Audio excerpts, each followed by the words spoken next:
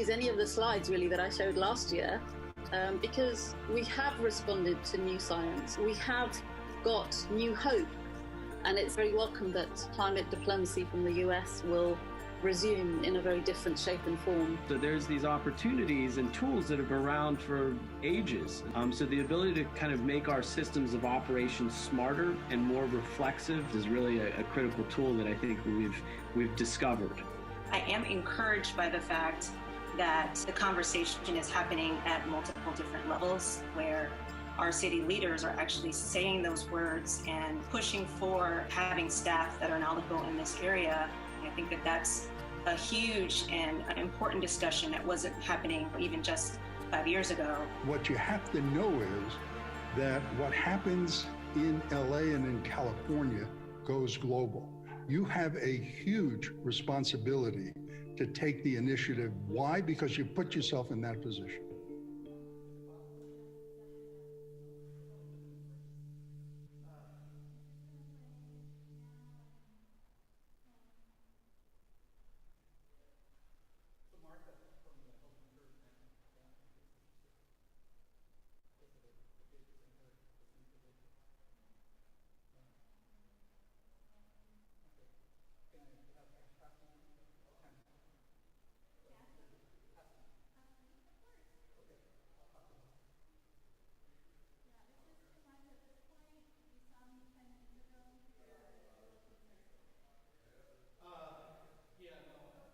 LA has the biggest opportunity to implement a zero code right now. Everybody is asking, is construction now the big oil? And by that I mean, are you going to become the new baddies? And as other sectors decarbonize quite rapidly, or prospects for them to change grow, maybe you might become the new corporate culprits, the targets of more campaigns. The building sector is a big source of emissions. It's a big source of locked-in long-term emissions. When you build a building, it's for 30 to 80 years. It can't just be, switched on and off. It's there. There are really disproportionate impacts on different populations, particularly low-income communities and communities of color. These communities have contributed the least to climate change and are exposed to the worst impacts of climate change typically. I think architects play a very crucial role with choosing the materials to build with, choosing where to build, whether you say, no, I don't feel comfortable building near sensitive land or X, Y, and Z. Being involved in the conversation from the community development perspective is also really helpful, because oftentimes I'm not sure if architects are aware that we're getting a very narrow piece of the conversation from our professional discipline. I couldn't use any of the slides really that I showed last year because we have responded to new science. We have got new hope, and it's very welcome that climate diplomacy from the US will resume in a very different shape and form. So there's these opportunities and tools that have been around for ages. So the ability to kind of make our systems of operations smarter and more reflexive is really a critical tool that I think we've discovered. I am encouraged by the fact that the conversation is happening at multiple different levels, where our city leaders are actually saying those words and pushing for having staff that are knowledgeable in this area. I think that that's a huge and an important discussion that wasn't happening even just 5 years ago. What you have to know is that what happens in LA and in California goes global. You have a huge responsibility to take the initiative. Why? Because you put yourself in that position.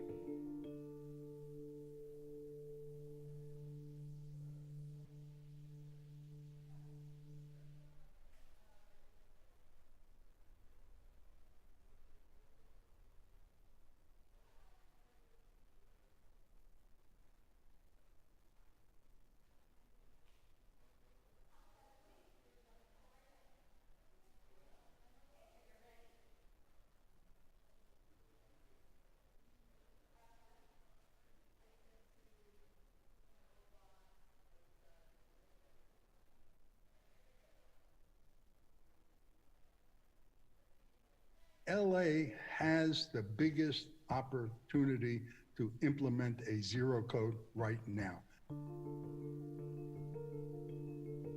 Everybody is asking, is construction now the big oil?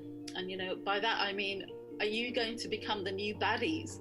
And as other sectors decarbonize quite rapidly, or prospects for them to change grow, maybe you might become the new corporate culprits, the targets of more campaigns.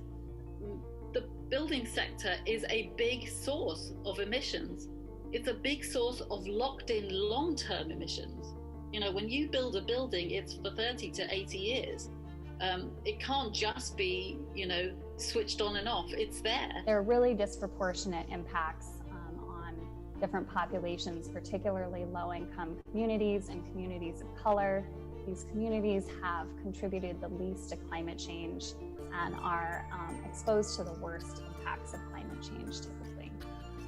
I think architects play a very crucial role with choosing the materials to build with, choosing where to build, whether you say, no, I don't feel comfortable building near sensitive land or X, Y, and Z. Being involved in the conversation from the community development perspective is also really helpful because oftentimes I'm not sure if architects are aware that we're getting a very narrow piece of the conversation from our professional discipline.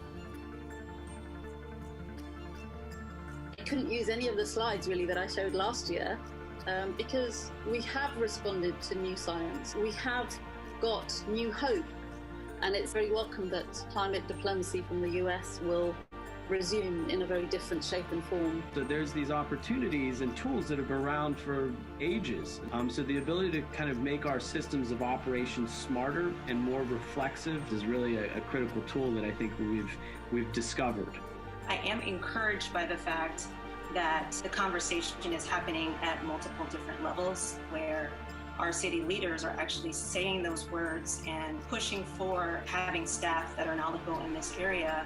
I think that that's a huge and an important discussion that wasn't happening even just 5 years ago.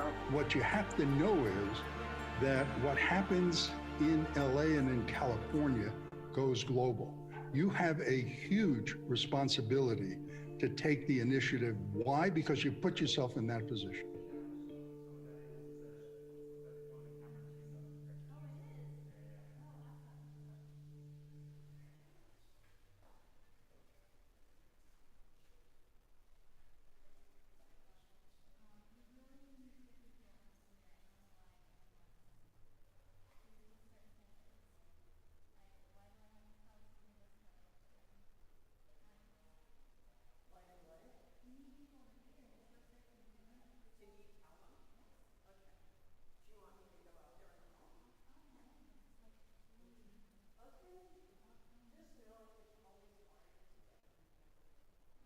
LA has the biggest opportunity to implement a zero code right now.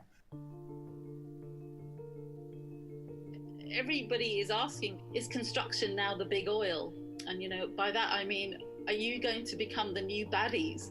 And as other sectors decarbonize quite rapidly, or prospects for them to change grow, maybe you might become the new corporate culprits, the targets of more campaigns. The building sector is a big source of emissions. It's a big source of locked-in long-term emissions. When you build a building, it's for 30 to 80 years. It can't just be, switched on and off. It's there. There are really disproportionate impacts on different populations, particularly low-income communities and communities of color. These communities have contributed the least to climate change and are exposed to the worst impacts of climate change typically. I think architects play a very crucial role with choosing the materials to build with, choosing where to build, whether you say, no, I don't feel comfortable building near sensitive land or X, Y, and Z. Being involved in the conversation from the community development perspective is also really helpful because oftentimes I'm not sure if architects are aware that we're getting a very narrow piece of the conversation from our professional discipline. I couldn't use any of the slides really that I showed last year because we have responded to new science. We have got new hope, and it's very welcome that climate diplomacy from the US will resume in a very different shape and form. So there's these opportunities and tools that have been around for ages. So the ability to kind of make our systems of operations smarter and more reflexive is really a critical tool that I think we've discovered. I am encouraged by the fact that the conversation is happening at multiple different levels, where our city leaders are actually saying those words and pushing for having staff that are knowledgeable in this area. I think that that's a huge and an important discussion that wasn't happening even just 5 years ago. What you have to know is that what happens in LA and in California goes global. You have a huge responsibility to take the initiative. Why? Because you put yourself in that position.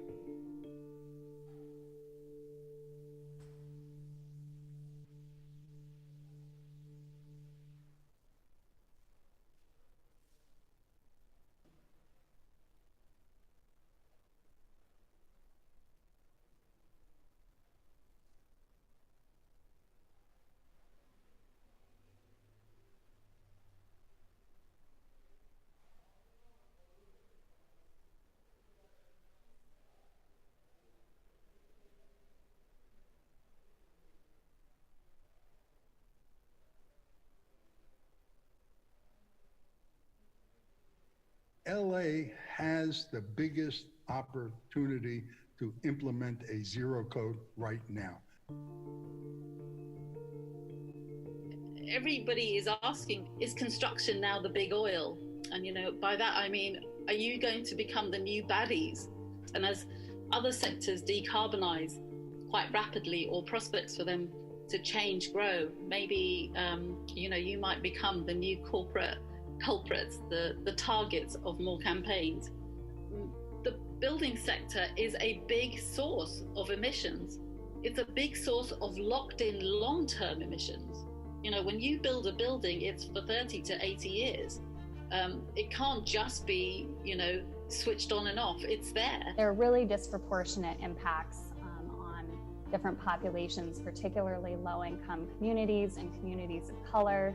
These communities have contributed the least to climate change and are exposed to the worst impacts of climate change typically. I think architects play a very crucial role with choosing the materials to build with, choosing where to build, whether you say, no, I don't feel comfortable building near sensitive land or X, Y, and Z. Being involved in the conversation from the community development perspective is also really helpful, because oftentimes I'm not sure if architects are aware that we're getting a very narrow piece of the conversation from our professional discipline. I couldn't use any of the slides really that I showed last year because we have responded to new science. We have got new hope, and it's very welcome that climate diplomacy from the US will resume in a very different shape and form. So there's these opportunities and tools that have been around for ages. So the ability to kind of make our systems of operations smarter and more reflexive is really a critical tool that I think we've discovered. I am encouraged by the fact that the conversation is happening at multiple different levels, where our city leaders are actually saying those words and pushing for having staff that are knowledgeable in this area. I think that that's a huge and important discussion that wasn't happening even just 5 years ago. What you have to know is that what happens in LA and in California goes global. You have a huge responsibility to take the initiative. Why? Because you put yourself in that position.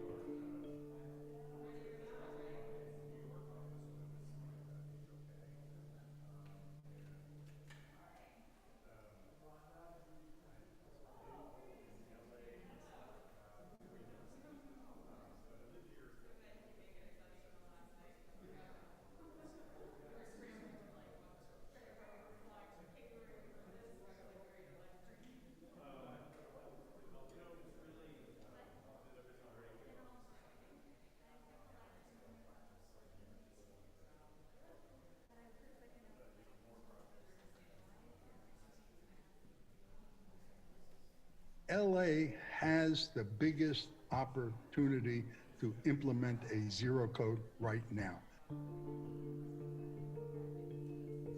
Everybody is asking, is construction now the big oil? And by that I mean, are you going to become the new baddies? And as other sectors decarbonize quite rapidly, or prospects for them to change grow, maybe you might become the new corporate culprits, the targets of more campaigns. The building sector is a big source of emissions. It's a big source of locked-in long-term emissions. When you build a building, it's for 30 to 80 years. It can't just be, switched on and off. It's there. There are really disproportionate impacts on different populations, particularly low-income communities and communities of color. These communities have contributed the least to climate change and are exposed to the worst impacts of climate change typically.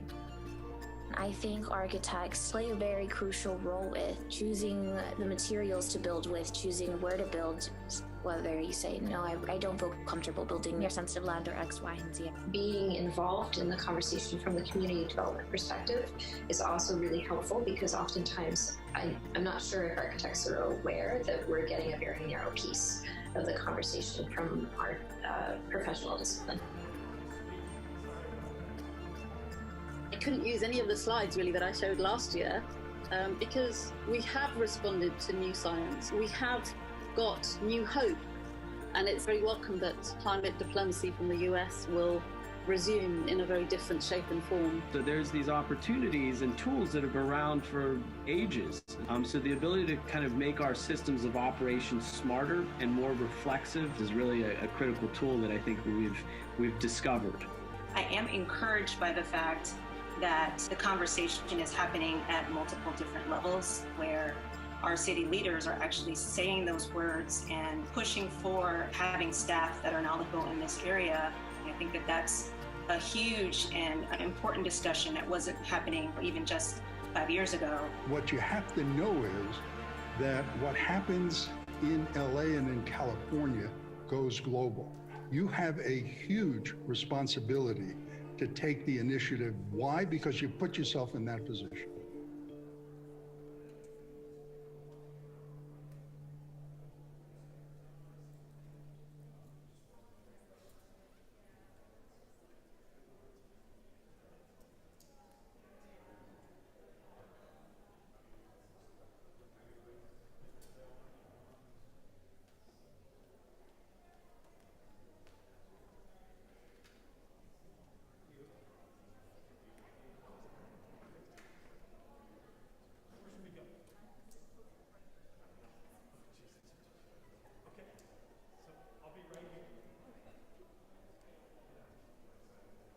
LA has the biggest opportunity to implement a zero code right now. Everybody is asking, is construction now the big oil? And by that I mean, are you going to become the new baddies? And as other sectors decarbonize quite rapidly, or prospects for them to change grow, maybe you might become the new corporate culprits, the targets of more campaigns. The building sector is a big source of emissions. It's a big source of locked-in long-term emissions. When you build a building, it's for 30 to 80 years. It can't just be, switched on and off. It's there. There are really disproportionate impacts on different populations, particularly low-income communities and communities of color. These communities have contributed the least to climate change and are exposed to the worst impacts of climate change typically. I think architects play a very crucial role with choosing the materials to build with, choosing where to build, whether you say, no, I don't feel comfortable building near sensitive land or X, Y, and Z. Being involved in the conversation from the community development perspective is also really helpful because oftentimes I'm not sure if architects are aware that we're getting a very narrow piece of the conversation from our professional discipline. I couldn't use any of the slides really that I showed last year because we have responded to new science. We have got new hope, And it's very welcome that climate diplomacy from the US will resume in a very different shape and form. So there's these opportunities and tools that have been around for ages. So the ability to kind of make our systems of operations smarter and more reflexive is really a critical tool that I think we've discovered.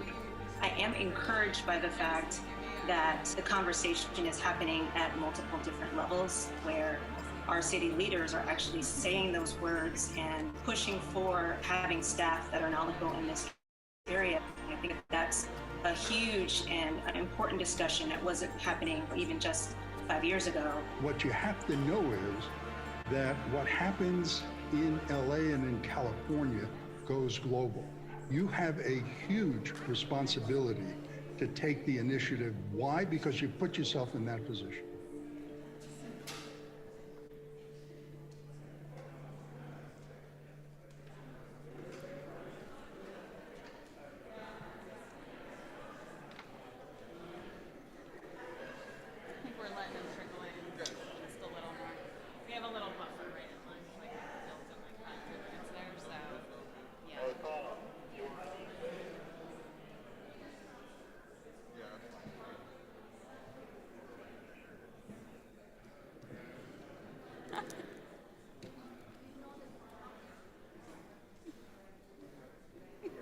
Did he?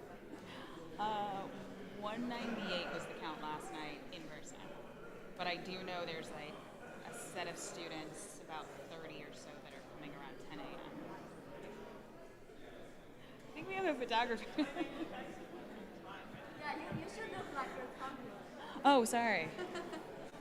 I will be talking.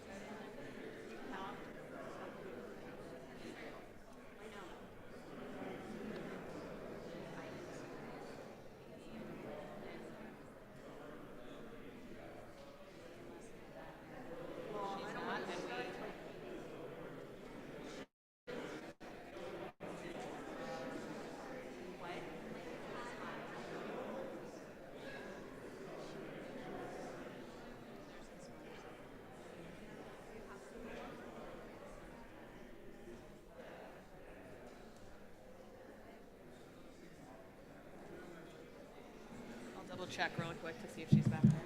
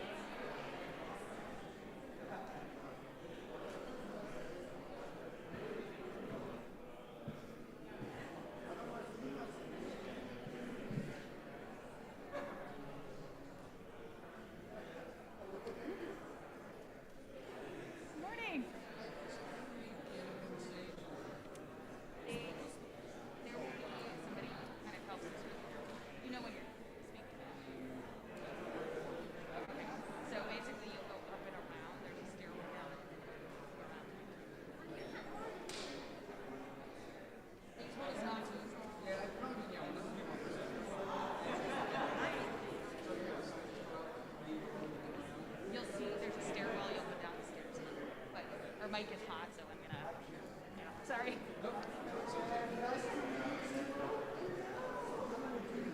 Oh, you know what? I wanted to get you on the Keynote. Oh, thanks. Miranda. Yes.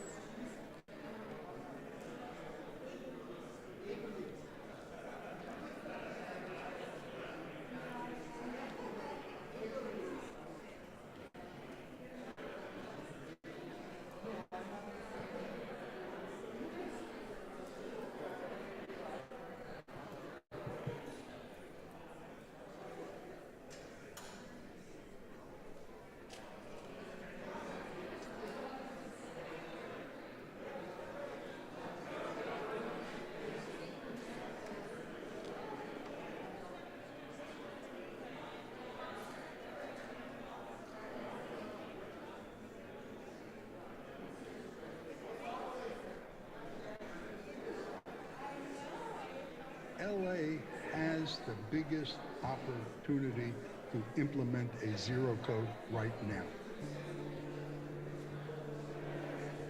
Everybody is asking, is construction now the big oil? And by that I mean, are you going to become the new baddies? And as other sectors decarbonize quite rapidly, or prospects for them to change grow, maybe you might become the new corporate culprits, the targets of more campaigns. Good morning, everyone. We'll get started in about 2 minutes. Thanks. Long-term emissions. When you build a building, it's for 30 to 80 years. It can't just be, switched on and off. It's there. There are really disproportionate impacts on different populations, particularly low-income communities and communities of color. These communities have contributed the least to climate change and are exposed to the worst impacts of climate change.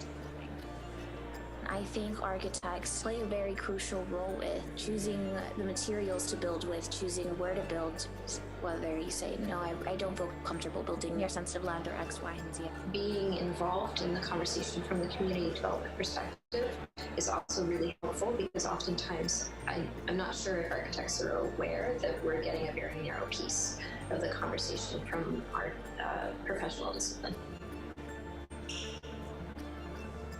I couldn't use any of the slides really that I showed last year because we have responded to new science. We have got new hope, and it's very welcome that climate diplomacy from the US will resume in a very different shape and form. So there's these opportunities and tools that have been around for ages. So the ability to kind of make our systems of operations smarter and more reflexive is really a critical tool that I think we've discovered.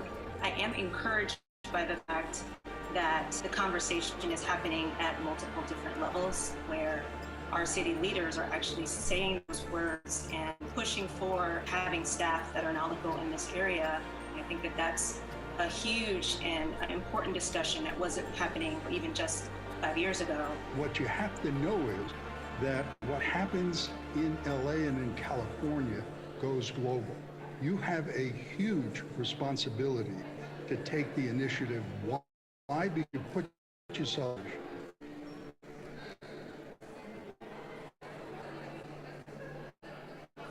We're asking right now.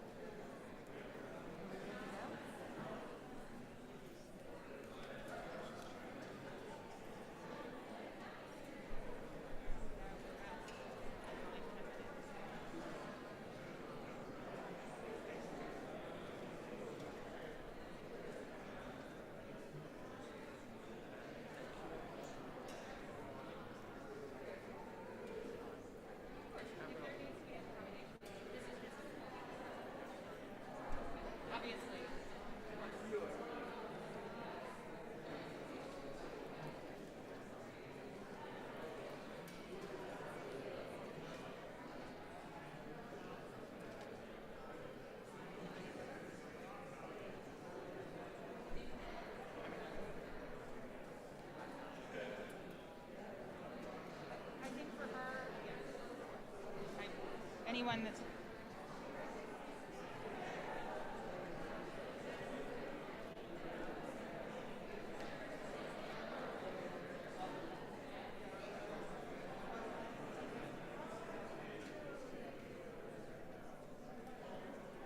do I need the clicker? Yeah, but what do I need it for? Oh, okay. Well, I just wove a bit. I didn't really, thank you. I can just click and bring it up.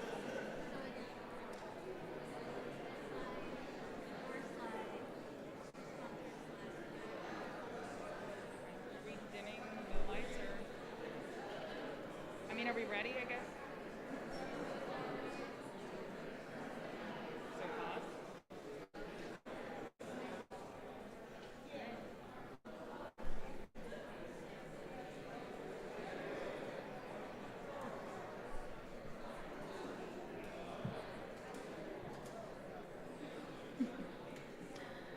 Good morning.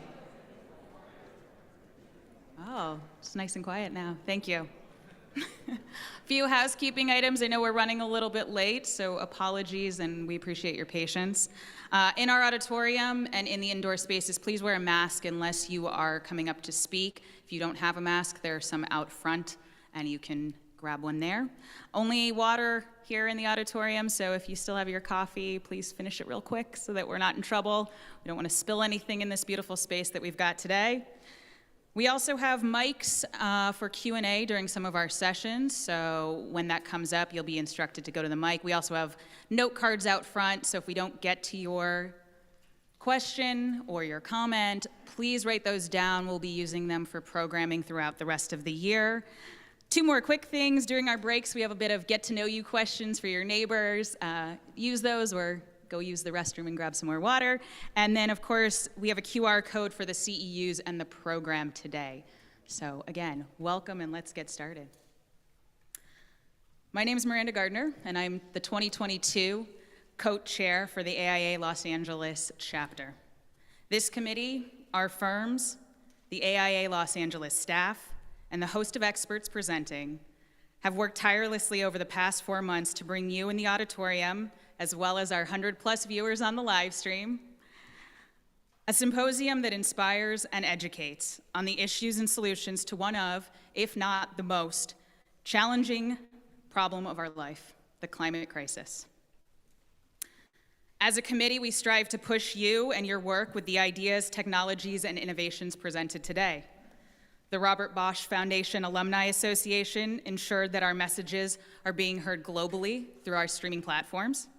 ZGF and HKS's sponsorship provided more than 50 students and emerging professionals the opportunity to attend this event.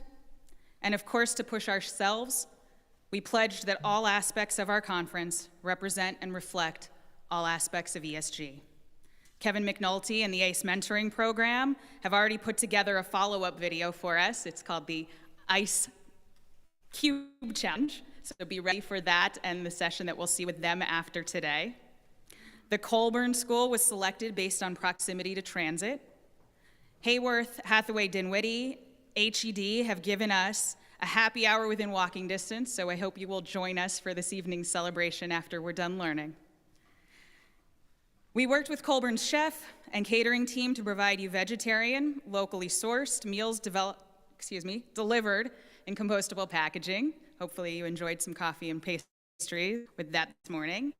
And I want to say thank you as well to Co-Architects and Methuen for sponsoring our network breaks. That's our breakfast and then our lunch, and we also have coffee this afternoon.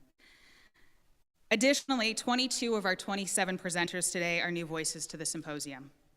They comprise of 63% gender diverse and 37% racially diverse backgrounds, up 10 and 18% from last year's conference. I know you'll hold us to be even better in 2023. In February, we lost global health champion and co-founder of the nonprofit health organization Partners in Health, Dr. Paul Farmer. His mission with PIH was to provide high-quality care to patients from impoverished backgrounds and those living far from healthcare facilities. In the midst of the current pandemic, he asked, was he optimistic or pessimistic? He responded, let's all hope for the best, but that's not preparing. Maybe a little cloud of pessimism would spur us to prepare better. A former colleague of his tweeted after his death that she once asked him what had kept him in global health when so many people became disillusioned and burned out. His answer, doing hard things with friends. Lately, I've been feeling pessimistic, disillusioned, burned out. I'm sure some people can relate in this room. Luckily, a conversation with a smart colleague and Dr. Farmer's legacy reminded me how we can feel when we're creating change, challenging ingrained systems, and ultimately transforming the world. That's why we're here today, why we've prioritized this time together, and why we're hoping for the best, but also preparing and striving to be better, to learn and then go do these hard things with friends. Thank you for joining us on your Earth Day, And without further ado, I'd like to invite to our stage AIA Los Angeles' Board of Directors Vice President, Leslie Sidnor, AIA. Thank you.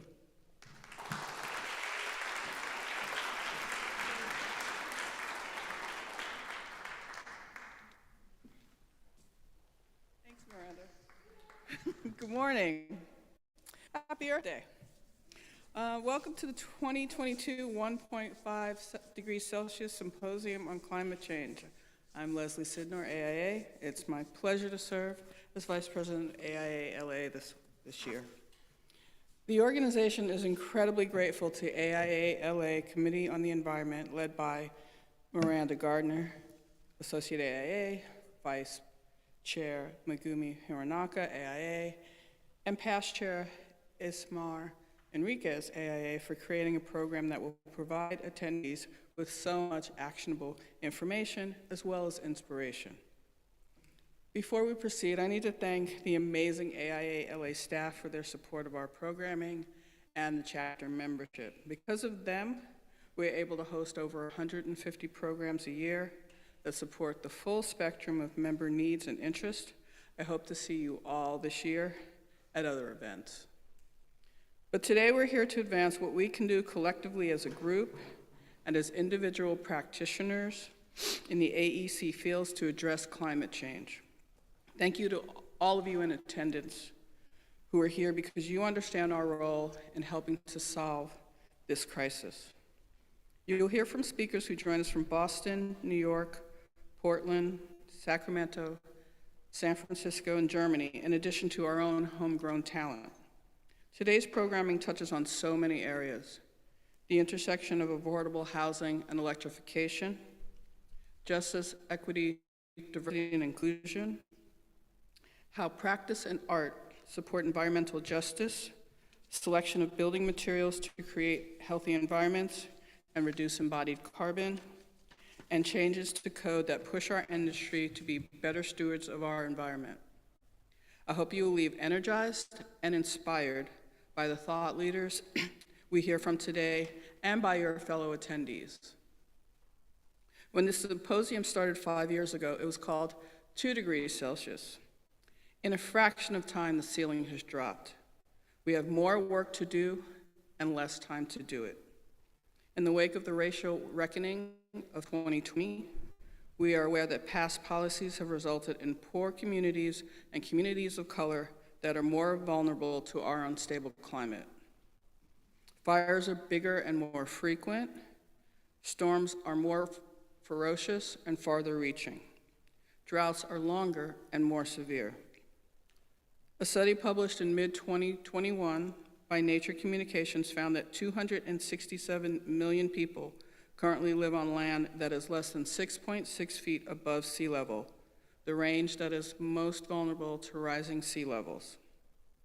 We are here because we know that as professionals involved in the built environment, we are uniquely positioned to contribute to the mitigation of carbon emissions and energy consumption. The climate crisis is as much a public health and safety issue as COVID-19. Just as we were called to redesign workspaces and HVAC systems to protect against the transmission of the SARS-CoV-2 virus, we are called upon to redesign our buildings for carbon neutrality and energy and water efficiency. As Farhana Yamin asked us during last year's symposium, is construction now the big oil? Are you going to become the new baddies? We can continue to be part of the problem or the solution. Now I'd like to introduce our fabulous opening keynote speaker, Katie Swenson, Associate AIA, Senior Principal at Mass Design.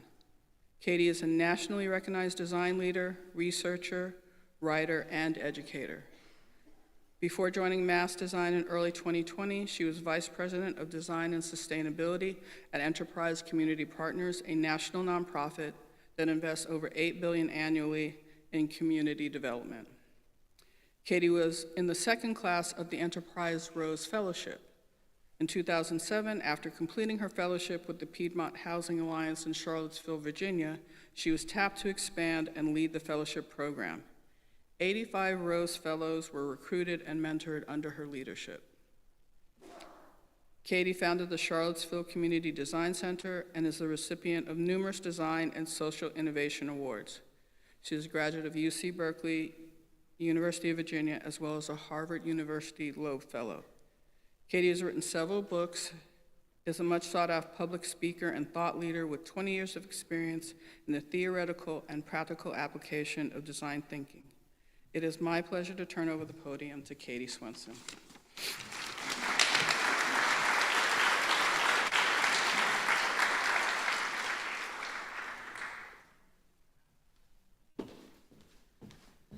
Hello, good morning, Los Angeles. Hi. Okay, I'm so glad to be here with you today. Let me make sure I can click us into action. Perfect.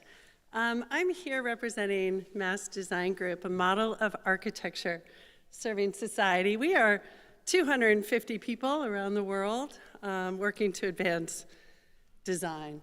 I wanted to talk to you this morning. Let's see, how's my clicker? Oops. Going a little fast. Okay, we'll get into, I wanted to call my talk today, Meaning Making and Action Taking.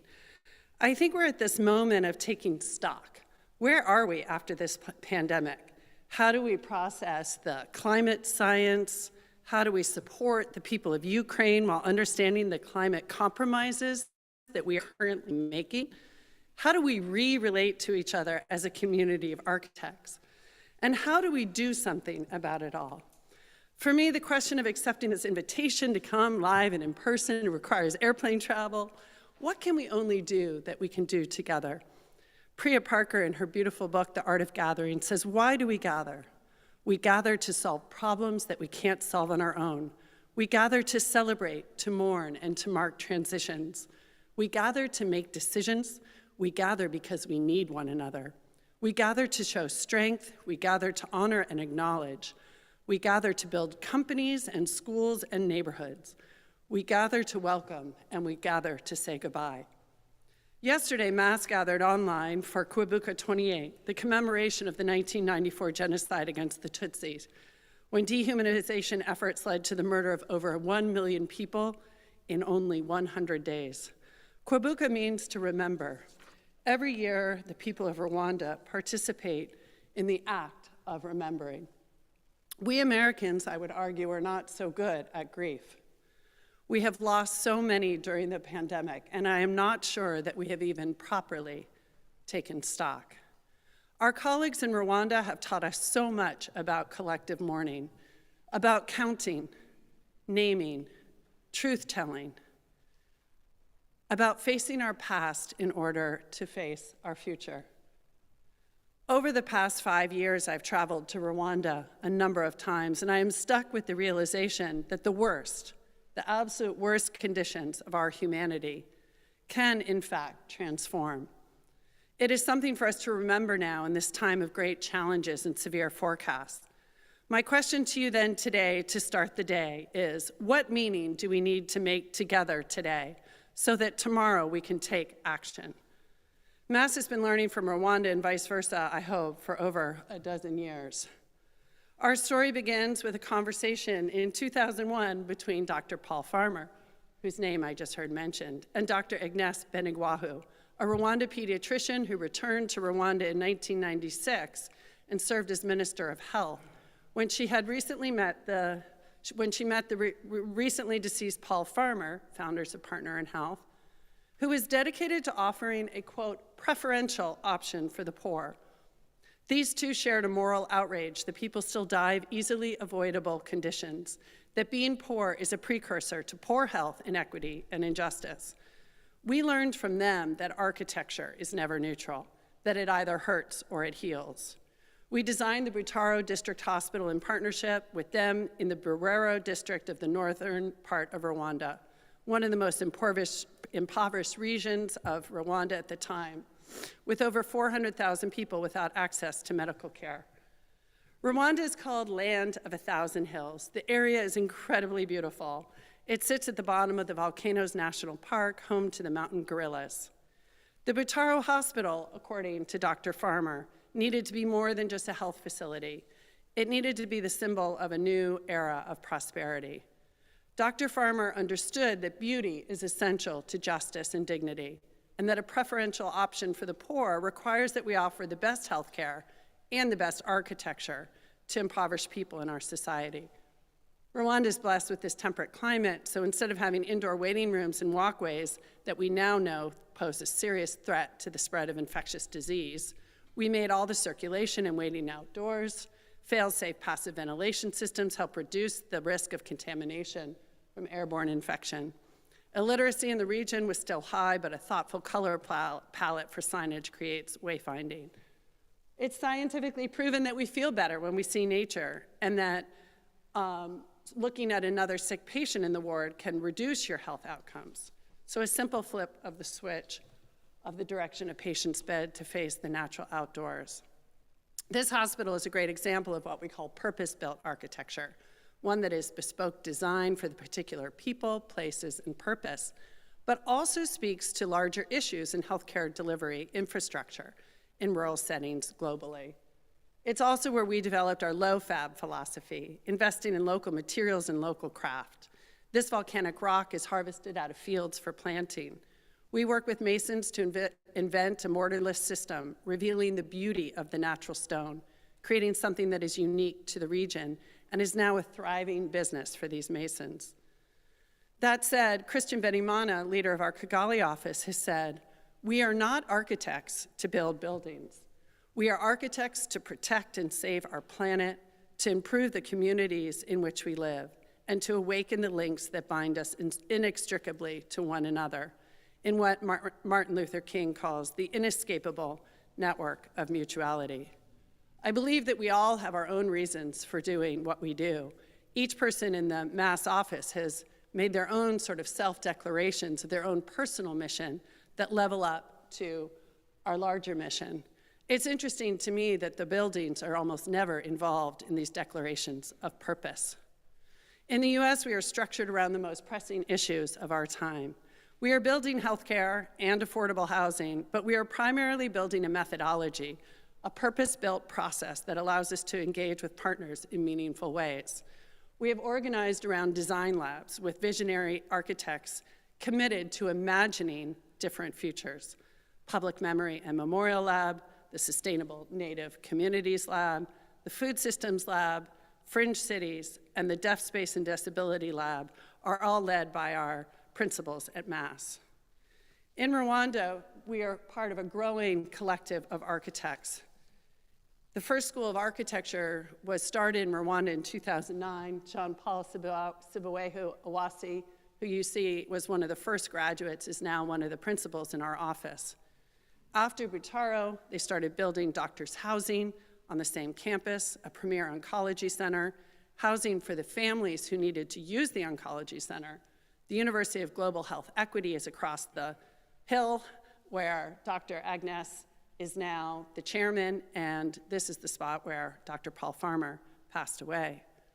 Butaro led to the development of design guidelines for hospitals, and we built a rural typology here in Munini, a 180-bed rural hospital, and in Nyarugenge District Hospital in the city of Rwanda, the hospital which became the first location for COVID relief.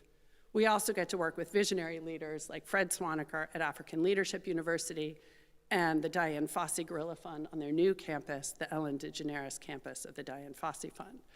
But the project that I want to share with you in more detail today is RICA, the Rwanda Institute for Conservation Agriculture. Because what I believe we need most from architects right now is imagination, a glimpse of the future.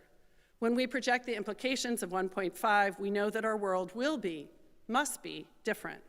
Our job as architects is to show how that is possible, to have the imagination combined with the technical know-how to point the way. Funded by the Howard Buffett Foundation and the government of Rwanda, RICA will be the first climate-positive campus in the world. The majority of Rwandans still depend upon subsistence agriculture. The country is the most dense rural landscape in the world, and RICA's investment in innovation in sustainable agriculture will be key to the country's health and wealth outcomes. In 1990, the country had a healthy proportion of natural forest and grassland. You can see how this has changed in 3 decades. Yet even with 80% of land as farmland, 21% of the population remain food insecure. On this campus, 69 buildings on 3,700 acres will create all its own power and all its own water recycled and treated on site.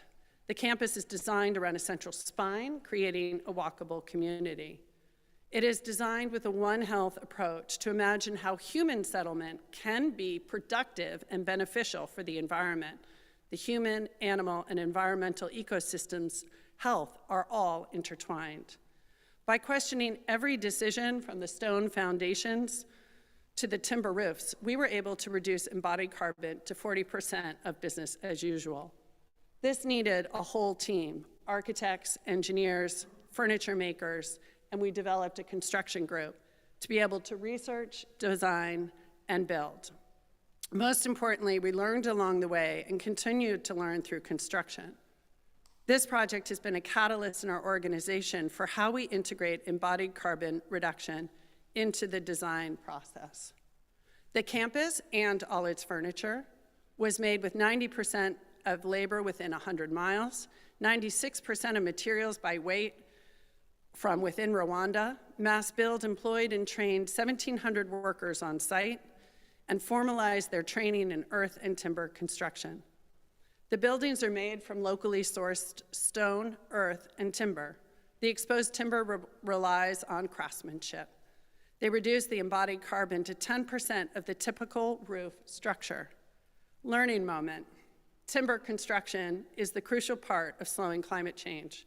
We know that in 20 years' time, Africa will be building more than any region on Earth, and sustainably harvested wood needs to be an option. As designers, we're always making compromises, and while we source most of the wood from an FSC-certified forest in Rwanda, we also source from a forest in Tanzania, which demonstrated a growing forest stock, but wasn't yet certified. 25% of all the materials in the project are in the walls. They are predominantly made from compressed earth blocks, with some feature rammed earth walls too. This creates a wonderful indoor environment in the humid savanna heat. There is nothing like being able to see the material being extracted from the ground and the buildings being constructed in one view to see the impact of a material.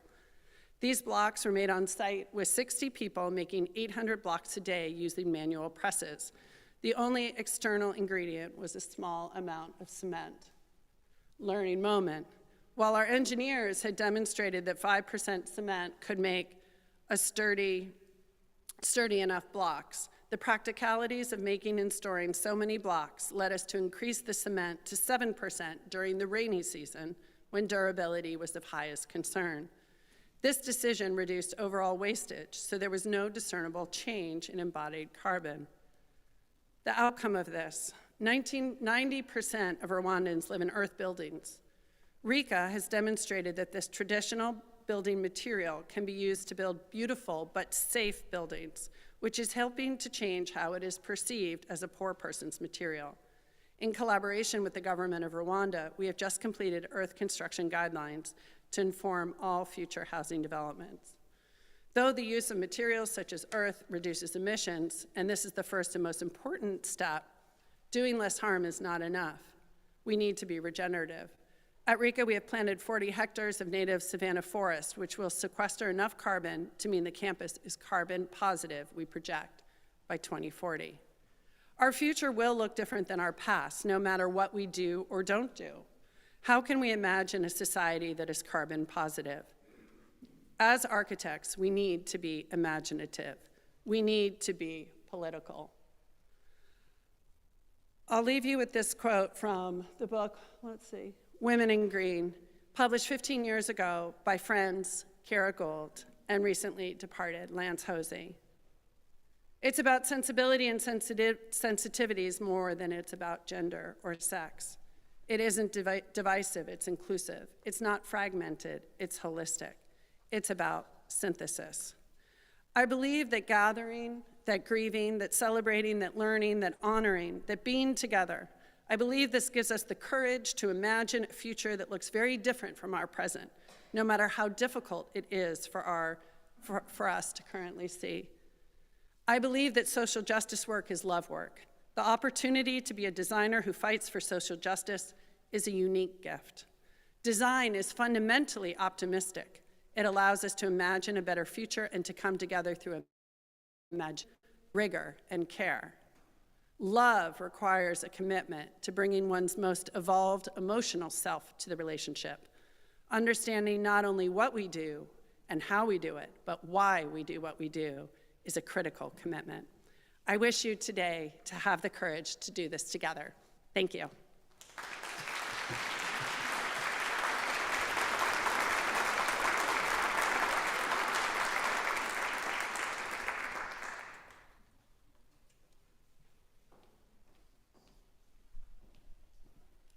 Hi, my name is Megumi Hironaka from JEDI. I'm Vice Chair for AI at Code, LA. And I'd like to introduce Amy Anderson. She's a Senior Vice President with the Wells Fargo's Foundation, providing strategic leadership for national philanthropic investment that expands the supply of affordable housing. Wells Fargo's housing affordability philanthropy catalyzes pathway to affordable and quality homes, especially for underserved communities.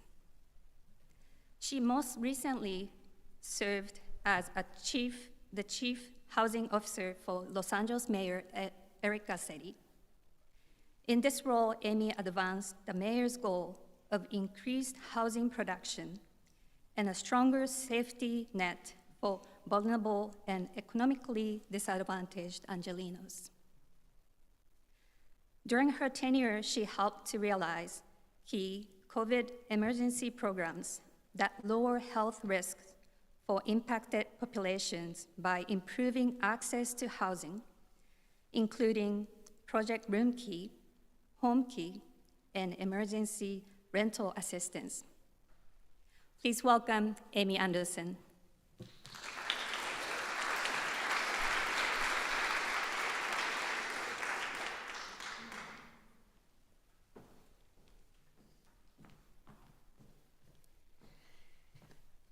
Good morning, everyone. So the last time that I was in Zipper Hall, I was here for a performance, and one of the musicians collapsed on the stage, but nobody moved to help this musician because I was here for a John Cage piece, and no one was quite sure whether it was part of the performance or whether he actually needed some help. So if I collapse on the stage, it's because I need some help. So California, like coastal states and metropolitan areas across the country, is experiencing a severe housing affordability crisis. Demand for housing is far outstripping supply, and this constraint is increasing rents while the incomes of households, despite the Great Resignation, are largely remaining stagnant, pushing up the gap between what is affordable and what people's incomes are. Over the past year, the asking rent in California has increased by 11%. 160,000 people are experiencing homelessness on any given night here in California, 70% of whom are unsheltered. And 2.5 million people, 2.5 million low-income renter households in California are housing insecure, which means they pay more than 30% of their income towards housing. And that's about 40% of all renter households in California. So a key solution for this crisis is to build more affordable housing. And what I mean when I talk about affordable housing is apartments, largely, and apartments that are made available with rents that are below market and about 30% of a household's income. Affordable housing also can mean permanent supportive housing, which is a form of affordable housing targeted towards people who have experienced chronic homelessness and have disabilities and need support to remain housing stable. So it's affordable units combined with on-site supportive services. And these are largely privately owned, privately developed apartments that are financed, that are built using a combination of public and private financing. So let's just build more then. But there are a number of challenges to building more affordable housing. Land, the availability of land is an important one, especially land that is appropriately zoned for apartment development and is available at a reasonable cost. It's hard to find. It's hard to find appropriately zoned land. Discretionary approval process. This means that in order to get zoning approvals, planning approvals, a project may need to go and have a public hearing. The problem with that, of course, is that it costs money, that it takes a lot of time. Almost more importantly, it creates a lot of risk and uncertainty that a project is actually going to get approved. A discretionary approval process also means that a project needs to review under the California Environmental Quality Act with similar issues: time, cost, uncertainty. Community opposition, it's not unusual for neighbors to be uncomfortable with new apartment building, especially if that apartment building is going to serve low-income people. And that opposition frequently uses CEQA and the discretionary review process to slow down a project or, at its worst, to stop a project. And then there's real inefficiencies in the way that these developments are financed. There's always an issue with having enough money to finance these projects, but in addition, the financing requires a layering of different sources, oftentimes 4, 5, 6 different sources, and a developer needs to go to all of those different sources and compete for those funds at weird times. So all of these challenges are challenges, and one of the biggest impacts or consequences of these different challenges is that it takes a really long time to build affordable housing. So that's why the Homekey program that the state created in 2020 is really groundbreaking. So the Homekey program ultimately was an $800 million program in 2020. I'm showing you my cards here, that this is the round 1 version of Homekey. Homekey funds were intended to help people who were experiencing homelessness or who were at risk of homelessness by making available funds to create affordable housing, permanent supportive housing, and for the Homekey program specifically, you could also use those funds to create non-congregate shelters. Shelters, of course, are temporary housing for people who are experiencing homelessness. The traditional way to design a shelter was almost like I think of it as like an orphanage, right? Like a number of beds in a big open space. But once COVID hit, non-congregate shelters became an important resource to help prevent the spread of COVID among people who are experiencing homelessness. So non-congregate shelters, apartments, the types of activities that could be funded with the Homekey program. You could use the funds for acquisition. You could use the funds to do building upgrades. You could use the funds to do even more extensive kind of construction activities. And then you could use the funds to pay for, things related to those activities, like, of course, the all-important architect.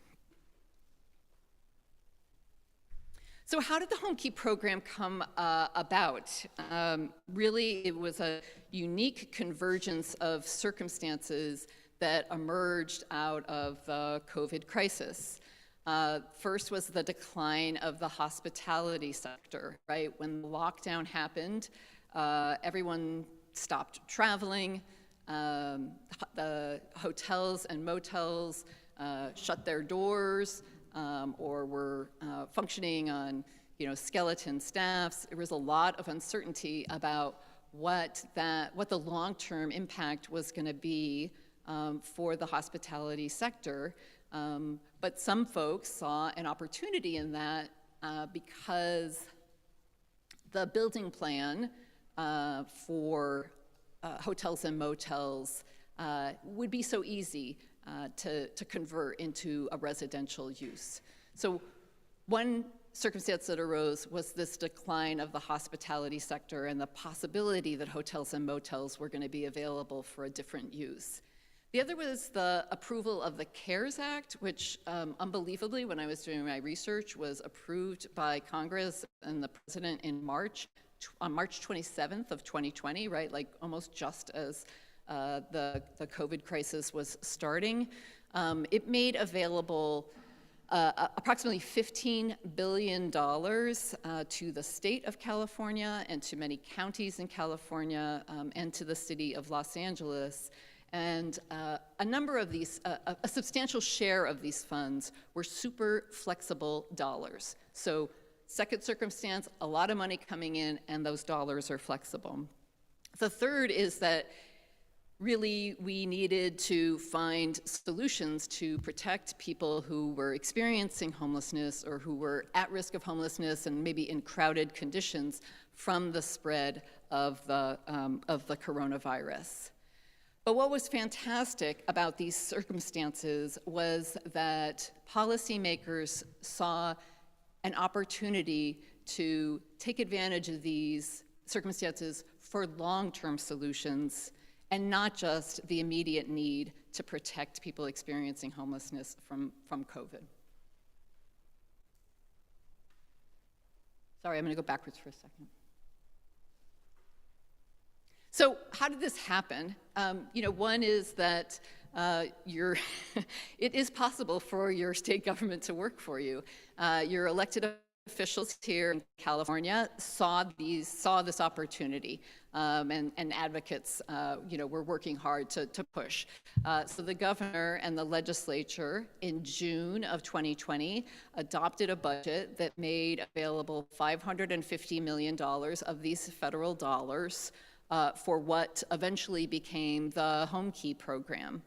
And then the State Housing and Community Development Department transitioned that legislation into a program that became known as the Homekey program. Within a matter of a month, the Housing and Community Development Department had created rules and regulations for the program, an application process. By July of 2020, they were making this program available to local jurisdictions. The applications were available through September 30th, and then all of those dollars, not just $550 million, it ultimately ended up being $800 million because additional funds were added.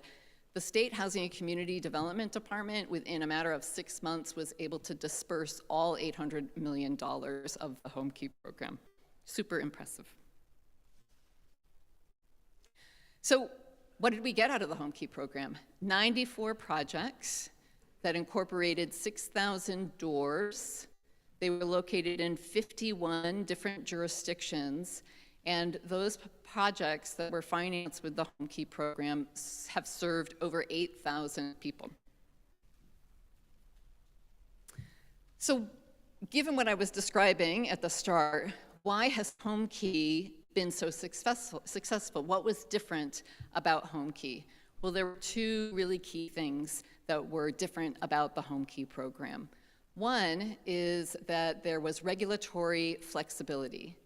In the legislation that created Homekey, the legislature said to local jurisdictions, you are prohibited from applying a discretionary review process to any project that is funded by the Homekey program. In addition, those projects are going to be exempt from the California Environmental Quality Act as long as union labor is used for any of the construction activities. Groundbreaking to dictate that there would be no discretionary approval process and no CEQA, because while that didn't prevent people from opposing a project, it took away key tools that are used to slow down those projects. So kind of the stream is opened up. And then on the other side were really strong deadlines. The coronavirus relief funds, those CARES Act funds, had a deadline for expenditure of December 31st, 2020. So not commitment of the funds, but the funds actually needed to be spent by the end of the year. So that was a huge motivator to everyone involved in these projects.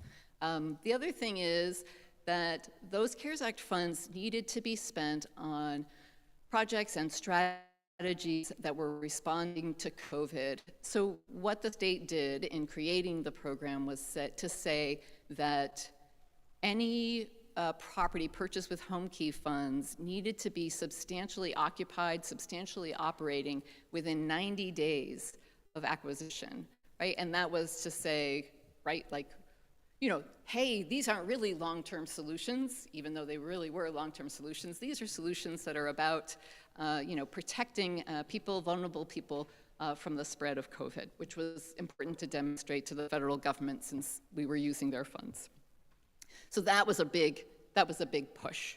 So what we ended up seeing from localities was that hotel and motel conversions and the use of modular construction, they would use Homekey funds to just buy land, and then they would, you know, hire a modular manufacturer to build units. These were the strategies that consistently were used by local jurisdictions. They were given those deadlines, given that regulatory flexibility, they were really specifically focused on solutions and strategies that were going to be fast. But beautifully, this also turned out to be solutions that were environmentally sustainable. Adaptive reuse is a key strategy for reducing embodied carbon emissions, right? By reusing a building, you're avoiding demolition, you're avoiding the need for new materials whose manufacture and transportation and assembly. Adaptive reuse allows you to avoid all of the emissions from those activities by reusing an existing building. And similarly, modular construction, another environmentally sustainable approach, because in that controlled environment, in the factory, there's much less waste and the need for much less material. Again, a strategy for reducing embodied carbon emissions. So the Homekey program has really been a game changer, but it's not perfect. I want to just highlight a couple of things. In March, the Turner Center for Housing Innovation released a report that was funded by Wells Fargo that identified the lessons learned out of the program, both the things that were really impactful for the program's success that should be replicated in other types of programs, and concerns about the Homekey program itself. And I think it's important for everyone to be aware of the potential ongoing challenges with the Homekey program. One is that when you're charging lower rents for an apartment building, the revenue from the rental payments is not going to be enough to cover the cost of operating an apartment building. So a rental subsidy is key for the ongoing operation of an affordable apartment building, especially one that is serving people with extremely low incomes.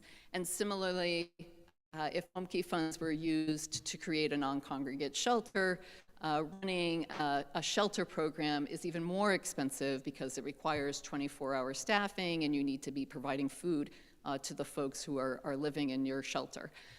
So the Homekey program provided some operating support for 2 years, but after 2 years, we're not quite sure what's going to happen. And I'm hoping that the legislature and the governor recognize that to continue to think of Homekey as a successful program, rental and operating subsidies are going to be key. Also, additional capital is important because there was a lot of money that was made available, but in high-cost communities like Los Angeles, it wasn't necessarily enough money, and especially to convert a building from a room, right, and maybe a non-congregate shelter into apartments, right? You need that kitchen to actually transition it from being just a room into being an apartment. That's going to cost some additional money. So where are those additional resources going to come from to ultimately move these shelters into being permanent housing for folks?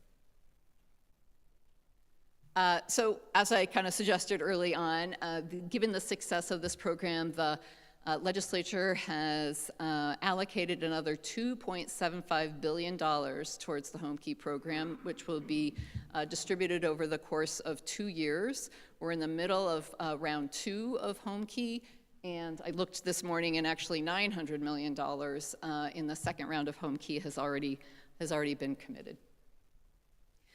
So how can you guys help? Right? What's the role of the architecture and design community to continue to support strategies like Homekey and other strategies for building affordable homes for people experiencing and at risk of homelessness?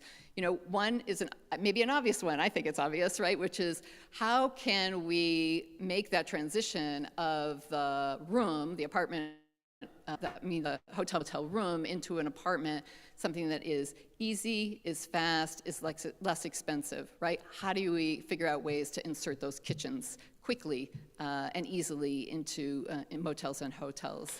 The other is to think about other building types that can be readily transformed from a non-residential use into residential use. The hotels and motels are kind of obvious. Are there others that are out there and that can be done quickly?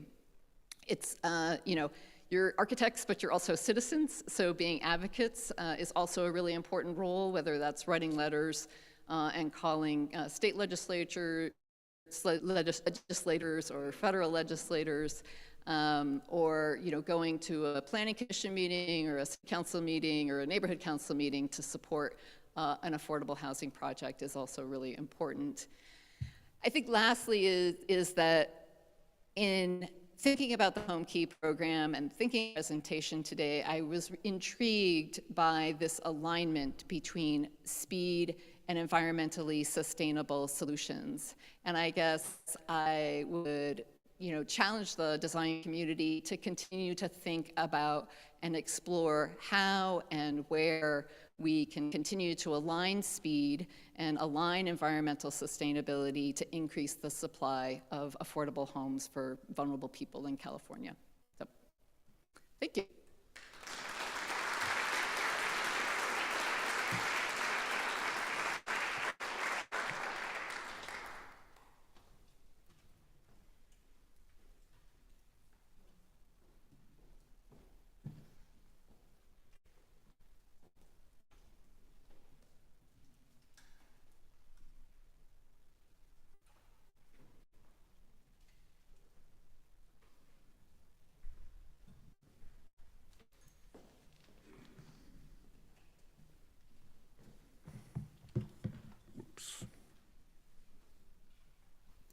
Good morning, everyone. It is now my distinct pleasure to present Kimber Billis and Jory Finkel to you. Kimber Billis is an artist whose artwork explores biography, geography, feminism, and the environment. Her work speaks to society, science literacy, and civic engagement, creating projects with science and natural history museums, health departments, air pollution control agencies, National Park Service, and community organizations. In 1987, she innovated a method to create images from the smog in the air, and smog collectors brought her work to international attention. In 2019, she worked with the Garage Museum of Contemporary Art in Moscow to create Smog portraits of world leaders with quotes from climate summits. Kimmerbillis Smog Collectors, 1987 to 2020, is a survey of environmental series, and the exhibition was presented at CSU Fullerton in 2021 and will travel next to CSU Sacramento. Project funded by the National Endowment for the Arts involved a residency in the Institute of Forest Genetics, where she focused on resilience and analysis for campgrounds, arts, corrections, and fire management in the Santa Monica Mountains. In collaboration with Camp 13, a group of female prison inmates who fight wildfires. Permanent outdoor works include Walk a Mile in My Shoes, based on the shoes of civil rights marchers and local artists and activists. And Citizen Seeds, a series of sculptures along the Park to Playa Trail. She has received fellowships from the Guggenheim Memorial Foundation, the J. Paul Getty Trust Fund for the Visual Arts, California Community Foundation, and Paula Krasner Foundation. Her work is in public collections, including MoCA, LACMA, CAAM, Berkeley Art Museum, and the National Geospatial Intelligence Agencies.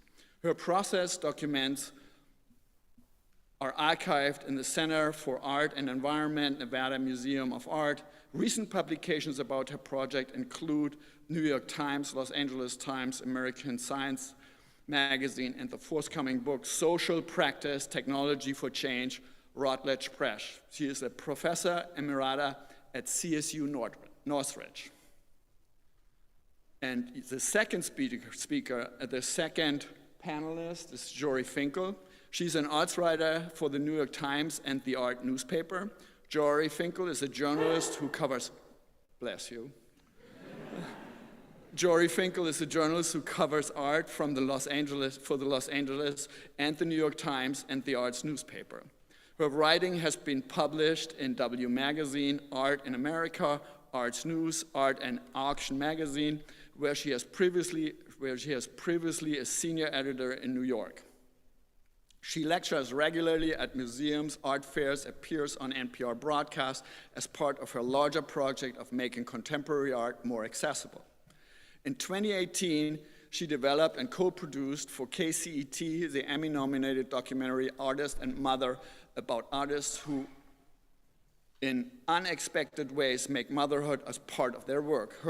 Her book, It Speaks to Me, Art That Inspires Artists, was called Fascinating by Publishers Weekly, and an argument for why art matters by the New York Magazine. And with this, I'm going to hand it over to you, Jory, and Kim. Thank you, Fabian.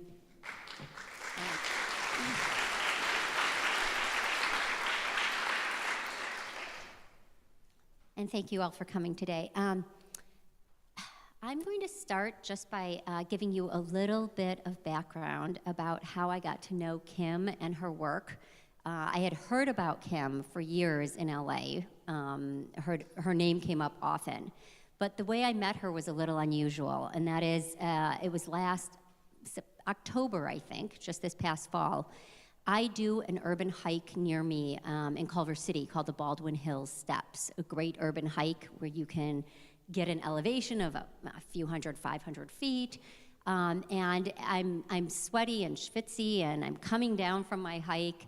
I'm walking down this Hetzler Road, and I see what looks like an artist hunched over an artwork, this big hulking piece that I learn later is one of her citizen seeds. And she planted 6 of these, correct? 6 public artworks that she made on the Park to Playa Trail that's meant to connect all of these different hiking areas and go all the way to the beach. And I see her working on it or cleaning it or putting the finishing touches on it. And I go up to her and introduce myself, not properly, not by name, and not, I write for the New York Times, certainly, but just to say hello and what are you working on?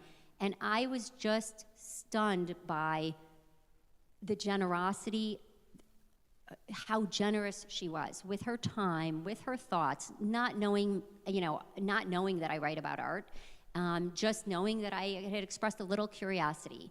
And she started explaining citizen seeds to me and what she was doing with them. And then at the very end, she gave me an invite to see the Smog Collectors show that she had up that showed 30 years worth of this series that I consider one of the most important series ever made, in one of the most important artistic series made about the environment.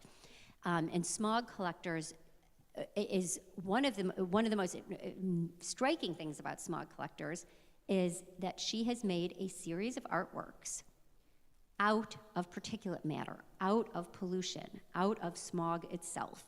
And she does this typically by making a stencil and leaving that stencil outside in Los Angeles, where there's enough particulate matter in the air that after exposure of several days or several weeks, the image that she has stenciled, everything around that image will fill in and will darken, will gray. So she's actually using pollution to draw on her images.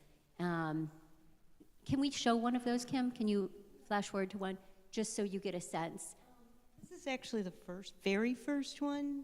On the right? Mm-hmm. Yeah, so I had been interested in trying to see the San Gabriels clear. I had lived downtown on 2nd and Broadway for many years, and because of the smog, I never saw them.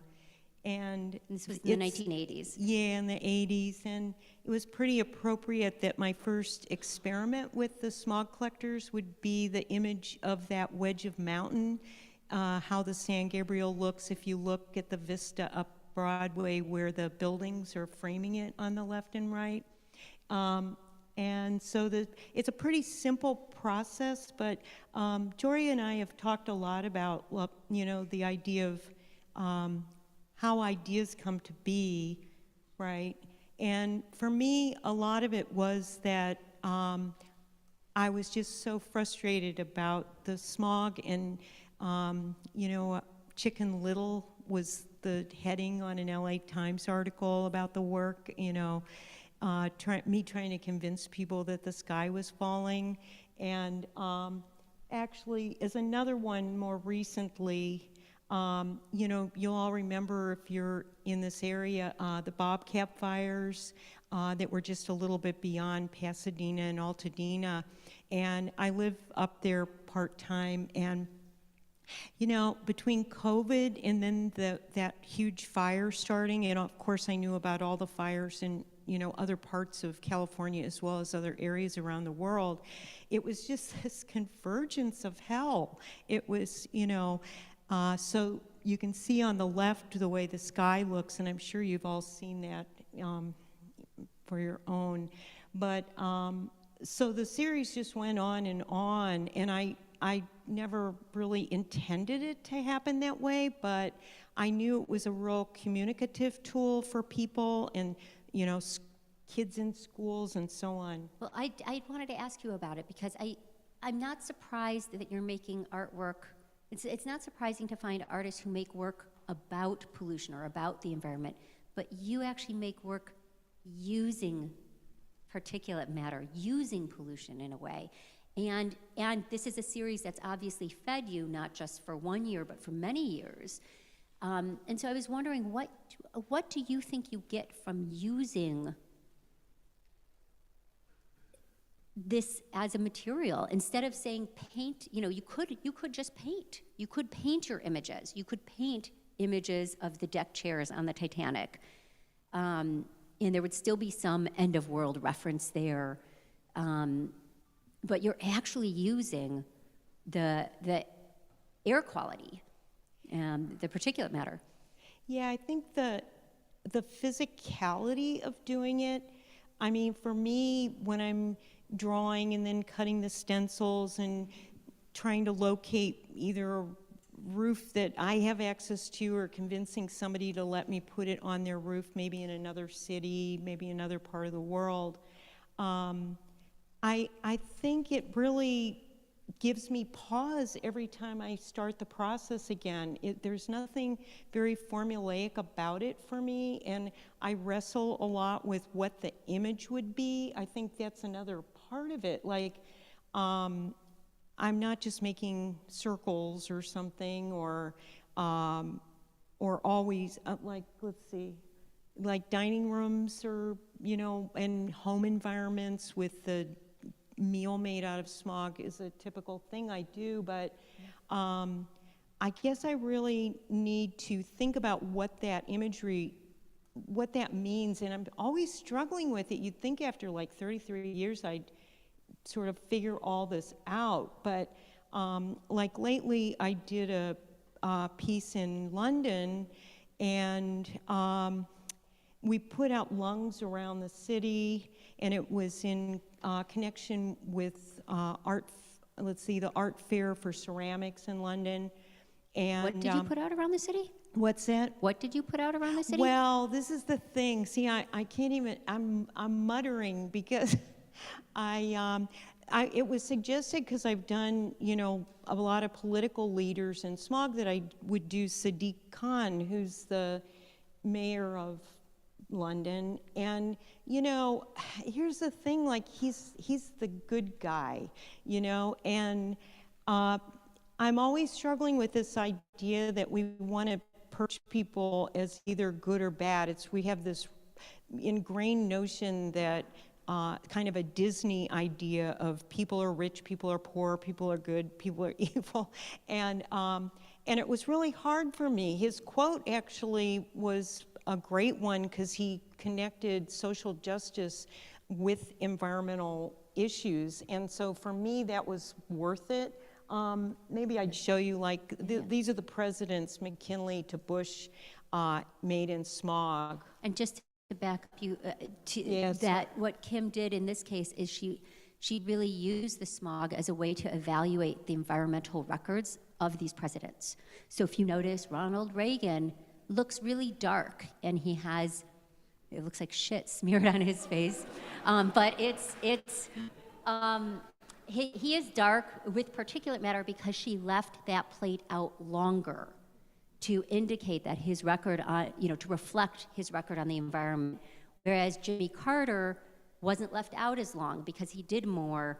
You told me something I never knew about Jimmy Carter and Ronald Reagan and the solar panels, right, Kim? Something you discovered in your research. Yeah, Jimmy Carter had solar panels on the White House, and then Reagan took them down. And then when I said that at a lecture not so long ago, somebody said, oh, Obama did that also, and then Trump took them down. Yeah. So this sort of one, you know, that how they say, you know, one step forward, two steps back. It's just like you see the whole history of leadership that we, as individuals, you know, we're really reliant on how our leadership goes. And I guess for me, all these times when I've done world leaders or the presidents, you know, I write their words in gold. You know, it's their words about the environment and industry. And then I really have to rely on historians and environmentalists to explain to me, well, they sound good, you know, they sound like they're in the right place, but what's the reality of what they did in their administrations? So I'm always feeling we have to look at the breadth of how our leadership is. And I know leadership isn't the only solution, but it certainly drives a lot of the boat, you know? So holding people in power accountable and looking at what they claimed or looking at what they promised. Yeah, like even, you know, I mentioned the Sadiq Khan example that honestly, I lost a lot of sleep on that. It's, you know, my husband has to hear me talk about this stuff all the time. It's like in the morning and in the evening. And he suggested a thing that really struck me. You know, we always need to keep pushing. We need to keep pushing them forward. So even if their intentions are good and even a lot of the actions are good and helpful to all of us, this pushing we have to apply that pressure all the time as individuals, as companies, as organizations. What I love is to think about, you know, and I think about this a lot because I write about art, is what can artists do that scientists can't, or that architects can't for that matter? And one of the things that Kim does is bring a certain amount of wit into her work, and sometimes humor and sometimes levity, so that you're not hammering people over the head. you have such strong points that you're making. I feel like you're a person of integrity and you have strong viewpoints. But there's also a certain amount of wittiness in it. Even seeing Reagan's smeared face or seeing meals made out of smog, your dinner plates are funny in a certain way. Yeah, I think it's funny, tragic. Urgent. Yeah. Well, like if I believe in something, it's the existentialists. Like I'm the waiting for Godot. I should have that tree on my whole back or something tattooed. I just think that it is that existential humor where I'm really willing to understand our limitations as individuals and our goals, our aspirations, we have all of that, and I always feel it's important to really see that whole picture, and that's kind of the existential point of view. Mm-hmm. Yeah, I mean, also what I'm getting at is the fact that you make your work accessible, it's accessible at so many different levels, that your audience, there are a lot of artist activists who work within a gallery system. They're speaking to collectors, essentially, or speaking to other artists that way. And Kim is a really committed public artist as well. And so can you speak to that a little bit, just in terms of who your audience is? I mean, kids, adults, people on the streets, people who know about art, people who don't. Yeah, I actually put this image up because I think my youngest audience, they're 3 years old, and the oldest, I usually don't ask their age because it seems impolite. But I always think if you can teach people about things like the infrastructure and about the challenges that we have as people, not just with the environment, but our relationships with one another. I mean, they're very involved in those ways. So I really do think of the work as trying to be user-friendly, but it's really a juggling act between my devotion to poetic ideas and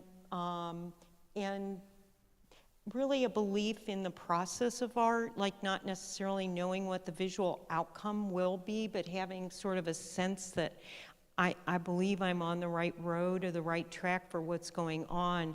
But in the end, I mean, you're absolutely right. I really want layers of communication so even the littlest of kids can begin to understand what the messaging is.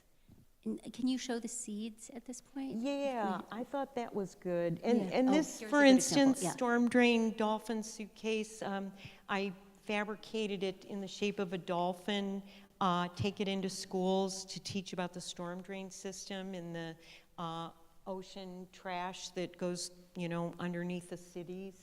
And this that's came work. up. I mean, that's work that the kids could make their own version of too. I mean, in some ways, it's Kim is making art, but she's also creating models for other people to make art in the same spirit.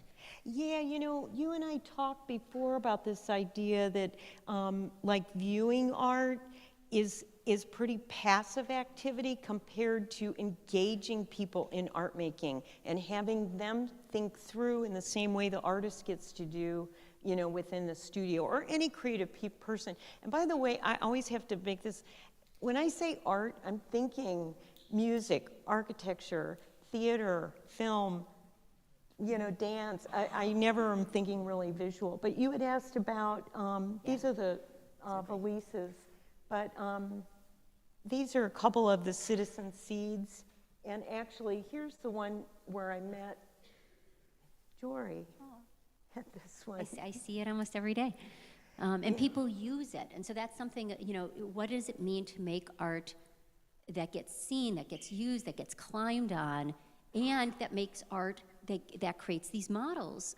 In this case, it's not that kids are going out and making cast concrete, but that they actually you had workshops where people contributed different parts of the seed, right? Yeah, and like this one, I actually I gave a couple tours of the seeds in the last few weeks, and You know, some little kids, I had shown them on this one that, oh, these are the footprints of the birds and the small animals that come in this area. And then I pointed to this part in the upper left, or well, on the right slide, but the upper left. It's the footprint of the Stoneview Nature Center. And so I took the plans of the building as well as the surrounding gardens, and that is the footprint we make. And with these little kids, I was explaining this, and it was just beautiful how they understood that. And I think that's what the thing I often think about. We need to explain people how they live in these urban areas. Like, what is that infrastructure? And I get it, you can turn on the lights and you're bummed if it's off, but what does all that mean in terms of all our relationships with one another and the spaces we live in? And so in effect, I mean, it's a kind of individual empowerment that you're not changing policy through your artwork. You're maybe changing the way an individual connects to the ground beneath them. Yeah, I mean, what I hear when you say that is a certain also respect for the viewer, that they get it. And that's why the thing that I keep bringing up little kids, because they get it. They really if you're willing to explain to them, they can understand what's going on. And I think starting at a young age like that really changes the way they participate in their world. I wanted to ask you, just to broaden the conversation a little bit, if there, because you're included in so many group shows, if there are other artists, activists that you pay attention to, people who work on the environment or climate change. Well, I think what I'm going to do as an answer to that is suggest, if any of you are interested, to go to a website called Eco Art Space. And especially through COVID, there were many Zoom presentations, and they'd have like 4 artists up showing their work and talking about it.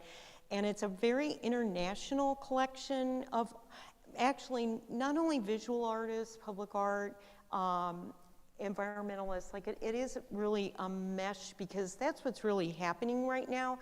I know scientists now that are making art, and I know artists that are now taking environmental or science classes. So I think all those separate silos that we've pretty much grown up with, I think those are starting to melt.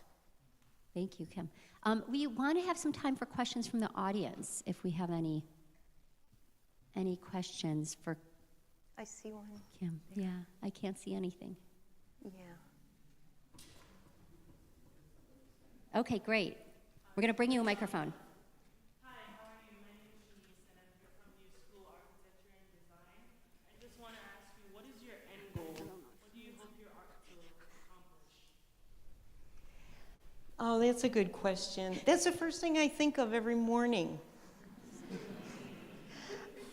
I'm serious. See, I would like to think big, like, oh, wow, right?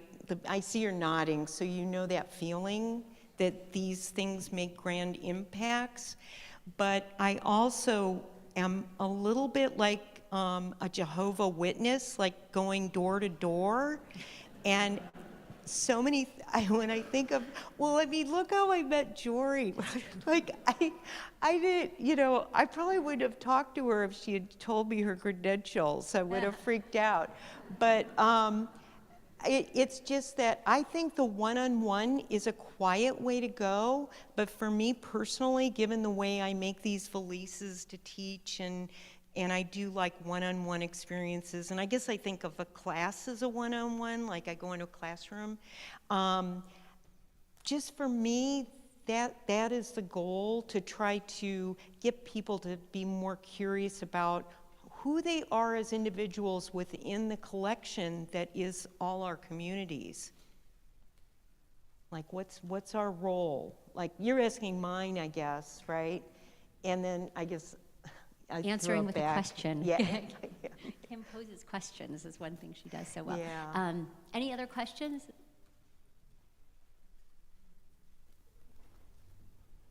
Yeah.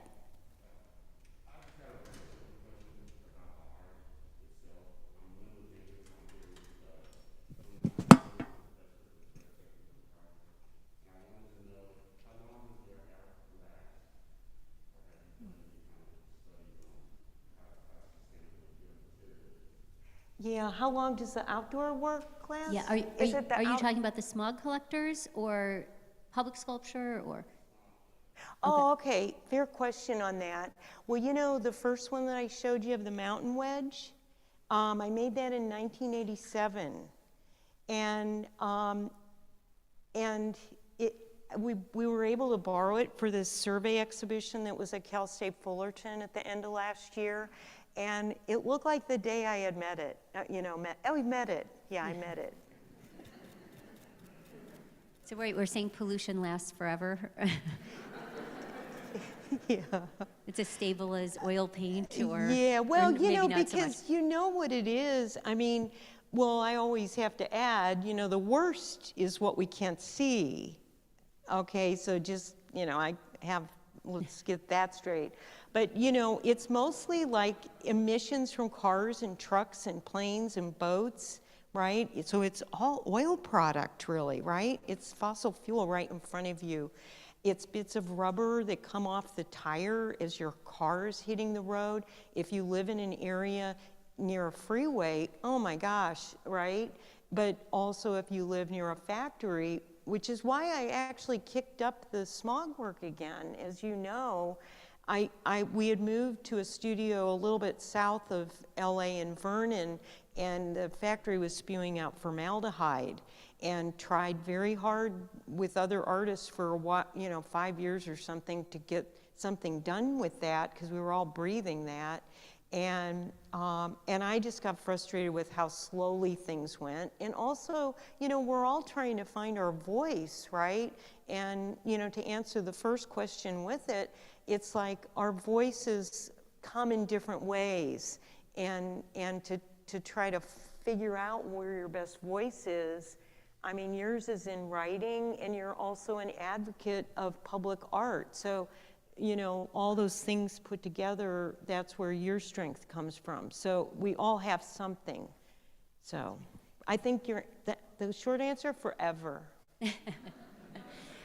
We have time for one last question if anyone has one more question for us. Otherwise, we have a full day ahead of us. Let's see. Yeah.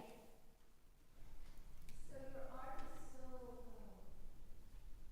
preserving in my mind. Did you explore doing also for food? Because all these toxins affect mental health and these other issues. Did you consider expanding your art and adding into other areas like food or energy or any kind of product? Yeah. So I have done things with the mental health department, and I'm trying to think if I did do a food justice project with Wildwood School. Monique Marshall is a teacher who I've worked with on projects before related to food justice. We worked with, I think they were second graders and high school students as their mentors, and we made these food justice cards with information on the back and imagery on the front that the kids put together in beautiful ways, and they actually stood on street corners and passed out these cards. So, part of my strength are the people I collaborate with too, right? I'm very well aware of that. So I have done I worked 2 years with families coming out of domestic violence, using the pearl as the metaphor, and each person, 800 people participated through the agency, A Window Between Worlds, and we made layers of these sculptural pieces that ended up being pearls with the symbol of the abuser in the center, kind of like the way the oyster makes the pearl, right? The pearl is, it's protecting itself. So using that. So yeah, because I'm glad you asked the question, because again, these interrelationships, like when I think of the domestic violence work, the way we treat other people is the same way we treat the environment. And until we start making these connections and not thinking of them as separate issues, I think we're kind of missing the bigger plot that we can be developing. That is a good place to end. Kim, thank you so much for joining us. Thank you. Thank you.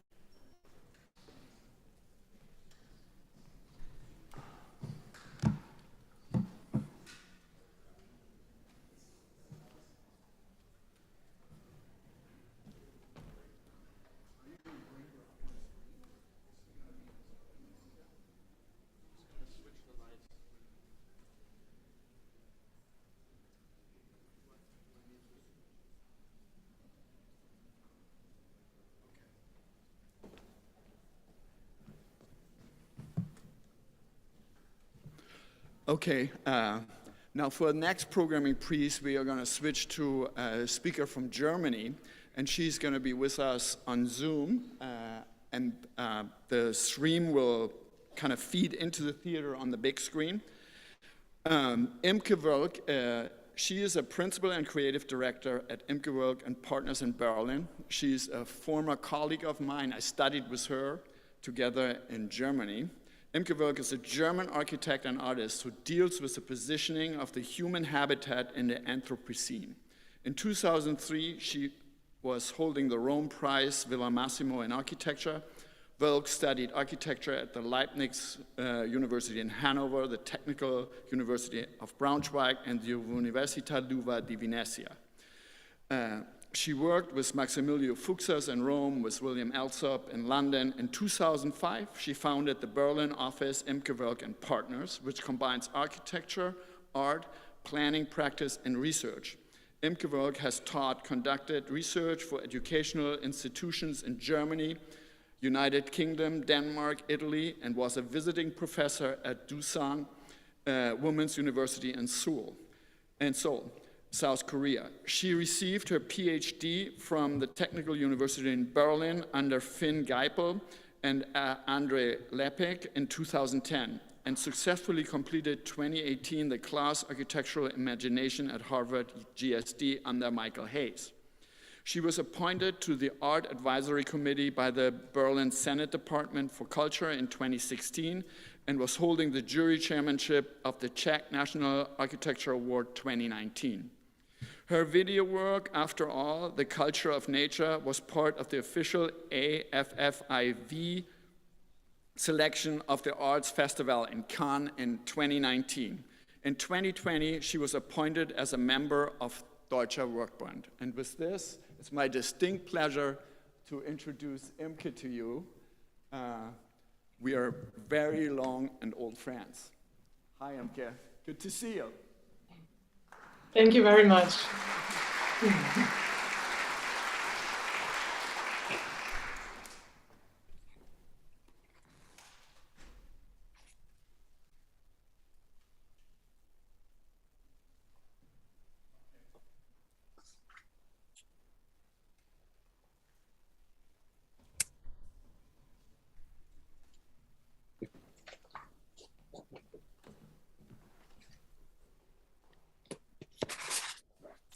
I think, oh yeah, okay, we are up.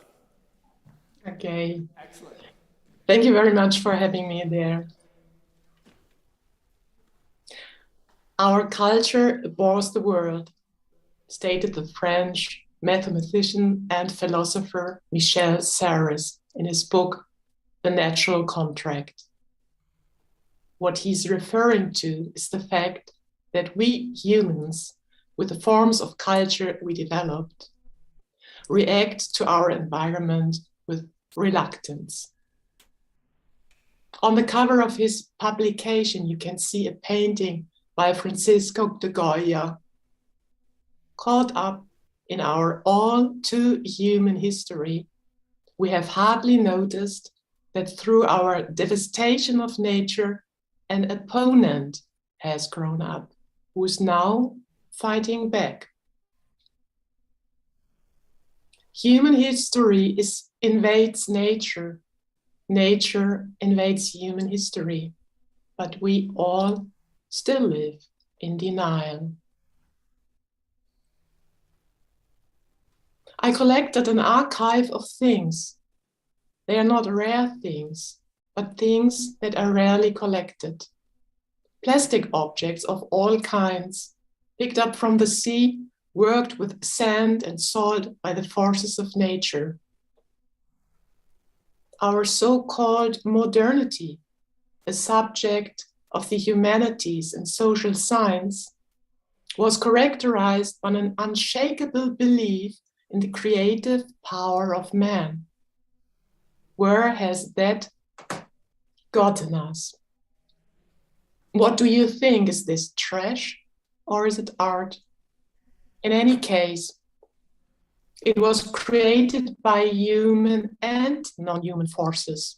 Why does our encounter with nature, be it inanimate nature, plants or animals, not lead to a true relationship at eye level?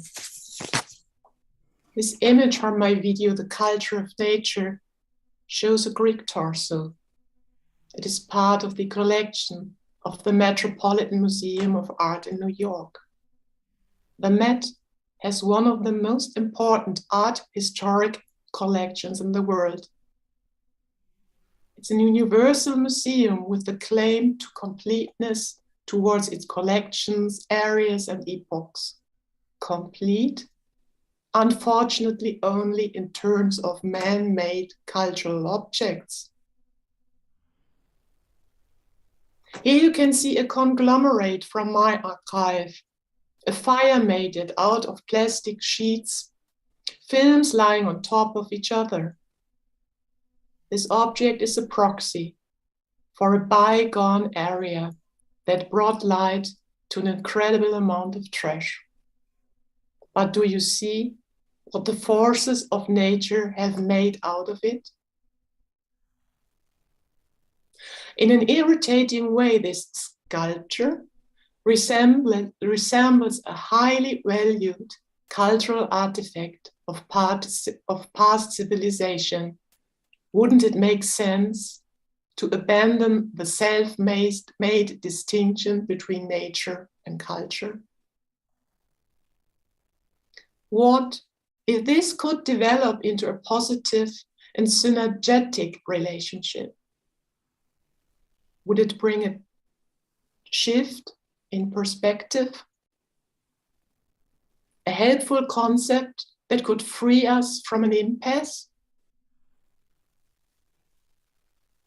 What you see here is a simple stone formed by the action of nature, created from a mixture of mineral grains, organic and inorganic remains of living organisms.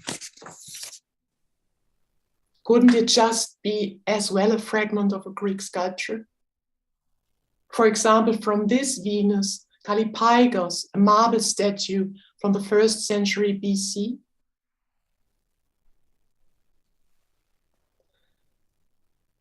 These stills are from my video Hybridization. You see PET bottles smashed by the sea, which now thrown back onto the rocks seem to merge with their natural environment.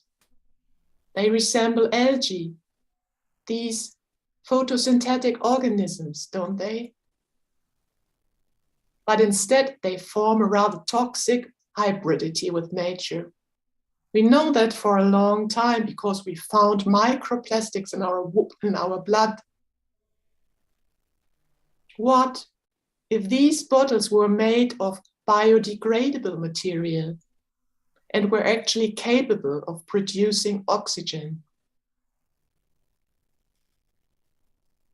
Did you know that Coca-Cola was discovered by an accident? Actually, the inventor was looking for a syrup that could relieve headaches. What would this invention have done for the clean line of our world's oceans?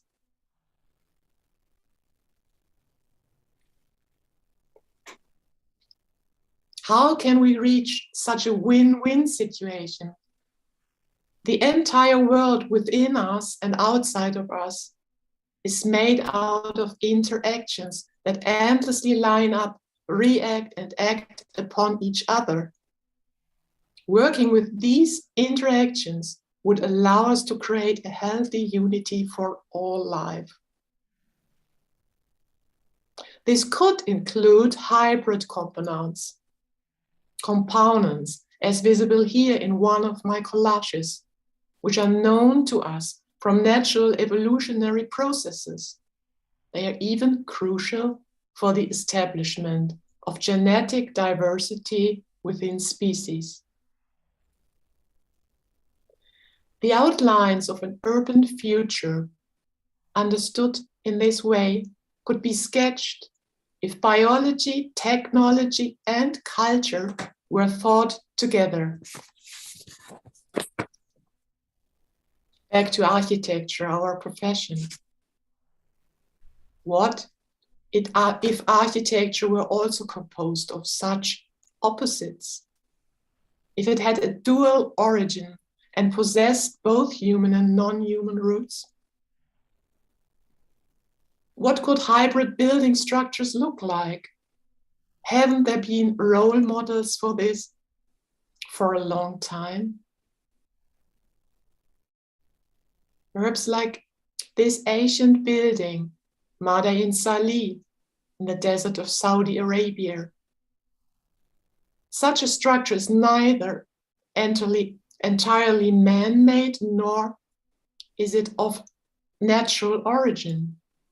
Rather, it is a result of long-term and complex interactions between human collectives, environmental forces, and the action of other species that are themselves actors in the historical process of space.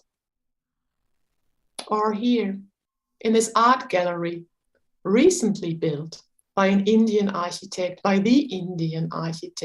Krishna Doshi in Ahmedabad. What would be the influence of an environment that seems to be the embodiment of a natural and at the same time is a cultural artifact? Would it be possible in this way to also preserve the identity and character of a particular region? Please see how inconspicuously something like this could look like. These large accumulations, about 1,000 years before Christ, run through the middle of a deforested area in the Amazon.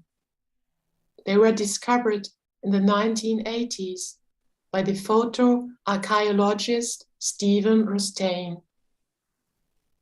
From the ground, this huge geometric structure is barely perceptible, and it bleeds into its surrounding like a natural topographical feature. From the bird's eye view, however, the exact architectural arrangement is clearly visible as an artificial inscription on the surface of the earth. Isn't that interesting? An area like that, like this one in the Amazon, has so profoundly shaped our idea of a pristine nature as actually a work of human culture.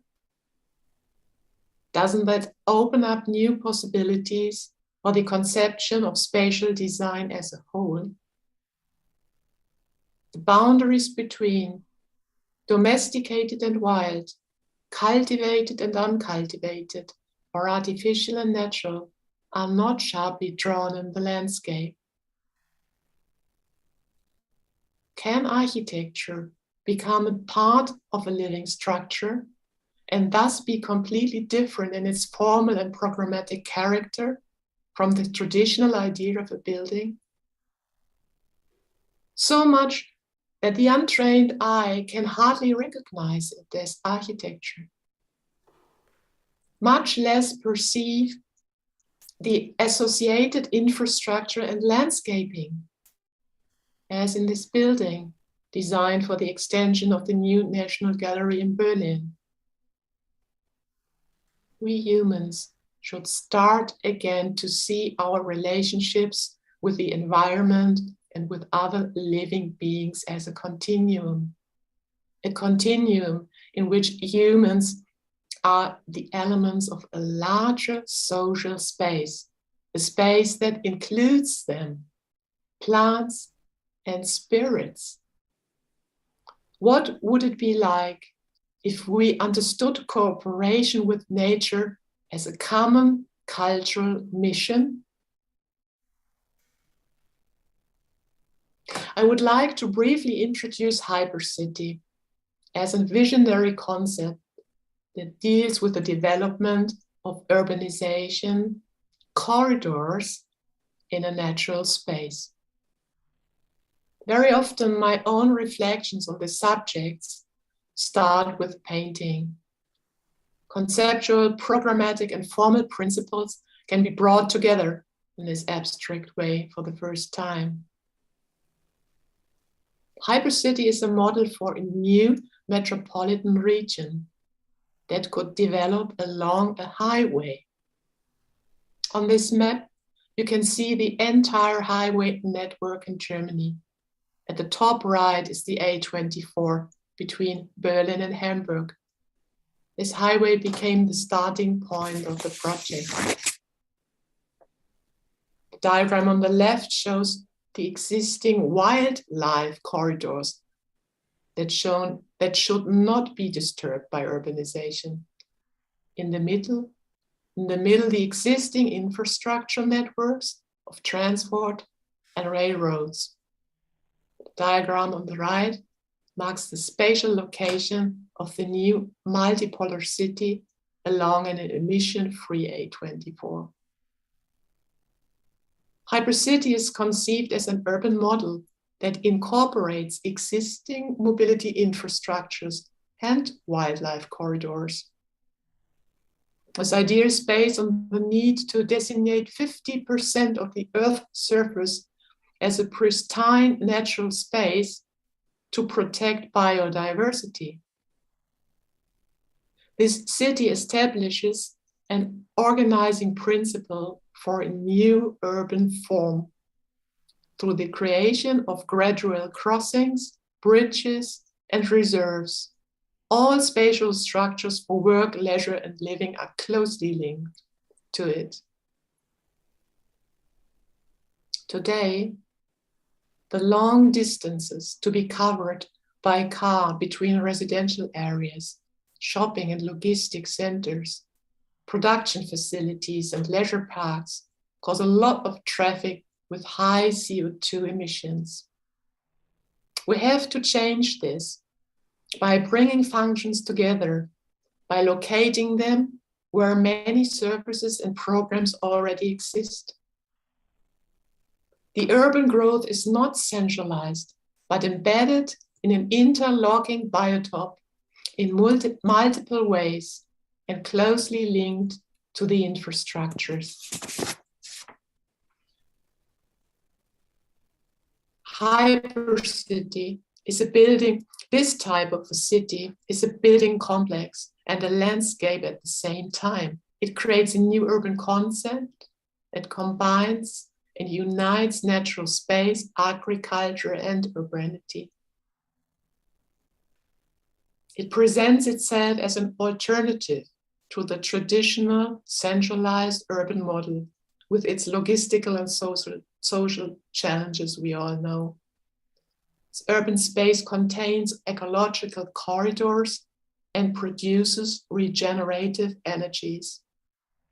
The questions for us planners is, how do we have to design to avoid negative consequences for the life of others?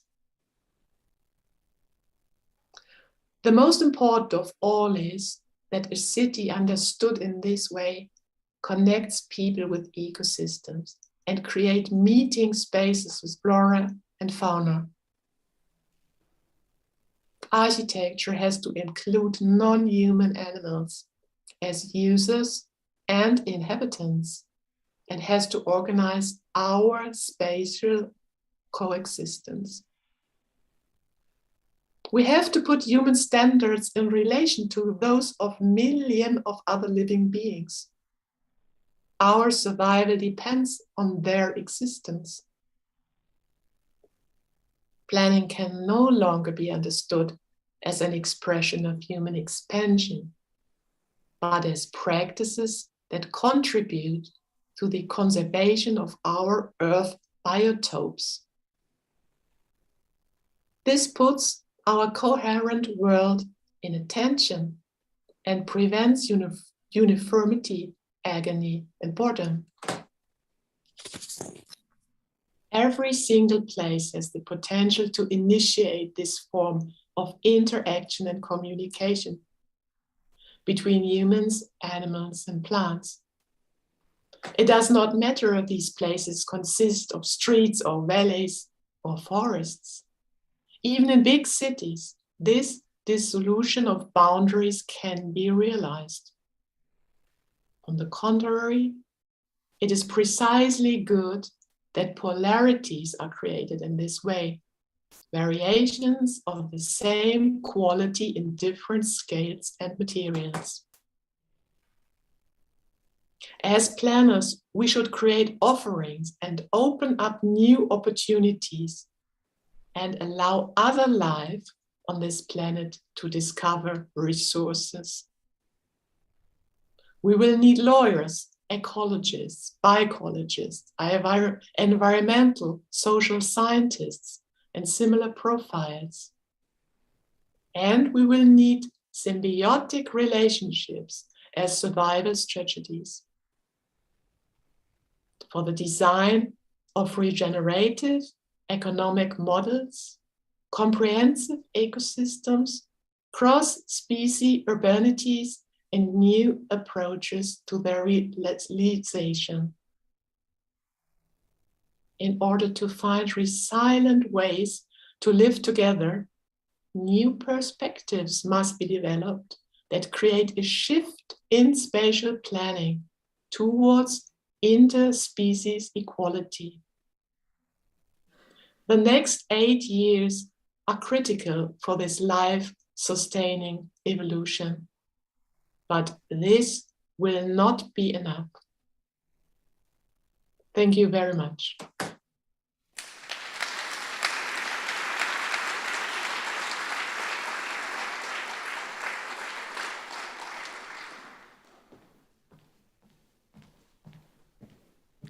Thanks, everyone. The benefit of being in person is we have a scheduled break now. 5 minutes for you to stretch your leg, or maybe get to know somebody next to you that you haven't met. We will be back with an AIA California update in 5. Thank you.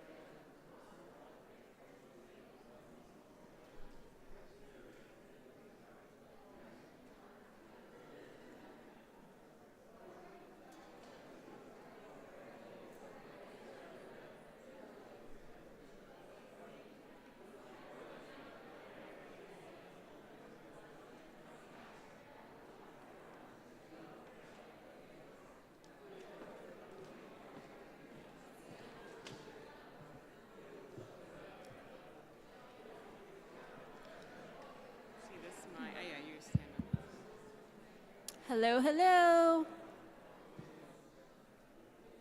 Welcome back from break, everyone. I see a lot of familiar faces.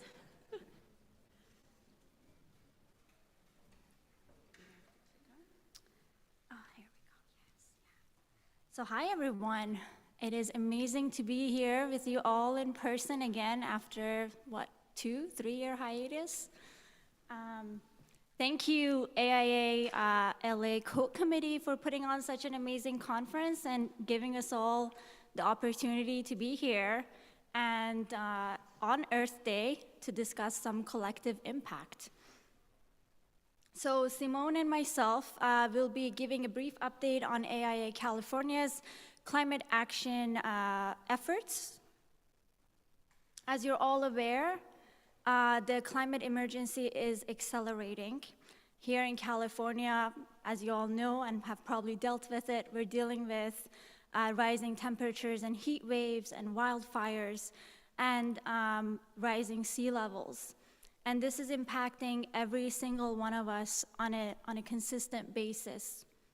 So, and the latest IPCC report that was just released also further warned us that rising temperatures will lead to more diseases, deaths, and costly natural disasters. Of course, I'm preaching to the choir. You all know this. We're all on the same page here. But there's an urgency. It's undeniable that human-caused climate change is already having devastating effects on us all. And we can no longer sit. You here in the audience are not just here today to watch the speakers on the stage, but you're here to also take action on an individual and collective level. It's time for all of us to take action. So AIA California recently declared a climate emergency. You all probably got that email, and really urged all architects, all 11,000 architects within AIA California to really commit to reducing carbon emissions in your projects and in your work. And AIA California also recently rebranded the Committee on the Environment to the Climate Action Committee, so that it aligns better with our goals and our mission, really, to advance the decarbonization of the built environment. This committee, as you see on the slide here, is led by Bill Leddy of LMS Architects. And as you can see, various architects in the steering committee who are all dedicated to advocating for a better future.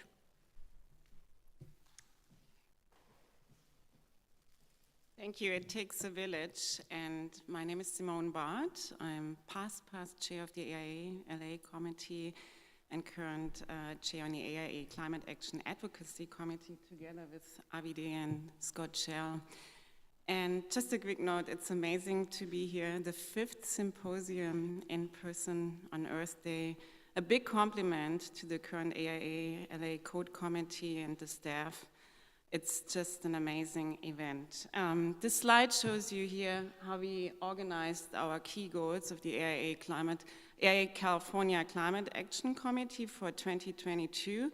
We are organized in 4 committees. It's education, communication, resiliency, and advocacy. Overall, the goal is to continue to declare the climate emergency and provide you tools and advocacy to sustain and resilient practice. A closer look at key initiatives of the Advocacy Committee. The idea is we work on the local, municipal, and state level. And just to name a few ongoing code strategies, we secure the California adoption for the International Existing Building Code, clearly recognizing we can't fight the climate crisis without addressing existing buildings. We advocate to reboot Cal Green, and we work with several state agencies such as the California Energy Commission and Division of State Architect to expedite code change and to rapid decarbonization on a state level. The key of climate action is to build strategic partnerships. AIA California, just to name a few, successfully partnered with Rocky Mountain Institute, Sierra Club, Building Decarb, and USGBC. We promote climate action on a local level, including embodied carbon and electrification reach codes. And to date, we have 53 municipalities in California that adopted a electrification reach code. What you can see here on the map, there is a clear concentration in Northern California. So 2 years ago, one of our strategies was to put the focus on Southern California. And we created hotspots on the Central Coast, in Los Angeles, Orange County, and San Diego. And these hotspots are led by experts and thought leaders that closely monitor the development in the municipalities. We help if we know that a city is interested in developing a climate action plan or a reach code, we can either connect you to our strategic partners that will help you with city council coordination, and we then support you with letters and participation in city council meetings. The local AIA chapter adopts a reach code. We as AIA California will support you with our letters as well. And what's really recognizable, there was great momentum in the last 4 to 6 weeks in the city of Glendale, LA County, and also the city of Pasadena. So we are closely looking into that. And why are we doing this? Because we can, and because we have to. On this picture, you see the first all-electric affordable housing project for the city of San Francisco, soon completed. We have 11 more affordable all-electric projects in the pipeline. And we know that due to the wildlife and natural disasters we all have been volunteering over the last decade, that we have to change. And we also understand that the city of Los Angeles expects 1 million more people by 2030. And there's a demand over 700,000 homes to be built for low-income families just in Los Angeles. So the infrastructure is ready, and we simply can't afford to implement fossil fuel equipment today when we know it's exceeding the operation by 2040. And a big part of this decarbonization effort is also, of course, addressing embodied carbon, which is newer but fast developing knowledge base. And so for that reason, AIA California has formed the Embodied Carbon Working Group of allied professionals who are working together collaboratively to do 2 things. One is to educate the 11,000 architects in our jurisdiction on embodied carbon, how to define it, what it is, how to measure it, and how to lower it. And the second is really a big effort on advocacy. Our building codes are behind, and changing building codes takes a while. We're actually working on amending the Cal Green Building Code for embodied carbon, but more urgently, we're working with local cities and jurisdictions to motivate them and encourage them to adopt embodied carbon reach codes. So upcoming, we have a roundtable with local municipalities and city representatives to really open the discussion about embodied carbon. So if you know that your city does not currently have a plan for embodied carbon, please connect them with us. We'd love to have them at the roundtable and start the discussion. Thank you. And we need a policy change now. We need to recognize that we need to think beyond the property line, and high performance and healthy buildings not only positively impact the neighborhood, but the cities at large. We need to advocate within our profession, but most important, within our local and global communities. Our call for action today is be all in. Join the AIA California Advocacy Committee, participate in your local communities, and advocate for decarbonization and the reduction of embodied carbon materials in concrete, aluminum, and steel. Start now. We don't have any time to lose. Thank you very much.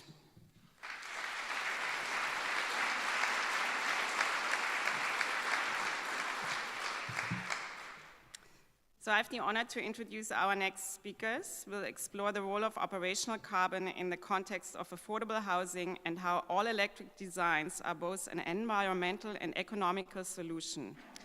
Please help me welcome the Director of Sustainable Design for National Community Renaissance, Tim Kohut, and owner and president of Matrix Mechanical Engineering, Tyler Reynolds. Thank you.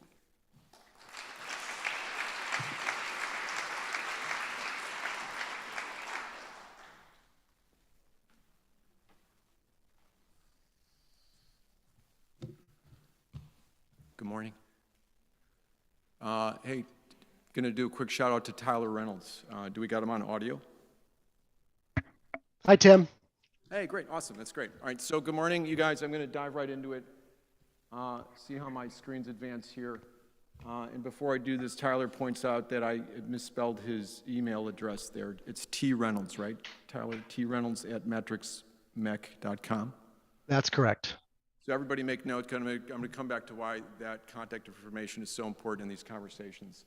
So I'm Tim Kohut. I'm Director of Sustainable Design at National Community Renaissance. We are a developer builder of affordable housing. I'm an architect. I'm a certified energy analyst. I kind of live in energy and affordability. I was talking to Amy Anderson in the green room after her presentation. We kind of grew up in the affordable housing industry together back at the Los Angeles Community Design Center. And it's nice to kind of be together again to talk to people in person and have these conversations, because it's so important to the work that we do, the collaboration, and I'll get into it with my slides.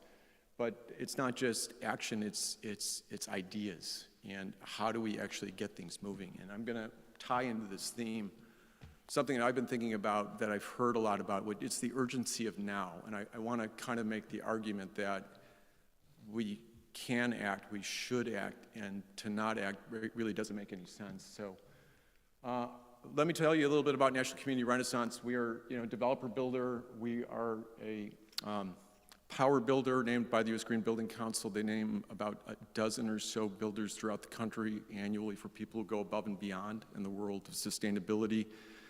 We are the only affordable housing developer on that list. We've been on the list for 3 years running. We are the only, well, we're no longer the only. We've brought other nonprofits on board. We're the first non-architectural entity to sign up for the AI 2030 commitment. We did that, I think, in 2017. I've got slides on that. My focus this morning is on the economics and why the economics really make so much sense, that we can't just go out and say we need to save the planet because the climate crisis is real. We need to focus on the economic argument because that's going to carry the day in most circles, and I'll come back to that a little bit. Really interesting graph. This is the Swanson effect. It says that every time that the worldwide production capacity to manufacture photovoltaic panels doubles, the cost goes down by 20%.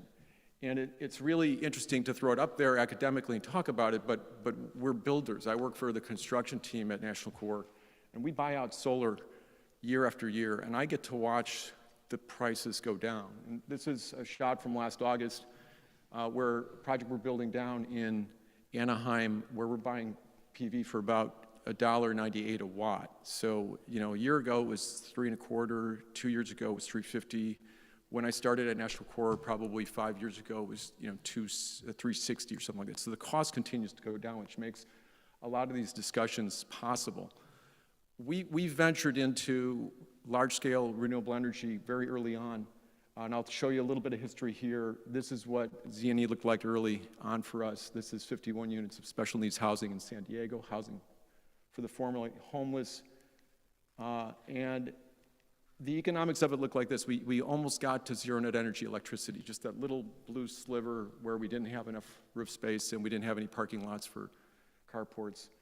But what we get into in the conversation and the analysis, and I'll come to this over and over again, is stuff like this. And I blow it up and I look at this. This is the modeled anticipated electricity cost for that building. It's master metered. The residents pay for rent plus utilities. So without any PV, it's $56,000 a year.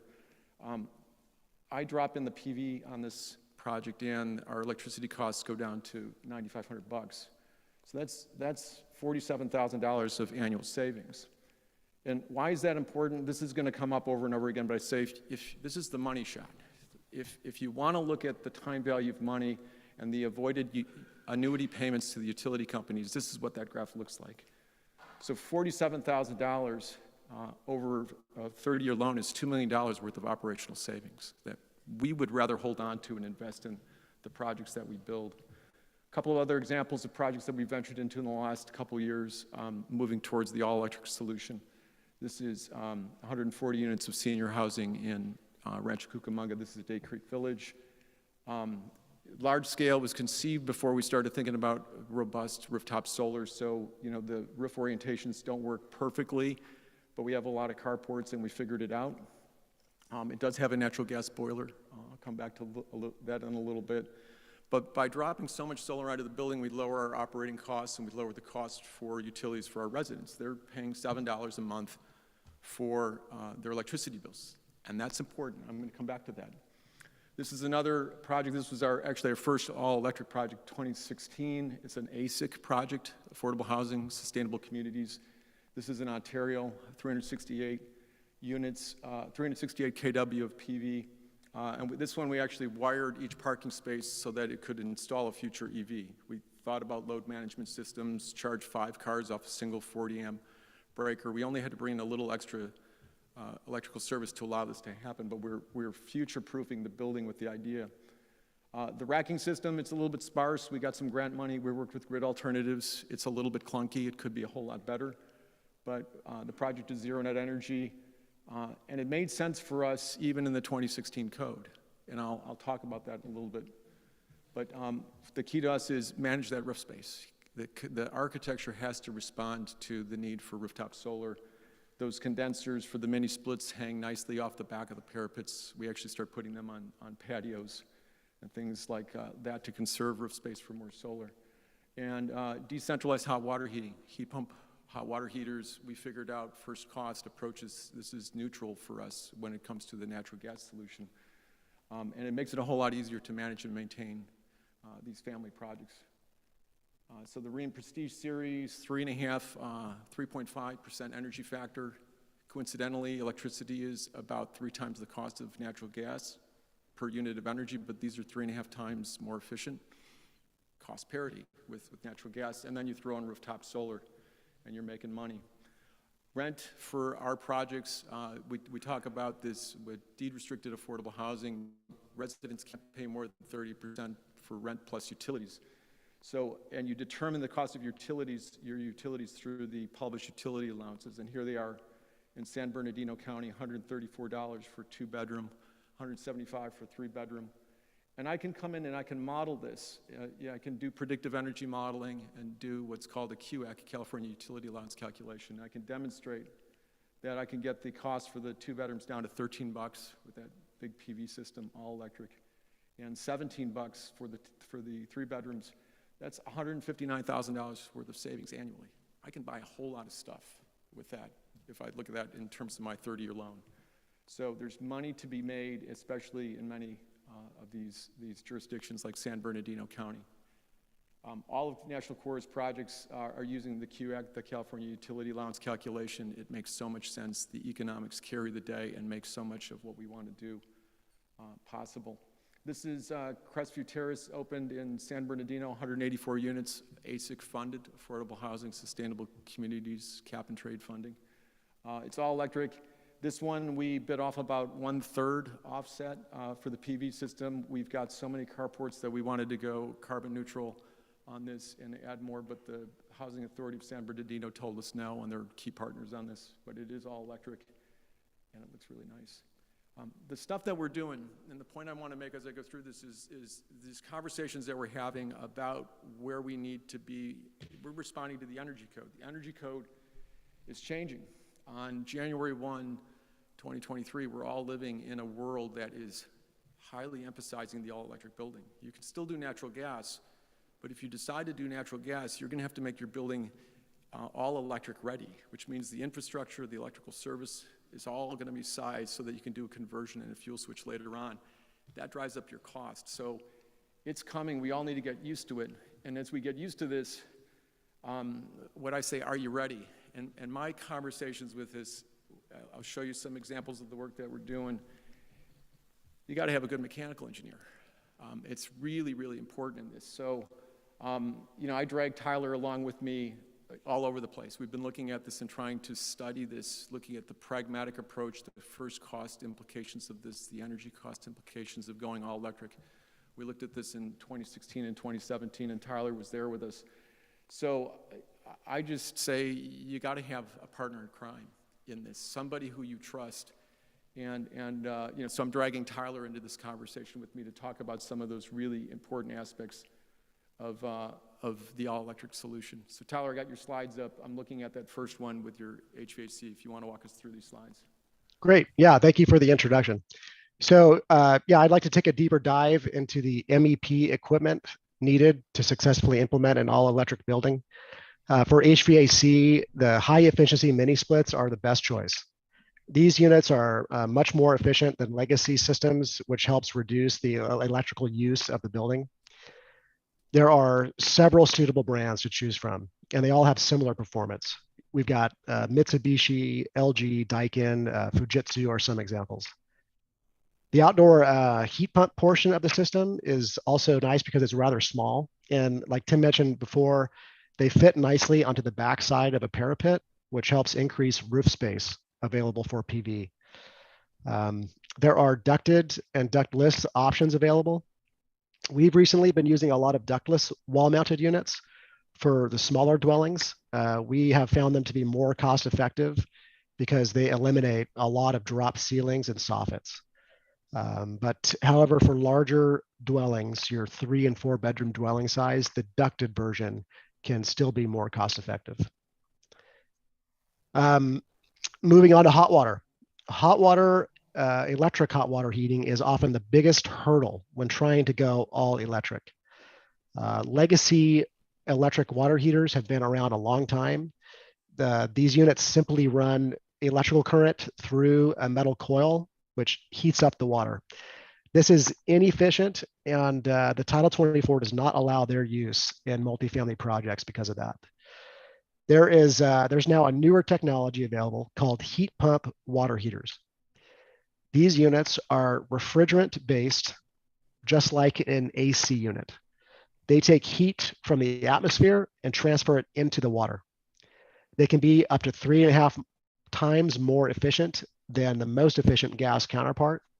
And as Tim mentioned, that creates some cost parity in their operation. Although one of the drawbacks to these units is that they do produce less BTUs than a gas unit. So we tend to have to store more water to counteract that. There are 3 types of heat pump water heaters. The first are individual units. These look and act much like a typical residential gas water heater. Usually we place one of these in each dwelling. This setup is ideal because you can locate the water heater close to where the hot water is being used, and this eliminates the need for pumps. Because these units are refrigerant-based, they do need to be able to communicate with the atmosphere. So placing them in an outdoor patio, closet, or in a breezeway corridor with a louvered door are both good options. One drawback to this setup is that the architect would need to incorporate these closets early on in the design process, which doesn't always happen. And for bigger projects, the architecture sometimes just doesn't lend itself to that either. For projects that do require a centralized solution, we have found that split systems work very well when strung together into clusters. We've had good luck using the Senko 2 branded units for this type of system. Being centralized, a recirculation pump is needed, and that does increase electrical consumption, but we have some tricks to minimize that. These split water heaters have the heat pump portion separated from the storage tanks, and the heat pumps can be installed outdoors or in an enclosed parking garage, and here's an example of what that looks like. Because these systems are comprised of smaller individual units, there is some natural redundancy built in, which is nice. For centralized systems, these Senko 2 units are cost effective. And uniquely to Senko 2 is that the refrigerant that they use works very well at low outdoor air temperatures. Here is an example of, right there. Here's an example of a piping schematic for one of these systems. This was an 80-unit affordable housing project in East LA, which required an array of 10 heat pumps. And here's some pictures below of what that system kind of looks like. For larger projects, the amount of heat pumps can grow to a size that's just not manageable. So for example, we have a project now in Glendale that would require 21 of these units. Yeah, and that's just too many. So we need to find a different solution for those larger systems. For those larger projects, we use a commercial grade heat pump boiler. These systems are big and they're expensive. An owner can expect to pay, in the ballpark of $200,000 to $300,000 for a system like this. You can put the heat pumps indoors with these systems, but it does require a significant amount of ductwork to make that happen. Most models also struggle, most of these bigger electric boiler models also struggle with producing heat at temperatures lower than 40 degrees. So supplemental backup water heaters are sometimes required, and that can drive down the overall efficiency of the system.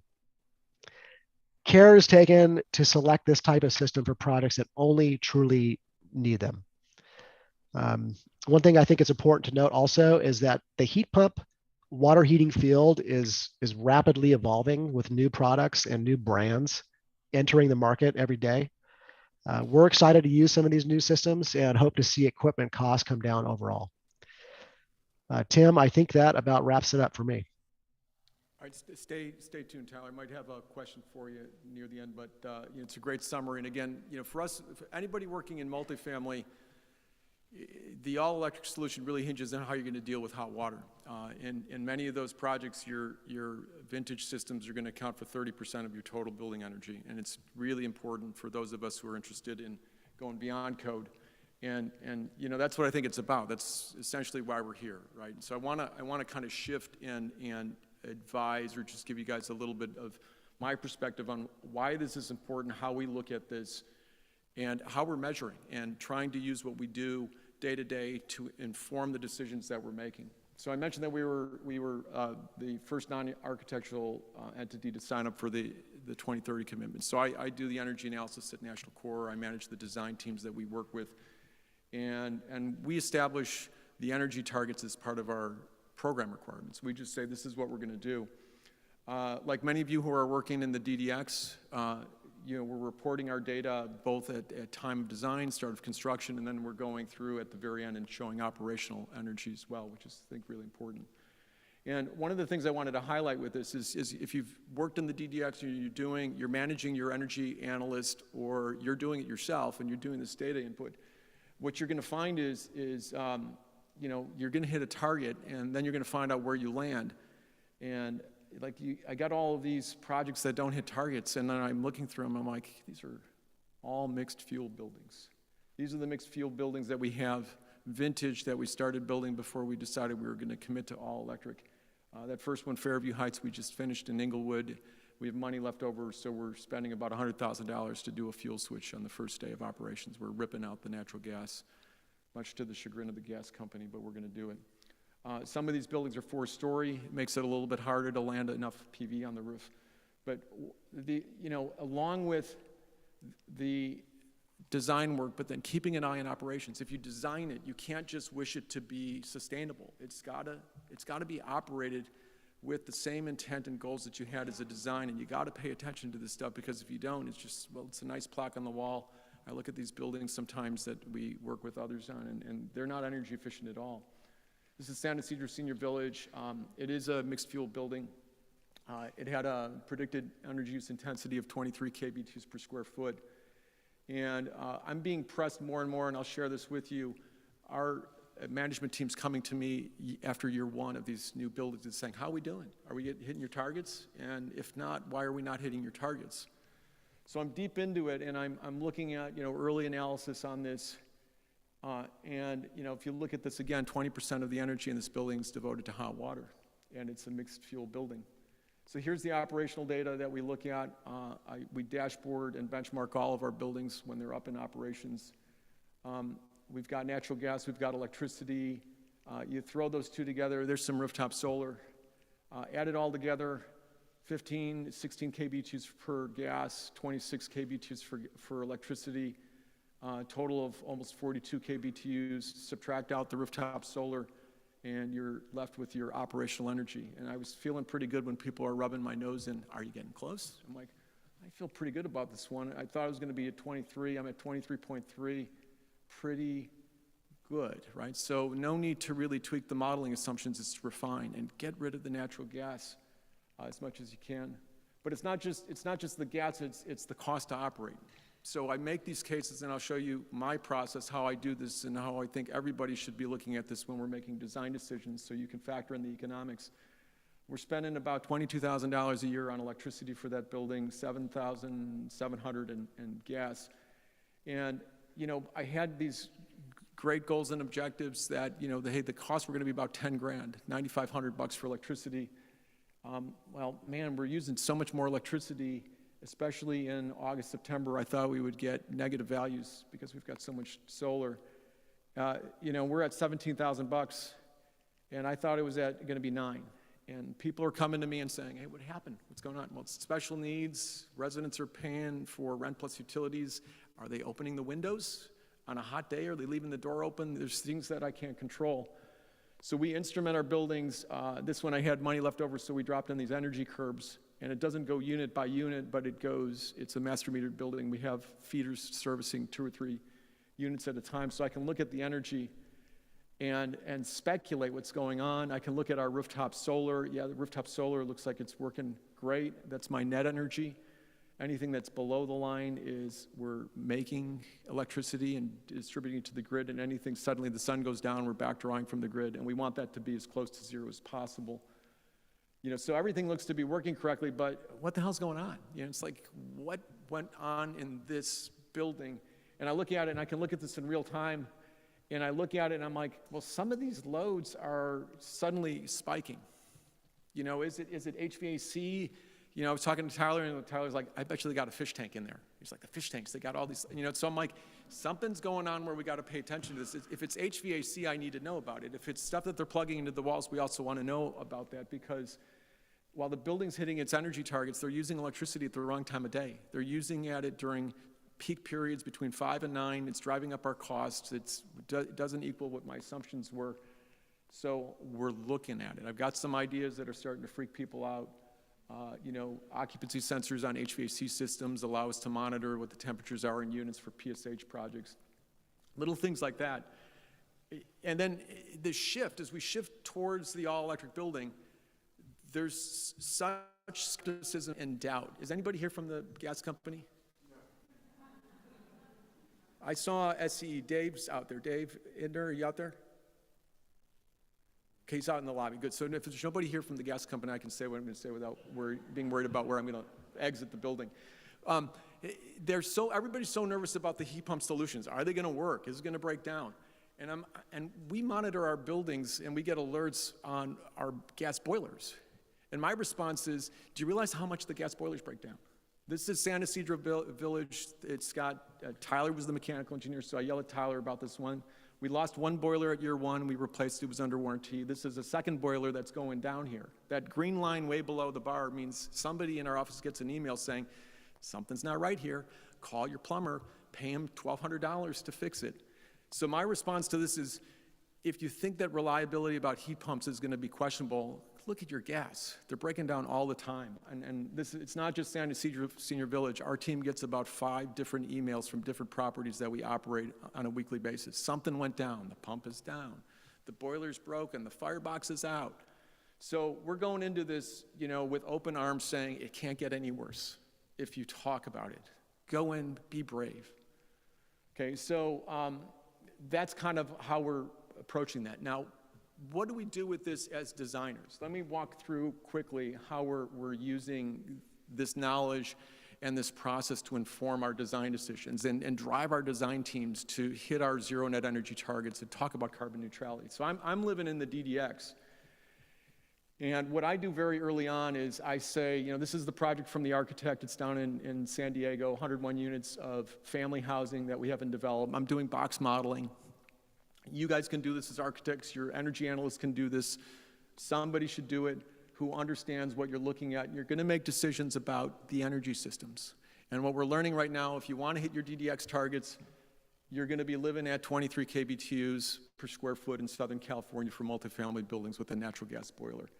If you switch to the heat pump boiler, now you've got real opportunity to really start to cut that down. And if you add the rooftop solar now to that solution, I'm pretty close to where I need to be for the DDX. And it might have a little bit of surface parking, you know, 4-story building, really hard to get to ZNE. Might have a little bit of carport area that I can hit it, but the only way to get close to those options is to really stick with the all-electric solution. And then the architecture's got to respond to the rooftop solar needs. I'm going to show you my process with this. This is the money shot. I take the data out of IES. I've got more detail in a bit that I'll show you. But the money shot in all of these is the avoided utility costs, the graph on the right, right? It's what are you going to avoid? When I show this to the developers, they're like, this one is $400,000, probably $300,000 of common area avoided utility costs. And they can use that data. I can give them that number so they can go out and borrow more money so I can buy more stuff. The construction costs just went up, okay? I'm producing jobs. I'm not creating something that's more expensive. I'm borrowing more money without increasing the actual rents or our operational revenue. I'm improving that so we can service more debt. Another project here, this is Greenbrier Village down in San Diego, Oceanside. This is 4-story special needs, 81 units, I think.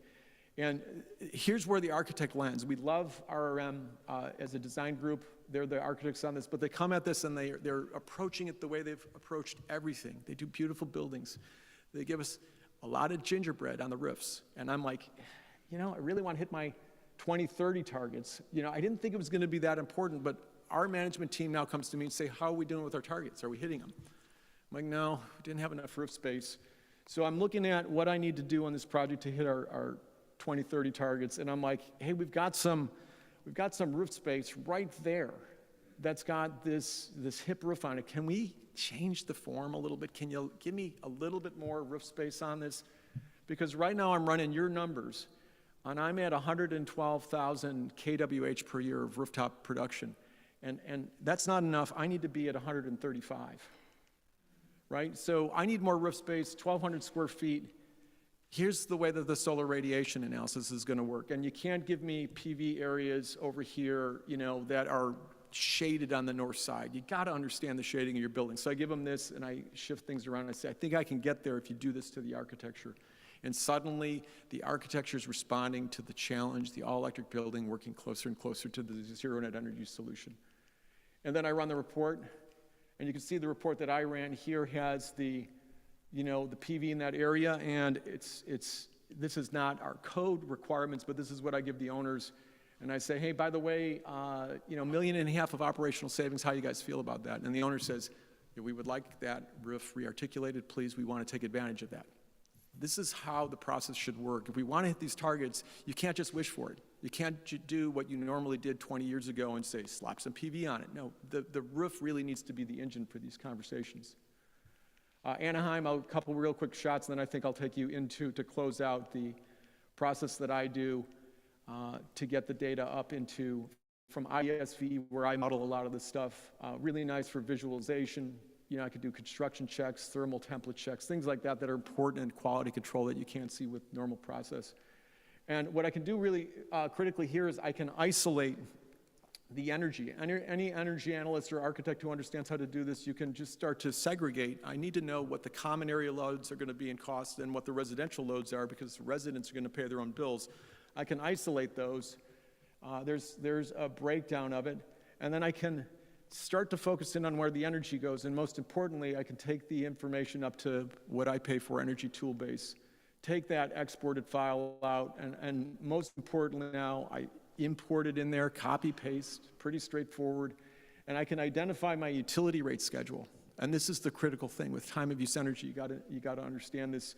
Energy Toolbase makes it really simple. I'm in SoCal Edison for this one, general service account 1, small commercial. It gives me my number.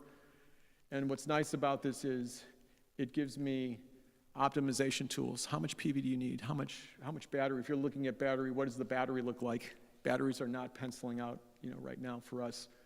But, it's a really nifty solution that allows me, again, to go back and give stuff like this to our developers. They eat this stuff up, and now the investors are looking at this. Our tax credit investors are saying, what do you mean your budget's gonna be $10,000? Prove it to me. And then I've got to go through process and protocol. I want to finish up really quickly with just a scan of the most important thing that I think that is confronting all of us is existing buildings. And it's the most challenging thing that I've dealt with as an architect in my career. How do you get in to decarbonize these buildings? The new buildings, new construction, we figured it out. That's the all-electric solution for multifamily. Commercial buildings are going to be closely related to that. But existing buildings, man, what a challenge. We spend $1.5 million in common area electricity per year. We spend about $900,000 in natural gas. 3.73 million on water. The natural gas and the electricity we can tackle. This is my benchmarking platform, We Go Wise. I look at it once or twice a week. And what we're doing right now is leveraging all of the rebates that are available to us. And the rebates are coming down, and what we should be doing as architects is working with those clients we have relationships with and helping them leverage these opportunities. SOMA is one of them, solar and multifamily affordable housing. I think we're the largest recipient of SOMA funding in the state of California. We're dropping 15 megawatts of solar on the existing portfolio, about $20 million worth of rebates. We're not coming out of pocket at all. Our residents are going to have near Z&E utility bills, and our utility costs at National Core are going down 40%. The fuel switching is a real challenge, though. So this is where we are in our process. Dropping PV onto old buildings is a really nifty solution, but what if your gas footprint is so big that you're heating hot water, you're using dryers, and it's really hard if people are cooking? We're starting to attack these projects. This is 284 units in Rancho Cucamonga, and this is one of those projects where I would get alerts 4 times a week that the 8 boilers are failing every other week out there. And our head of facilities is really freaking out, saying the gas company's knocking on the door, they got free stuff for us, which they do all the time. I'm like, hang on a second, we want to do some fuel switching before the boiler actually blows up, like the one on the left looks like it's going to do any day now.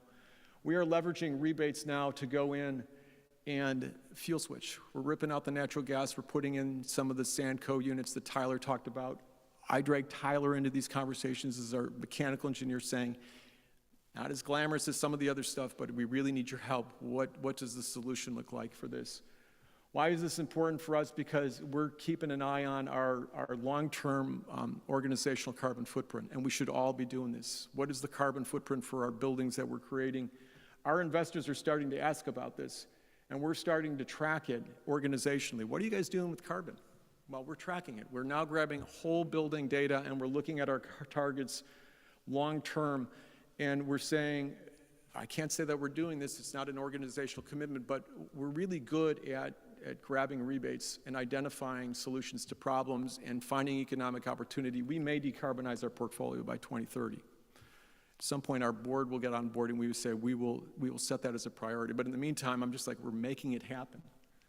So it's really critical to us in all these conversations.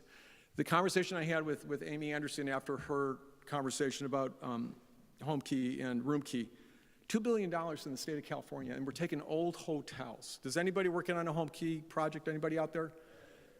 Central gas boiler, right? Yeah, they're all central gas boilers. And you look at those graphs and I'm like, the hotels are perfect. Why isn't the state of California also coupling with it? Give me $250,000 to rip out the natural gas boiler, put in a heat pump boiler, put in some rooftop solar. I'll pay it back in 5 years, and then I'll make money.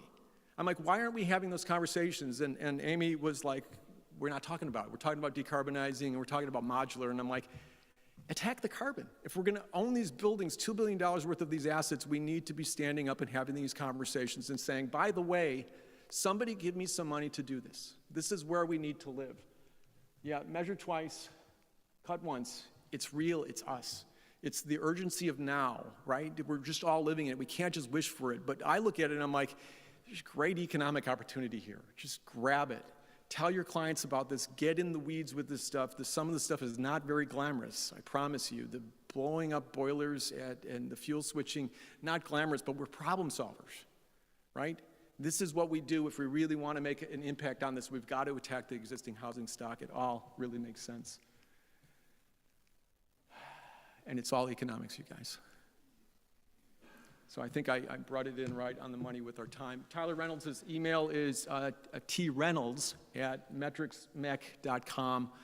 I drag him everywhere I can. I've had relationships with mechanical engineers over the years, and sometimes it's really contentious. You need somebody who's creative to be on your team. Don't hire Tyler for your projects unless you check with me first to make sure you see our projects, but you need to like Tyler. So I think I'm just about there. I'm not sure if I have questions. I will be around at lunch if anybody wants to come up to me with me and chat. And I see Ismar, you got your hand up. You got something? Yeah, real quick. I noticed the platforms that you were using, Curve. Yep. The other platform. We all know DX. Could you share a little bit more about the platform? Yeah, so the energy curb is the real-time energy, and those things in our project, you could put them in your house for less than $500. We're putting them in our projects to capture common area loads. You hide them in your electrical panel, in your electrical room, and you can grab common area loads. For us, it costs about $5,000 or $6,000 for a typical project, and I usually have a little bit of money left over where I can argue that we want it. When I went in and wired all of the units, that we had to put in 3 more, that cost probably like $15,000, but the data is everything. So that curb is really great. The energy tool base for getting your actual energy costs is really critical. And what I found is anybody who's doing your energy modeling, you can extract your overall energy use. IES is really good. For us, it's visual, and I can isolate common area from residential. I can set my meters and I can say, that goes to common area meter, that goes to residential. So I can then upload that really quickly. It's a 10-minute exercise for me. The reports are automatic. I just drop in my photo, change the date, $2,500, right? It looks really nice. It took me about 15 minutes to do it once I have all the information there, and the developers just eat it up. So stuff like that is really important. If you can't build it into your practice, get the energy analysis, get it in there, and tell your clients you'll give them operational economic analysis along with energy. It's going to cost you $2,500, and if I have to tweak it, I'll charge you $300 if you change rates or you want me to do PV analysis. But there's an opportunity to actually make money. And I'm convinced it takes, once you get used to using it, it takes you 5 minutes. Excellent. I will answer any other questions. I think I'm out of time. Ismar, am I? Thanks, you guys. I'll be.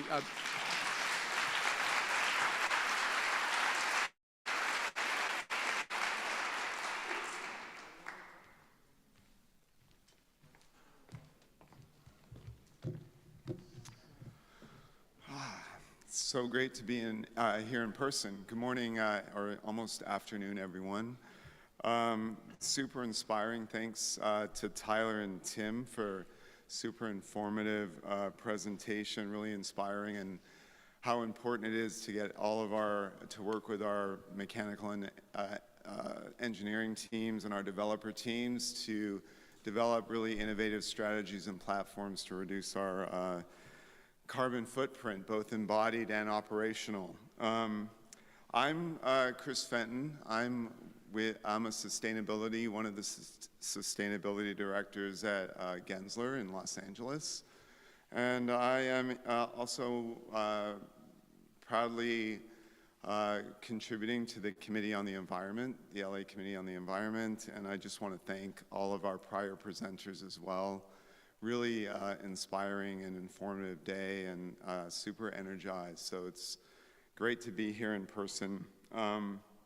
So with that, it's my pleasure to introduce you all to Jessica Martinez and Ethan Martin.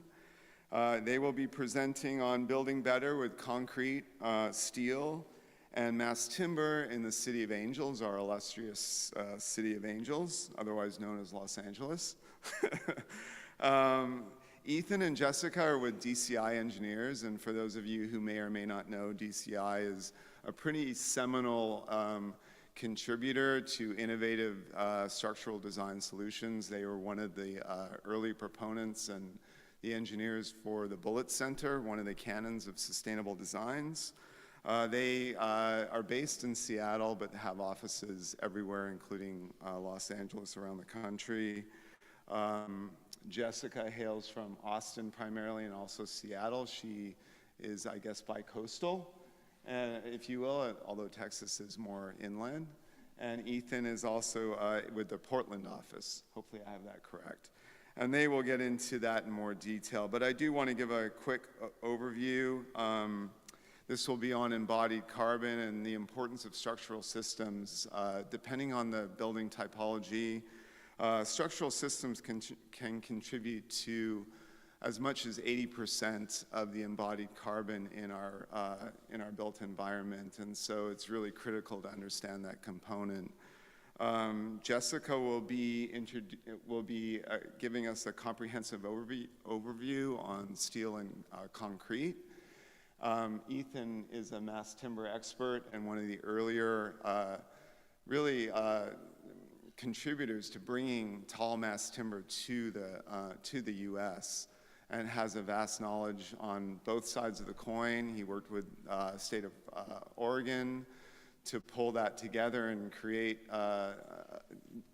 secondary typologies within type 4 construction to be able to bring tall mass timber. So we welcome their expertise and very excited to learn and inspire, and hopefully all of you will dig in deeper to this equation as well after their presentation and have new resources to do so. So without further ado, Jessica, Ethan, it's your platform.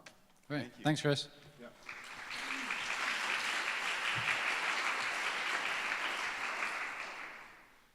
So with that, there are a couple of other things. So yes, I did through the governor's office in Oregon, was the one to try and get the prototype buildings going for the new type 4 construction types. Jessica is actually known for getting concrete specifications done through the city of Austin, getting better concrete specifications done there. And so, as you can see, I'm the timber person, she's the concrete and steel person, but DCI, we're about 420 employees, we're nationwide, and we are kind of known as the engineers that think outside the box. We're always the ones like people call and like, oh, you want to do this unique thing. So if you have not seen it right behind you, the Frank Gehry building is one of our projects, and we've done quite a few. We've got 18 tall mass timber buildings that we're working on right now. But we're nationwide. We mainly focus on North America, and then we do projects in China, South Korea, South America, but mainly focus on mainland US. So we're going to take a look at the embodied carbon and what's going on in the building industry. We're going to talk about the drivers for sustainability, what the structural engineer can do for embodied carbon, and then we'll break down into concrete, steel, and mass timber. And then we'll take a look at a couple of studies that we've done on a couple of projects that we have done recently, and then just give you some short resources at the end. Thanks, Ethan. So a lot of this information might be already known to most of you, but just so we're all on the same page, the building industry contributes about 40% of global greenhouse gas emissions annually, and this actually translates really well to Los Angeles. Los Angeles actually contributes about 43% through the building industry itself, and that's more than any other sector in this city. So it's really important that you know, we're looking at this at a closer scale here. And so about 28% of that 40%, or 28% out of the 100, comes from the building operations, or as we like to call it, operational carbon. And then 11% comes from the building materials and construction, or as we like to call it, embodied carbon. And so if we take a step back even further, the choices that we're making as we procure materials within the embodied carbon world, this really translates to several other sectors such as the automotive industry, aviation industry, pretty much any other industry that is making products. So concrete, steel, and aluminum contributes about 23% of overall global greenhouse gas emissions annually. And so it's really great that we are seeing kind of the larger scale in which we can make a difference. And so embodied carbon is actually locked into the atmosphere as soon as the building is, once the lights are turned on. There's not really anything you can do once those lights are turned on to reduce the amount of embodied carbon within that structure. And operational carbon, as we know, starts once those lights turn on. And looking forward, it takes about 20 to 30 years for that building to create the same amount of carbon operationally that it took to essentially create all the materials and fund the construction. So we look ahead to the next if we look ahead, we're expected to build the equivalent of 1 New York City a month until 2060. So if we have any hope of really, having our carbon emissions within the next 10 years, it's essential that we really look at the carbon that's being locked into place at this very moment. So what's happening now? So you've seen the federal policies. We have the Clean Future Act that's been instituted at the federal level. You've got the Buy Clean California Act. There's actually a bunch of Buy Clean Acts going in place in Oregon, Washington, Colorado, Montana, and then locally you have the Plan Act here in the city. So you've got a lot of government agencies pushing policies to reduce your carbon, and if you have not been following it, carbon tax credits are starting to come into play in that arena, and so there are people working to buy offsets. You'll see actually developers buying forest land to offset the pollution of their buildings. And so there's ways that people are trying to reduce the carbon pollution, but there are actually federal requirements kicking into place, federal, state, local. And then you just have developers in and of themselves. And we work with private developers a lot.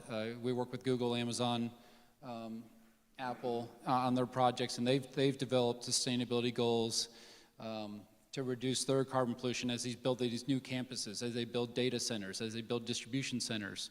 And so they're actively looking at how do we reduce that.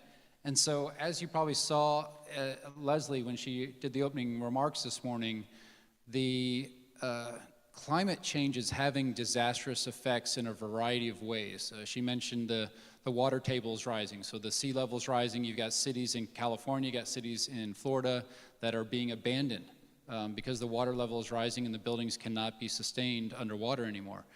You've got the wildfire problem. And so you saw the conversation on Rwanda where they're suffering a deforestation problem. They're taking forest lands and turning into agriculture. Unfortunately, in the US, we actually have the opposite problem, and most people don't understand this just yet. We went through that industrial revolution way back when. We're actually now taking, the farming equipment's got more efficient, and we're actually taking farmland and turning it back into forest. But our government policies are really slow to react on forest management and how forests have changed over the years. And so, unfortunately, our forests in North America are actually overgrown. And that's why we're having these out-of-control forest fires. And unfortunately, that's actually having devastating effects on our disadvantaged population because, a lot of those buildings don't have air conditioning. So the forest fires kick in, and how do you cool your unit? You open the windows. And what's the problem? Now you're socked in with smoke. So we're actually hurting our disadvantaged population with the wildfires. If you had not seen it also, some of the building products are having major supply disruptions due to these extreme weather events. So when Texas had that big freeze, all the adhesives for wood products across the globe are made in Texas, and they're shipped to Europe. And so when all those adhesives froze, you couldn't get engineered wood products because the adhesives were done and they have a certain time base before they expire. And so to make the product, and then COVID hit and get the product across the ocean, the adhesive was expiring before it actually got across the ocean. So the Europeans could not make engineered wood products for a time there. So there's a bunch of supply chain disruptions that the climate is having. And then, yeah, I'll skip on the rest of that. But so on the practicing professional side of things, obviously you guys have all been involved in the AIA 2030 Challenge. And that's, I'd say for the most part, it was really focused on operational energy when it came about. Now it's actually working on your facades and interior finishes and things like that. That embodied carbon is starting to come into play there. And then we have joined the SC 2050 also, and it's the structural engineers looking at every product we're putting into a building. And so I started pursuing sustainability in about 2005, working with Athena Sustainable Materials Institute. And I had an inkling. I was kind of like, okay, we've got to be having impact, right? And just there wasn't any data back then. There weren't environmental product declarations, which Jessica's going to talk about. And there wasn't a lot of data out there, but found out that wood was better, and thus why I've gotten onto the path. So I've been pursuing sustainability in steel and concrete, masonry, and found wood was better. And I do see wood being a good solution moving forward as long as we responsibly manage our forests. And then just recently, the mechanical engineers, totally focusing on the operational energy. And with that, I mean, it's cool to see. You've seen it. We've gone to LED lighting. But the heat recovery units and things like that we're installing in buildings now are very, very efficient. Heat pumps are very efficient. Electrification of the grid is actually becoming way more efficient. And so you're seeing that. So all of these groups are trying to reduce pollution of the built environment onto our planet. And what I will caution you now is that if you're not already doing this, you're too far behind. You're seeing the oceans rise, you're seeing the water levels rise, you're seeing the snow melt increase rapidly. And so, you know, we have these targets of 2050, of 2040, but if you're actually not doing changes today in your buildings, you're too far behind. The idea here is by these dates, we will have zero pollution buildings, but we are already at DCI and with some of our partners like Gensler and Perkins Will, actively producing buildings that are positively introducing energy back into the grid. So not only going to zero, but we're actually going to zero and then pushing energy back into the grid, using wood, sequestering carbon, working on deconstructibility of our buildings. So not just build the building and just be done. It's like, okay, how do we reuse this building 50 years down the road, 75 years down the road? So we're looking at how do we deconstruct that building easier so that we have less material resource needs when we build the next building. And then you've got rating systems, and the rating systems are great. I think they got a lot of people thinking about green, you know, but I think we can do better. And some of these are prescriptive, super easy to check off boxes. Some of them are performance-based design. I'm a huge proponent of performance-based design. You design the building, you have to prove that your building was more environmentally friendly. And so there's plenty of rating systems out there that you can use, but I think we can also do better just thinking through the process. So life cycle assessment. Yeah, so life cycle assessment, or LCA, it's really the most powerful tool that we have as building designers to make informed decisions about the structures and enclosures and every other part of the building, making smart decisions about what we're putting to paper. And so, as you can see here on the screen, this is a diagram kind of showing the different stages of the life cycle of a building. Currently, I guess the structural engineers, put a big focus on the product stage because that is the most control that we have over this life cycle. And so the product stage, it contains the raw material procurement, it contains the transportation to the manufacturer, and then that's called cradle to gate. And then throughout the rest of the life cycle, there's also the construction phase, there is the use phase, and then there's also the end of life phase. And so, like I was mentioning, product stage is a very big focus of ours, but we also take a very good look at end of life and construction and use. There's a lot of reach that our designs have in each of these stages. It's not enough that we're only procuring low carbon material, or we're encouraging the procurement of low carbon materials. We also need to think about the long-term durability, the long-term adaptability and deconstruction of that building at the end of the life cycle. And so I think we can go to the next slide. Yeah, and real quick on that, we do have partners. So again, as Jessica mentioned, we are going cradle to gate, which is delivering the material to the job site.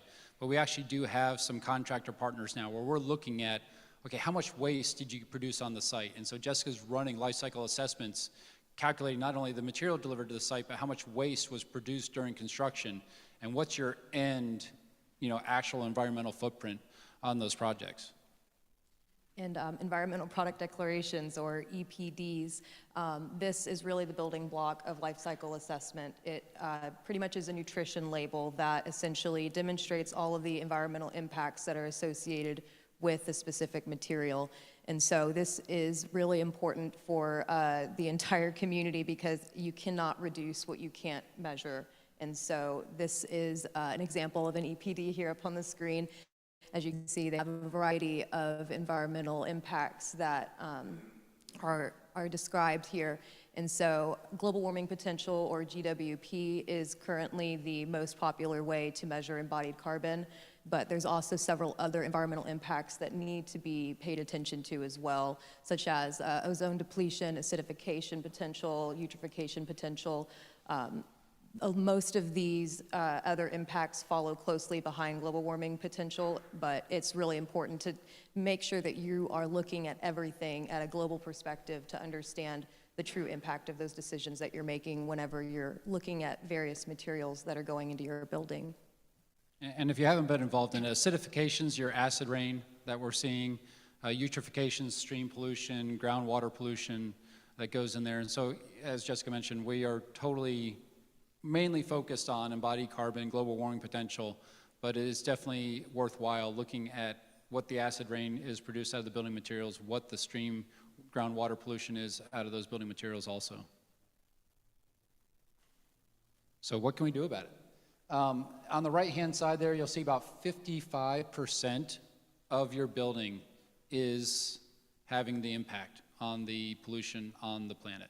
So that foundation, your beams, your columns, your floor plates, your roof plates is having a major impact in there.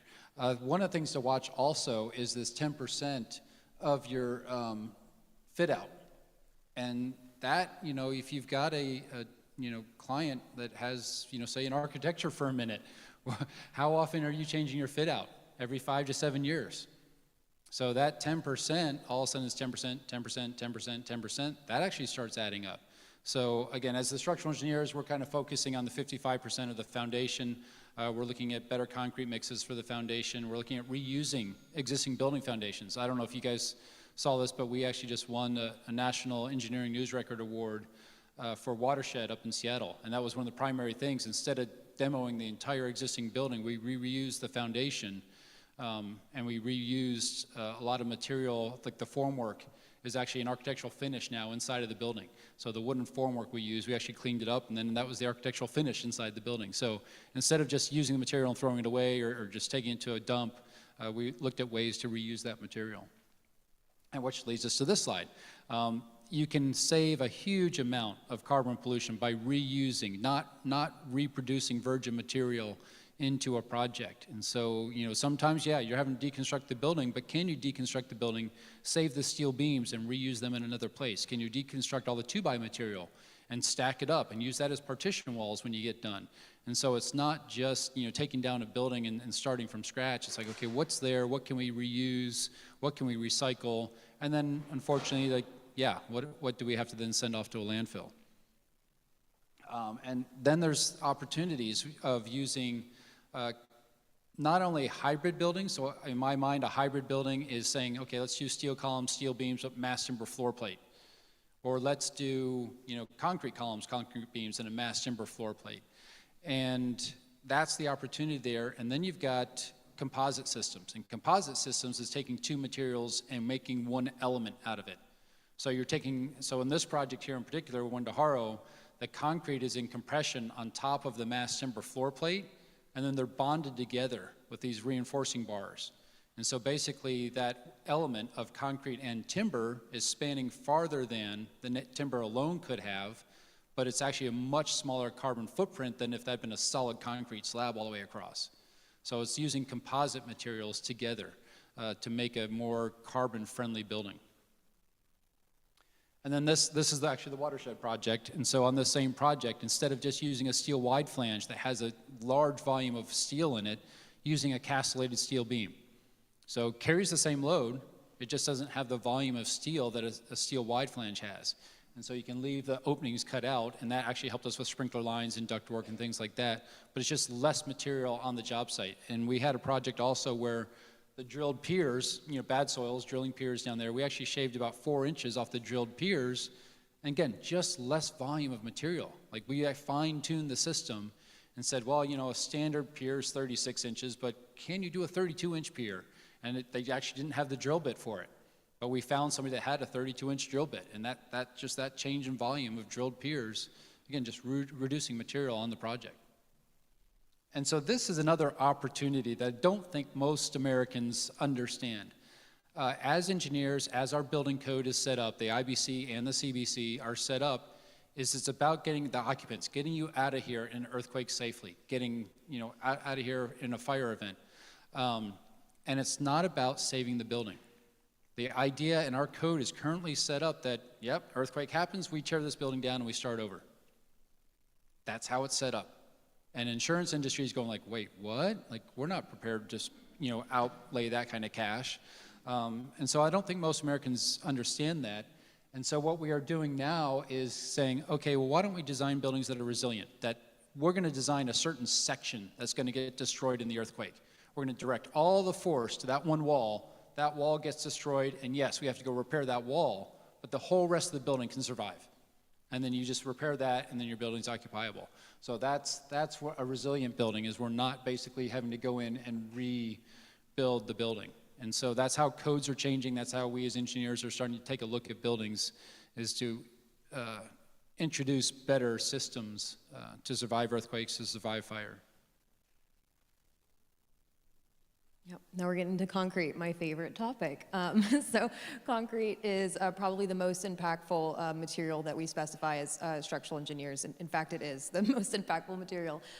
It's actually comprises a very small, it comprises the cement itself is the most impactful piece of concrete. It only comprises about 10% of the mixture by weight, but it actually comprises about 80 to 90% of embodied carbon at the end of that process.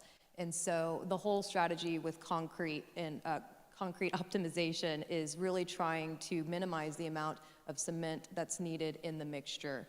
And so that, as well as rebar, is something that we take a very close look at to make sure that we're using those materials in the most efficient manner, and so we're not wasting any additional strength or any additional reinforcement that we could use otherwise.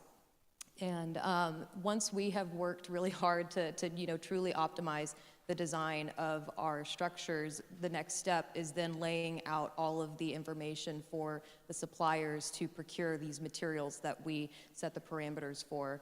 And so in concrete design, we really have to lay out performance-based specifications. And so this really just defines the major parameters that concrete needs to be meeting at the end of its, or at the beginning of its necessary life for it to serve the structural demands. And so if we can tailor our specifications in a way that allows the concrete supplier freedom to create the most efficient mixture, that is a huge opportunity for that concrete to have an even lower impact at the end of the day.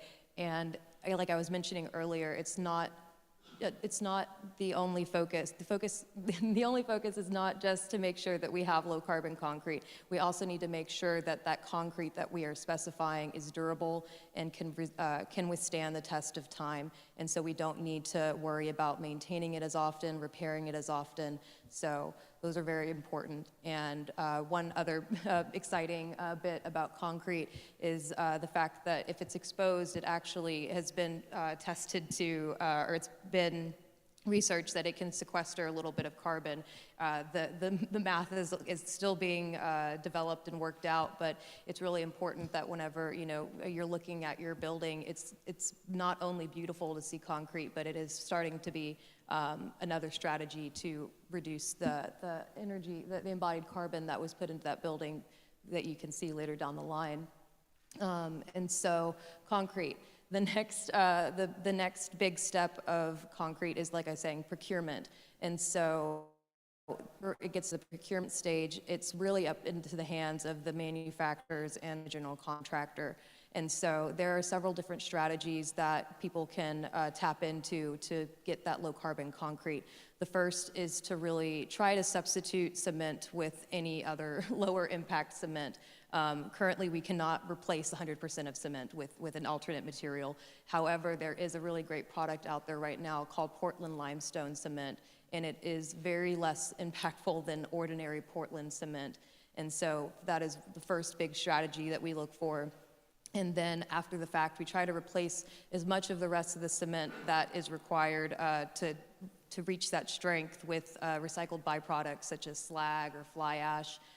But as the industry is starting to phase out some of these byproducts and these coal-fired power plants, we're searching for more innovative materials. And it's really exciting. The newest edition of our code actually allows alternate materials to be used in concrete given that there's adequate testing data. So we're starting to see things like glass pozzolan, biochar, metakaolin, which comes from the ground. And all these materials are bountiful, but it's kind of interesting to watch everyone try to get this testing data in time, and so we can really start to implement it in our practice. And then next, there's the high-strength aggregates. It's a huge part of the concrete by volume, but it doesn't contribute as much as the rest of the ingredients. However, aggregate, you can really search for higher strength aggregate. In the Pacific Northwest, it's becoming even more popular to have this as a go-to on automatic inclusion into the concrete mixture. And so that's a great strategy as well that reduces cement. And then specialty products.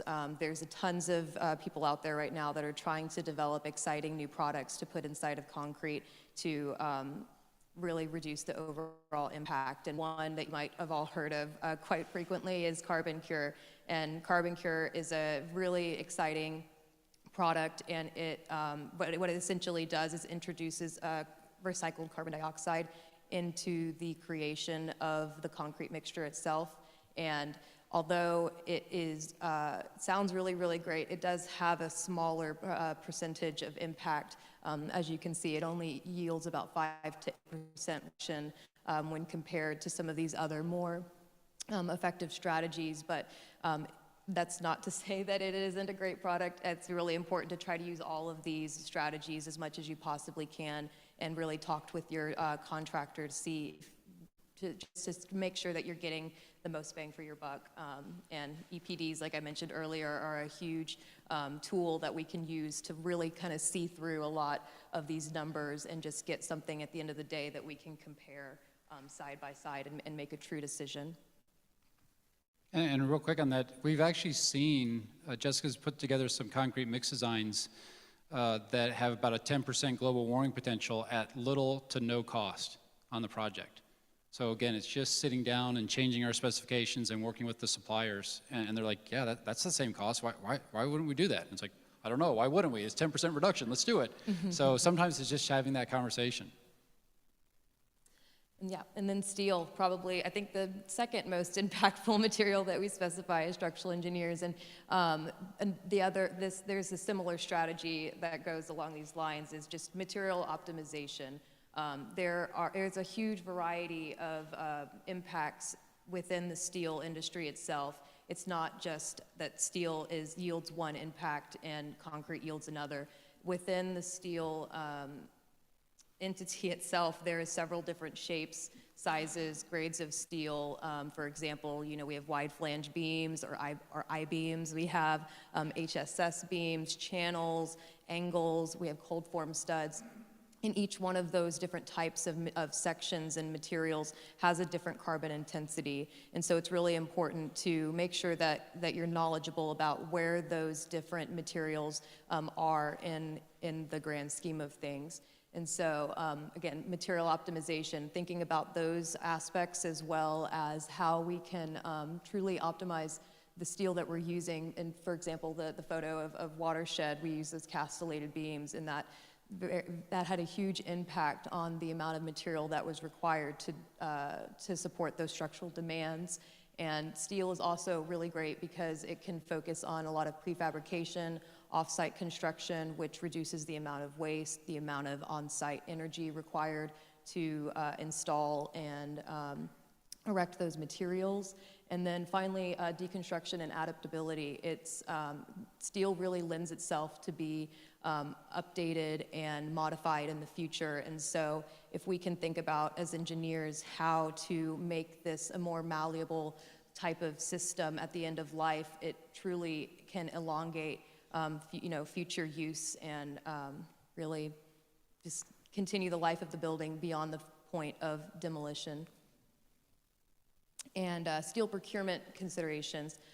There are two major processes right now that are in place to create steel. There's basic oxygen furnace, which is our traditional method, and then there's electric arc furnace, which is a bit more current and innovative. And so basic oxygen furnace actually uses a lot of virgin raw material, and electric arc furnaces focuses primarily on using scrap metal and recycled material. So it's really important to try to make decisions that you can, to focus on one of these methods or the other. And so, look, just thinking back to that comment I was making about the different material types, there is a huge disconnect right now between wide flange and HSS. So wide flange right now yields about half the amount of global warming potential that HSS sections do by weight. And so although HSS is really nice for detailing and it's really great for aesthetics, it is important to try to think about how you can use wide flanges and those other hot rolled shapes to truly optimize the embodied carbon in that structure, and just have those conversations and figure out what is the best path to achieve the goal that you're looking for. And once recycled content is kind of stabilized over, if you're looking at wide flange or HSS primarily, the next big contributor to that global warming potential is actually the energy grid that the manufacturer is tied to. Once that recycled content, like I said, is pretty standard, the energy grid has the biggest impact, and that brings me to the domestic versus overseas consideration. Although there are different manufacturers around the world that do utilize cleaner energy systems, there are several others they're still focused primarily on coal-fired power plants. And so it's really important to just try to use shapes that are more common in the United States, and so we can try to focus on procuring the most low carbon materials. So then, what's that mass timber stuff?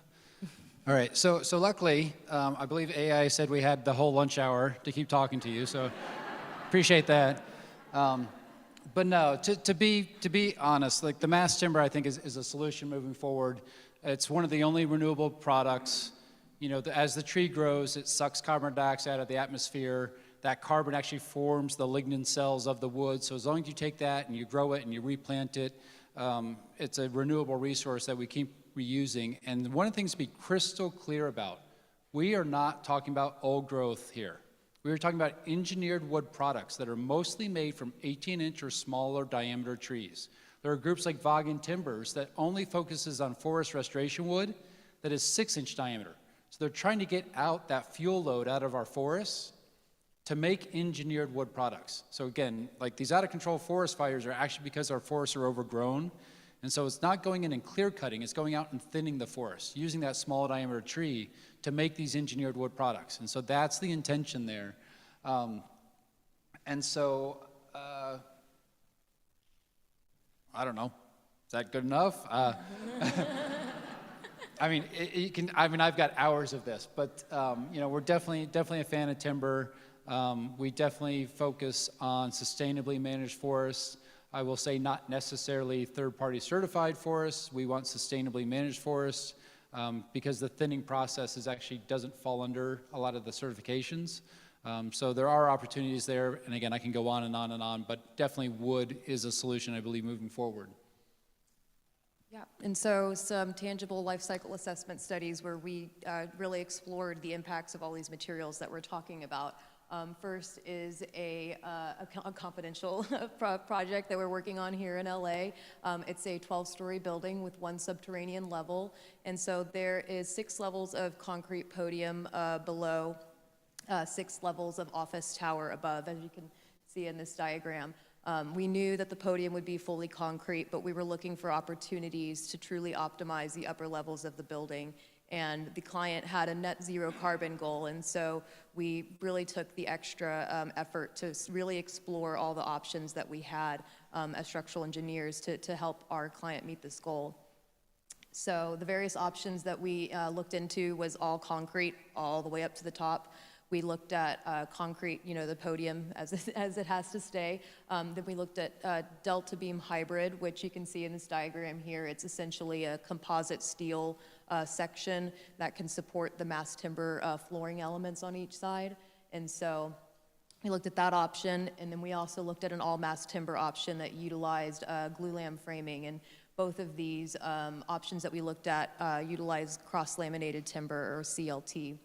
And so, as you can see, we looked at average and achievable values for these different options based on EPDs within the project area to just really understand exactly the scope of what we were figuring out here. And so you can see the delta beam hybrid did have a reduced amount of embodied carbon, and the all mass timber option had an even lower amount of embodied carbon associated. And once we even think a little bit further about the materials that we're procuring, the average achievable, there's also the biogenic carbon consideration that came into play. So you can see the range of opportunities we have to achieve various embodied carbon goals at the end of the day. And then we also included the enclosure in this analysis. And so the enclosure, I think, contributed about 10% more to the embodied carbon for the mass timber system. The delta beam hybrid and concrete both had a slightly more simple cladding system that was allowed for that structure type. And so that was another consideration that we wanted to present. And so the client had a well-rounded idea of what exactly they would be getting. And so here you can see the various options that were presented. And yeah, although sometimes it's hard to pick one or the other, it's really important just to have all of those options available, and so we can make the most informed decision. And then the other case study is One Haro. It is our project that we have in San Francisco. It is a 3 levels. It has 3 levels of mass timber on top of a concrete podium as well. There's a common theme, as you can see here, hybrid systems. It's really important, to explore the opportunities that we have in each of these materials to maximize on their unique characteristics. And so if we go forward on One Haro, we essentially looked at an all concrete structure as well as a concrete podium with the mass timber topping at the beginning of the project. This was a huge opportunity because the site actually had really poor soils. And so once we looked at the mass timber hybrid system, it really lightened up the entire building, and it allowed us to eliminate about 1/3 of the foundation piles that were required for that building. And then if we also look at what we would see if we incorporated the biogenic carbon impacts, it truly had a really big impact global on the entire project. And then during procurement, on the next slide, we had a couple of different concrete mixtures that we received, and so we thought it would be exciting to go back and see how these different mixtures would have made an impact on the overall story here. And so, as you can see, we looked at a mid-grade mixture and a high-grade mixture. Both of them had supplementary cementitious materials, such as slag and fly ash. And then the high-grade mixture also had carbon cure in it. The high-grade mixture had more cement replacement than the mid-grade, so that essentially yielded a 20% global warming potential reduction with that mixture group versus the 5% reduction with the mid-grade concrete group. And so this just really goes to show if you can communicate these desires with your concrete supplier ahead of time, you can really find something that works best for your building and capitalize on the investment in sustainability. So the answer to how do we all get together and help is pick the people that are passionate. Define your values. What does the owner value? What does the developer value? What do you as the architect value? What do you as engineer value? And put the team together and make the decisions day one. If you get the right passionate people in there and you make that decision day one and you follow that value chain all the way down to project completion, you'll have a successful project. So if you just want to do a concrete building, don't call me. I'm not passionate about concrete. I mean, call Jessica.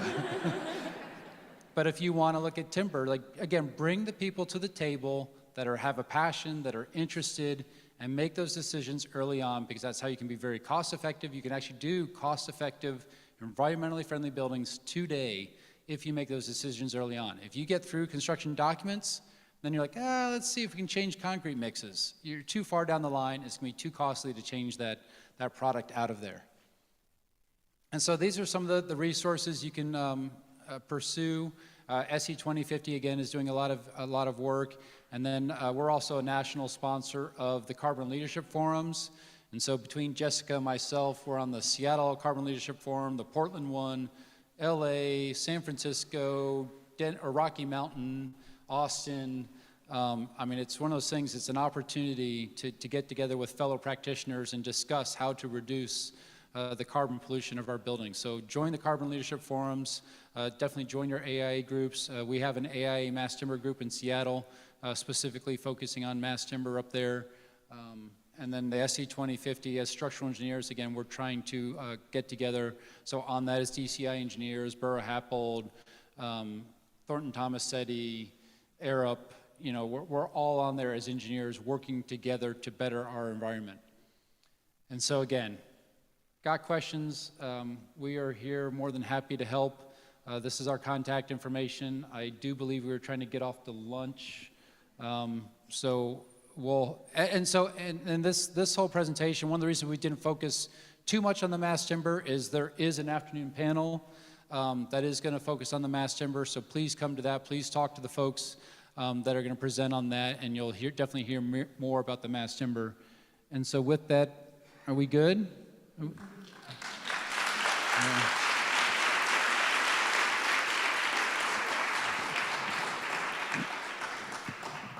Thank you. Thank you guys both. We're running a little behind. I know you're all anxious to get some lunch. It's out in the courtyard where we had our coffee and our pastries. We will be starting the afternoon program promptly at 1 to get us back on track. So please enjoy being outside for about 40 minutes or so right now. Thank you.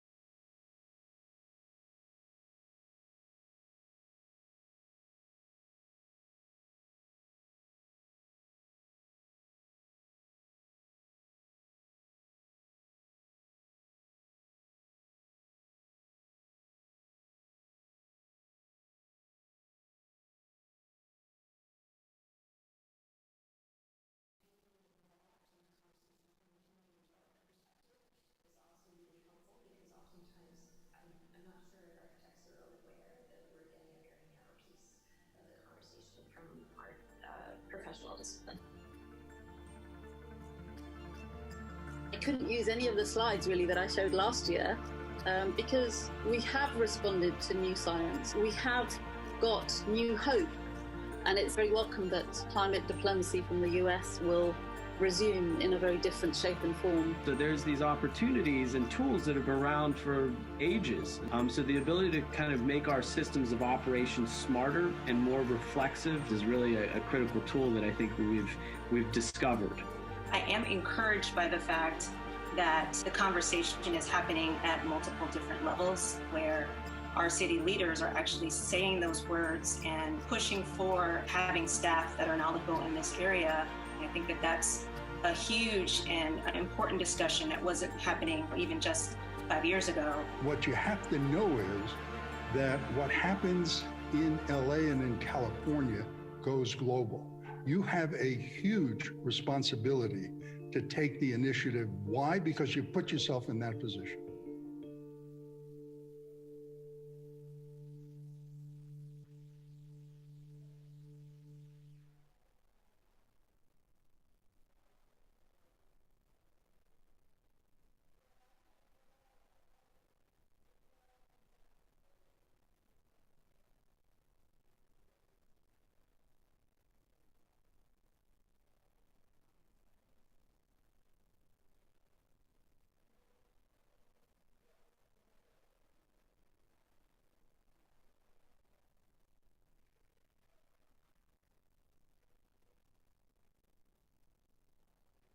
LA has the biggest opportunity to implement a zero code right now.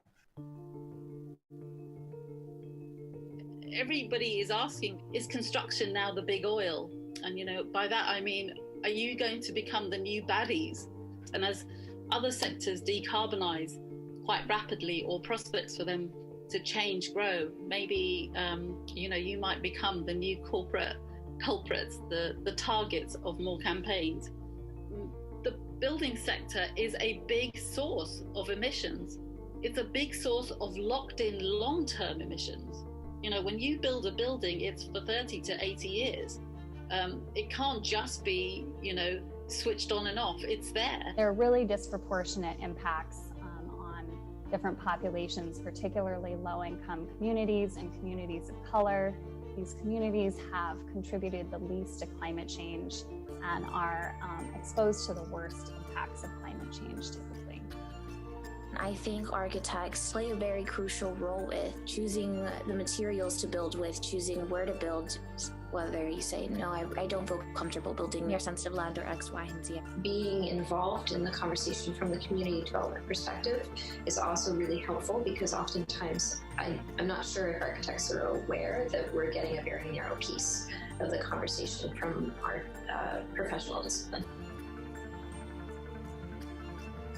I couldn't use any of the slides really that I showed last year because we have responded to new science. We have got new hope, and it's very welcome that climate diplomacy from the US will resume in a very different shape and form. So there's these opportunities and tools that have been around for ages.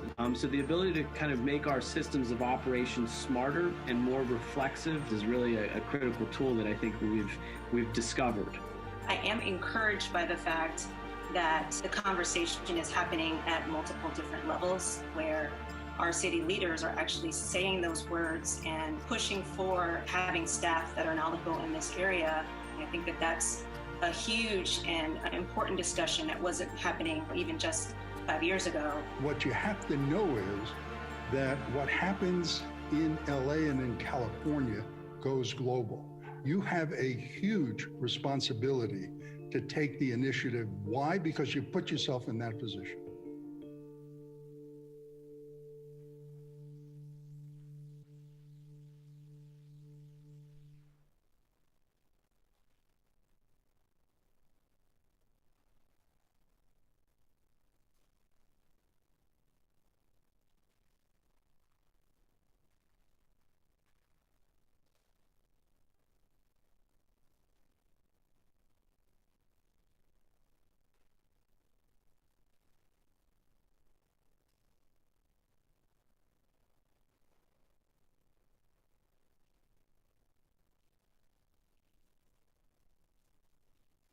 LA has the biggest opportunity to implement a zero code right now.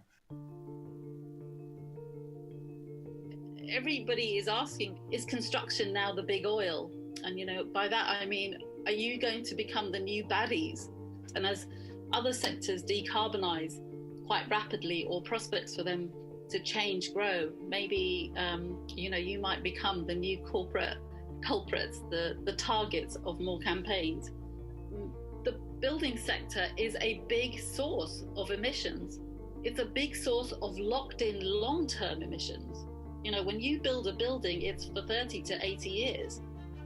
It can't just be, switched on and off. It's there. There are really disproportionate impacts on different populations, particularly low-income communities and communities of color. These communities have contributed the least to climate change and are exposed to the worst impacts of climate change typically. I think architects play a very crucial role with choosing the materials to build with, choosing where to build, whether you say, no, I don't feel comfortable building near sensitive land or X, Y, and Z. Being involved in the conversation from the community development perspective is also really helpful, because oftentimes I'm not sure if architects are aware that we're getting a very narrow piece of the conversation from our professional discipline. I couldn't use any of the slides really that I showed last year because we have responded to new science. We have got new hope, and it's very welcome that climate diplomacy from the US will resume in a very different shape and form. So there's these opportunities and tools that have been around for ages. So the ability to kind of make our systems of operations smarter and more reflexive is really a critical tool that I think we've discovered. I am encouraged by the fact that the conversation is happening at multiple different levels, where our city leaders are actually saying those words and pushing for having staff that are knowledgeable in this area. I think that that's a huge and an important discussion that wasn't happening even just 5 years ago. What you have to know is that what happens in LA and in California goes global. You have a huge responsibility to take the initiative. Why? Because you put yourself in that position.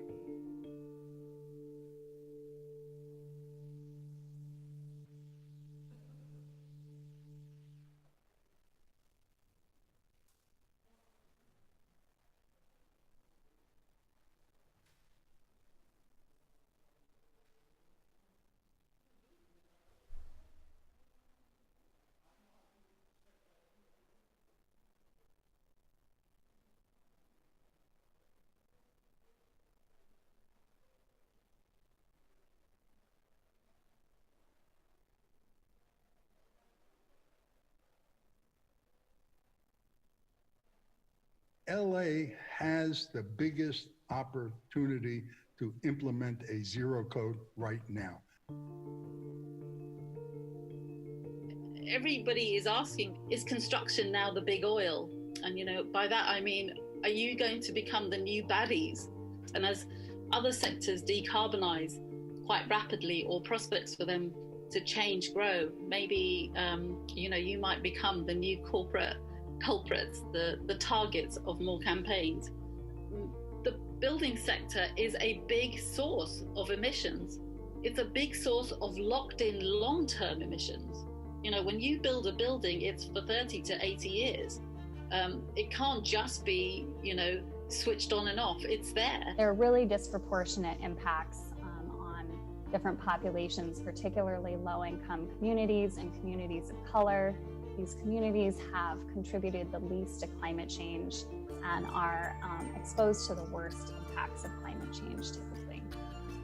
I think architects play a very crucial role with choosing the materials to build with, choosing where to build, whether you say, no, I don't feel comfortable building near sensitive land or X, Y, and Z. Being involved in the conversation from the community development perspective is also really helpful, because oftentimes I'm not sure if architects are aware that we're getting a very narrow piece of the conversation from our professional discipline.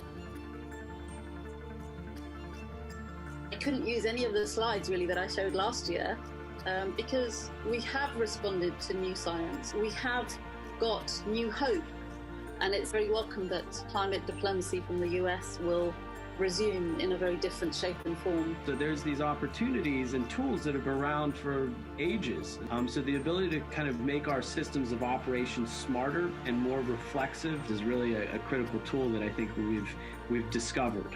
I am encouraged by the fact that the conversation is happening at multiple different levels, where our city leaders are actually saying those words and pushing for having staff that are knowledgeable in this area. I think that that's a huge and an important discussion that wasn't happening even just 5 years ago. What you have to know is that what happens in LA and in California goes global. You have a huge responsibility to take the initiative. Why? Because you put yourself in that position.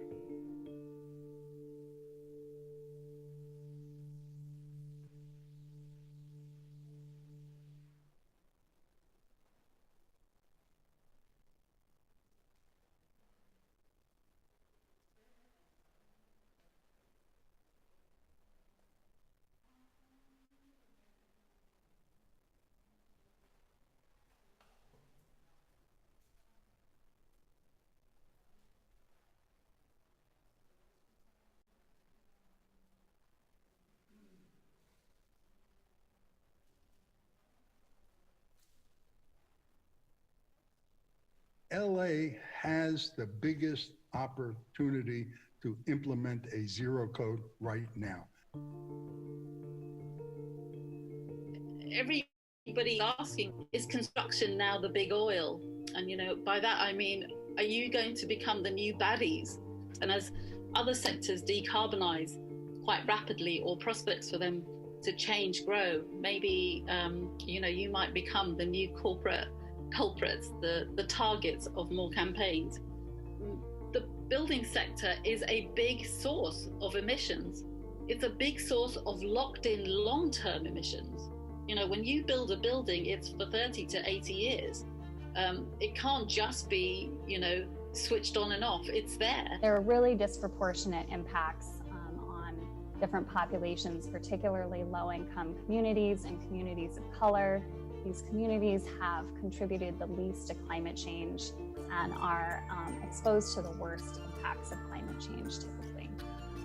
I think architects play a very crucial role with choosing the materials to build with, choosing where to build, whether you say, no, I don't feel comfortable building near sensitive land or X, Y, and Z. Being involved in the conversation from the community development perspective is also really helpful, because oftentimes I'm not sure if architects are aware that we're getting a very narrow piece of the conversation from our professional discipline.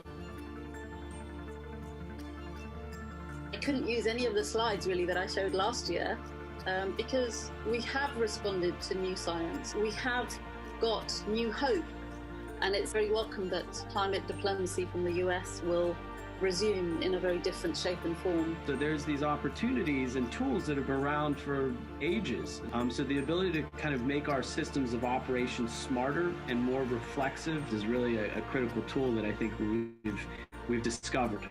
I am encouraged by the fact that the conversation is happening at multiple different levels, where our city leaders are actually saying those words and pushing for having staff that are knowledgeable in this area.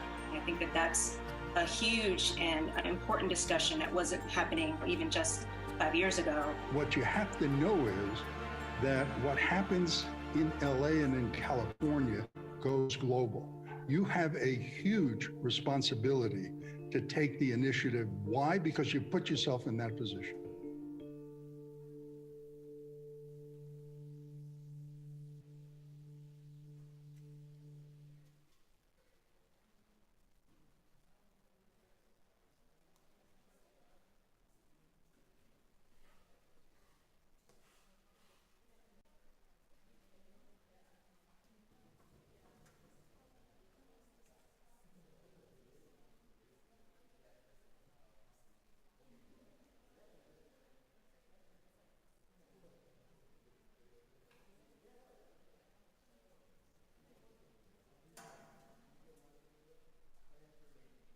LA has the biggest opportunity to implement a zero code right now.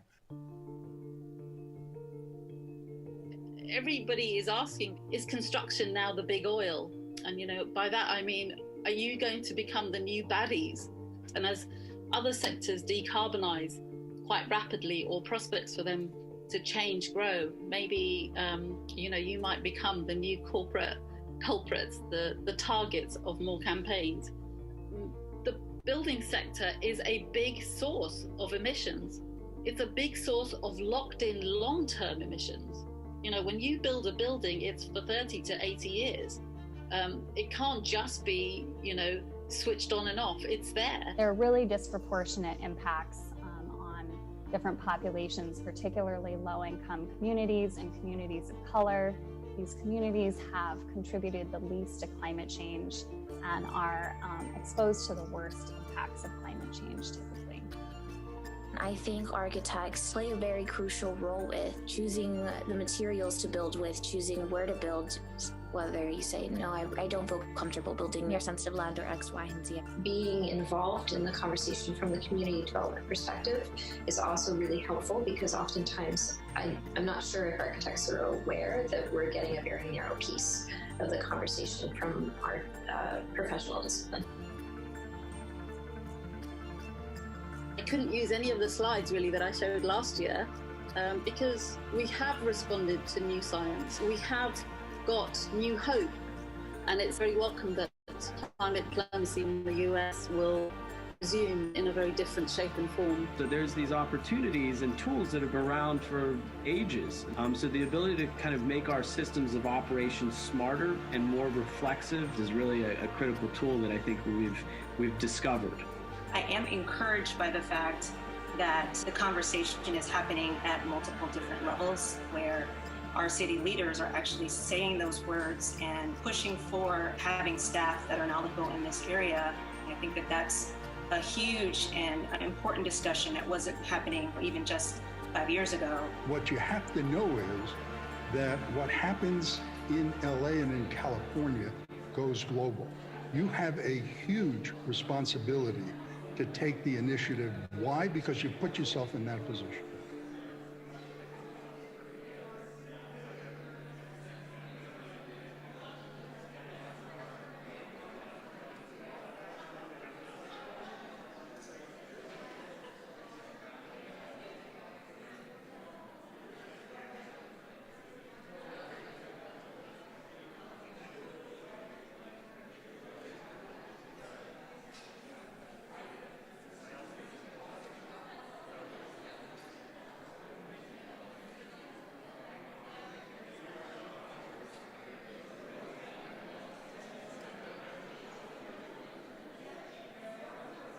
LA has the biggest opportunity to implement a zero code right now.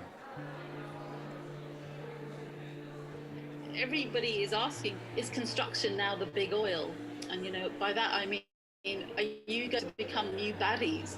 And as other sectors decarbonize quite rapidly, or prospects for them to change grow, maybe you might become the new corporate culprits, the targets of more campaigns.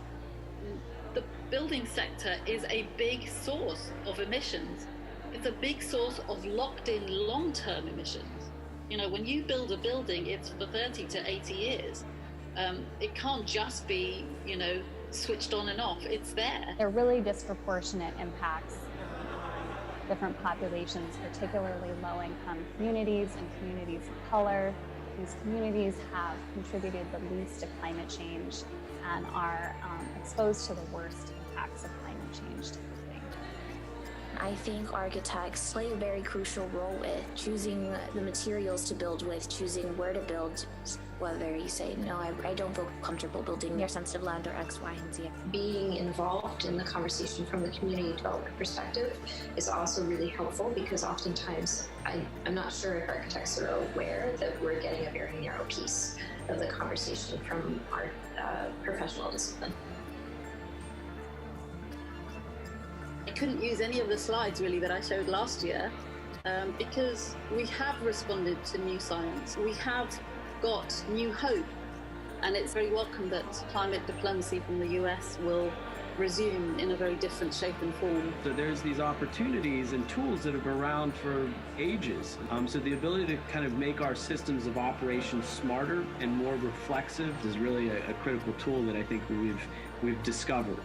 I am encouraged by the fact that the conversation is happening at multiple different levels, where our city leaders are actually saying those words and pushing for having staff that are knowledgeable in this area.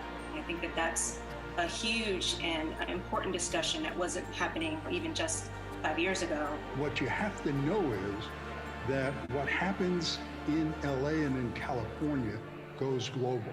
You have a huge responsibility to take the initiative. Why? Because you put yourself in that position.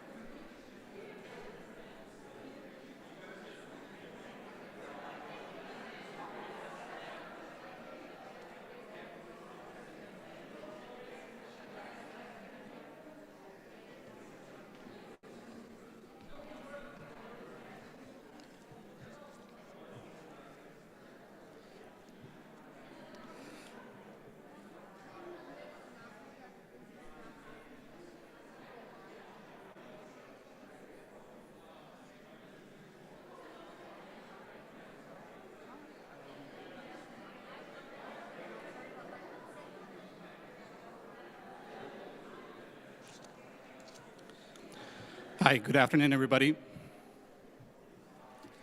As you all trickled in, lunch, that's a really tough act to follow, right? Who here in the audience met somebody new today? Can you raise your hands? That's great. Who here in the audience is a student? That's great. Appreciate that. I have a 1-year-old and a 3-year-old. Their future depends on you. We failed you, but we have hope that you can make a difference. So thank you. Before I introduce the next panel, I wanted to share with you our journey this year as we've put together this event. I've been very lucky and very fortunate to have been involved with the Committee on the Environment for the last 3.5 years. 3 years ago, or 4 years ago, we were dealing with drought and wildfires. Recently, we dealt with social injustices. This year, we're dealing with war and the effects of that, and the dependency on fossil fuels. When we put together this conference, we needed to really highlight the urgency to reach the goals for 2030. But we didn't really want to be all about doom and gloom. How can we encourage you? How can we nudge you from a cultural perspective, inspire you, and help you aspire, but as well as give you the tools necessary for you to make an impact and for you to take something back to your organization, to your colleagues, so they can also take action. That's why this framework for this conference, if you haven't noticed, it's about culture, art, but it's also technical. It's about the mind and the soul. And the following groups or panels are going to start to deal with that from a technical expertise. We blended them together, but one of the ways that we want to deal with the next panel is to sort of give you a roadmap, give you the tool to navigate through regulation and codes.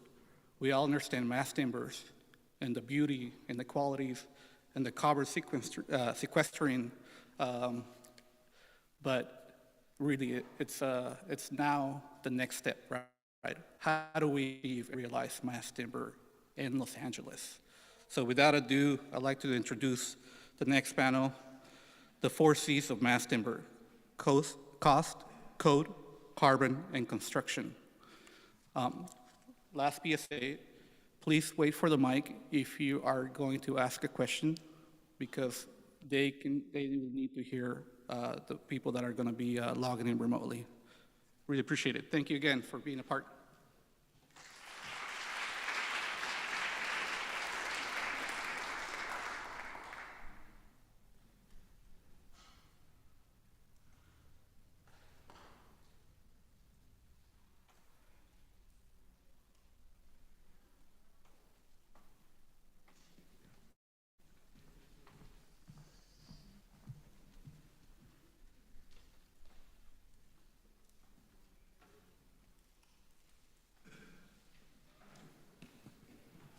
Okay, can everyone hear me?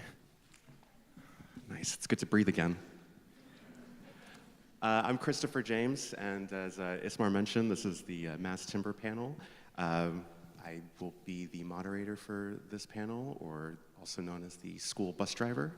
And because we have so much to talk about and not nearly enough time to talk about it, I just want to jump right into it and start introducing our panelists. We had a few that got taken down by COVID, so will be joining us virtually. But I would like to start off with Scott Barton-Smith from TimberLab, and Scott is the pre-construction manager of TimberLab.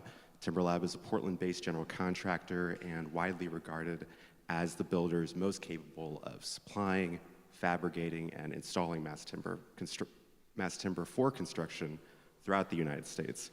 Scott is a registered architect in the state of Oregon with 3 decades of experience.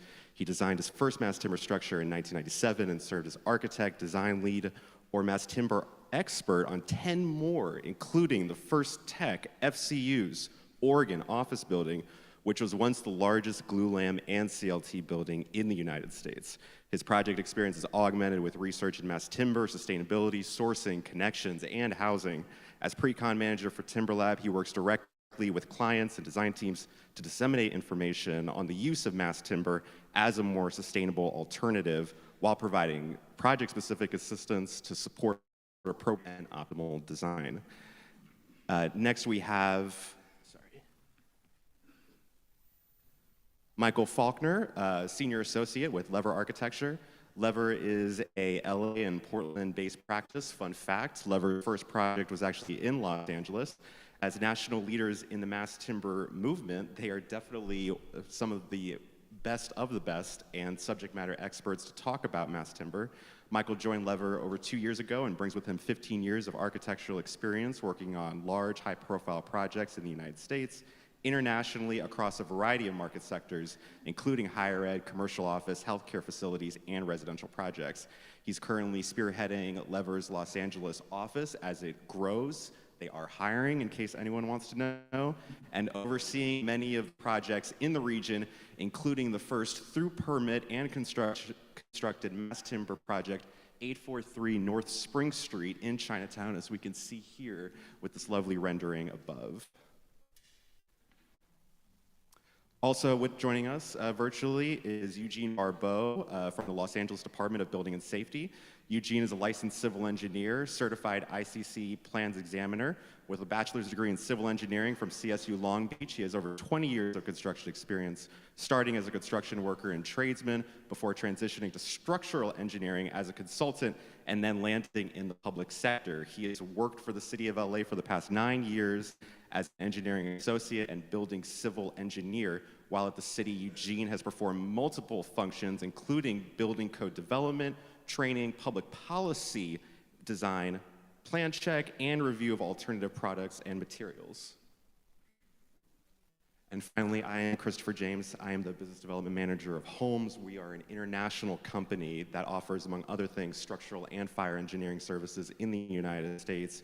We are 500 people globally within the United States. We have offices in Portland, Seattle, San Francisco, Los Angeles, and Boulder, Colorado. And over the last 10 years, we've become really big believers in mass timber. It's a core part of our practice. It is integrated in every single office. At last count, I believe we had somewhere between 50 to 60 mass timber projects in the books, including 5 here in Los Angeles, and what is slated to be the largest mass timber building in LA County, the shop project on La Cienega that is being developed with Lend-Lease. But with that, I do just want to jump into it with the questions, and I would like to thank our previous panel that was chaired by DCI Engineering. And as Ismar mentioned, this is the 4 C's of mass timber: code, construction, cost, and I think we should just jump in and get the easy stuff out of the way and talk about carbon. So Scott, you've been working with mass timber or in the mass timber field for most of your life. I think you would be the best person to tell us, why is mass timber such a great benefit in terms of reducing our embodied carbon for new construction? Thanks, Chris.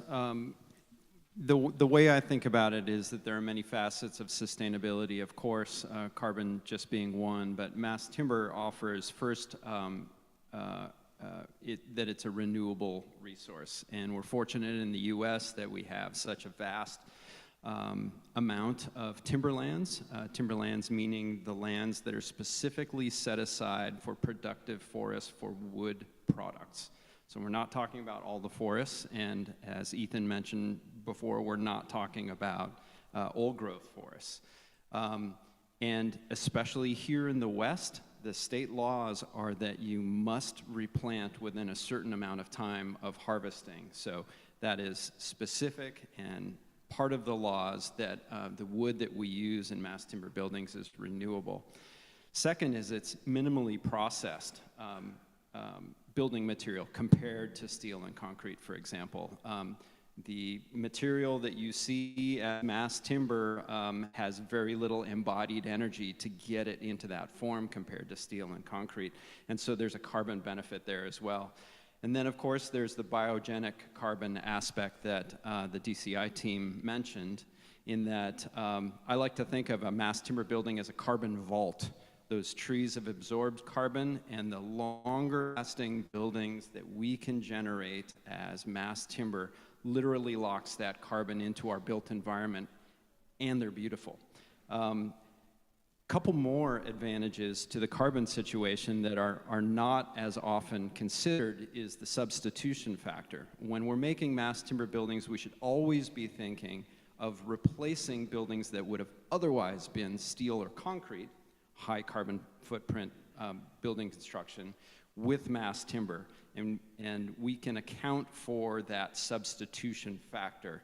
Now, as the DCI team mentioned, hopefully the carbon footprint of steel and concrete will decrease over time as they feel the pressure from us on the mass timber side, but there is still that substitution factor, and that is helpful in the equation. And then finally, reduction, in that mass timber buildings have indirect benefits to the rest of the structure that can reduce the carbon footprint of other building materials. Prime example of that is the foundations. So mass timber building can be as little as 1/5 of the weight of an equivalent concrete building, and that means the foundations don't need to be as robust because they're not supporting the same weight of a building. That might mean fewer piles. That might mean that your project team can go to spread footings rather than piles at all. So imagine spending less money that you're burying underground and putting more money into the experience of the space, and at the same time reducing the carbon footprint of the entire building. Thank you for that, Scott. And as we have just a little chart that you can see here in the background, and if you look at the far left, talking about the difference between concrete and mass timber, this is an LCA chart that we often show in a lot of our sustainability presentations. And at the far left, you can see we have a concrete special moment frame structure and the GWP potential. And then at the far, far right, that little guy over there, that is a mass timber building. So that is just showing how it's a fraction of traditional construction in terms of embodied carbon. And with that, I think we could talk about a bit of the practical applications. Michael, are you with us? I am with you. Hi, Chris.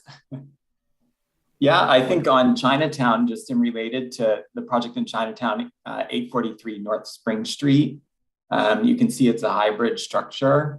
And we were able to sequester 930 metric tons of carbon in that project, which for those of you in LA means 287 cars off the road for 1 year. And I think what's great about this number and what it demonstrates is that, although the starting point would be you want to have 100% mass timber building, that's going to deliver the best, carbon sequestration. But there are instances where that's not possible. So being able to identify just one component, particularly in this building, and converting those into mass timber has allowed us to kind of improve the carbon story for this particular project. Oh, thank you for that, Michael. And I mean, just simple things, other things as well. I mean, just reducing drop ceilings, other savings, just not having as much excess material. I think just these little pockets of areas that we can find to just further reduce the footprint.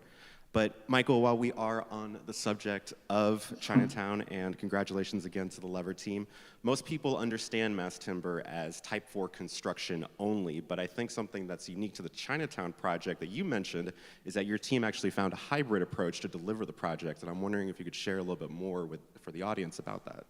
Sure, yeah. So when Chris and I first started talking about this project, we were talking about it in relation to type 4, and I said, well, Chris, this is a type 3 building.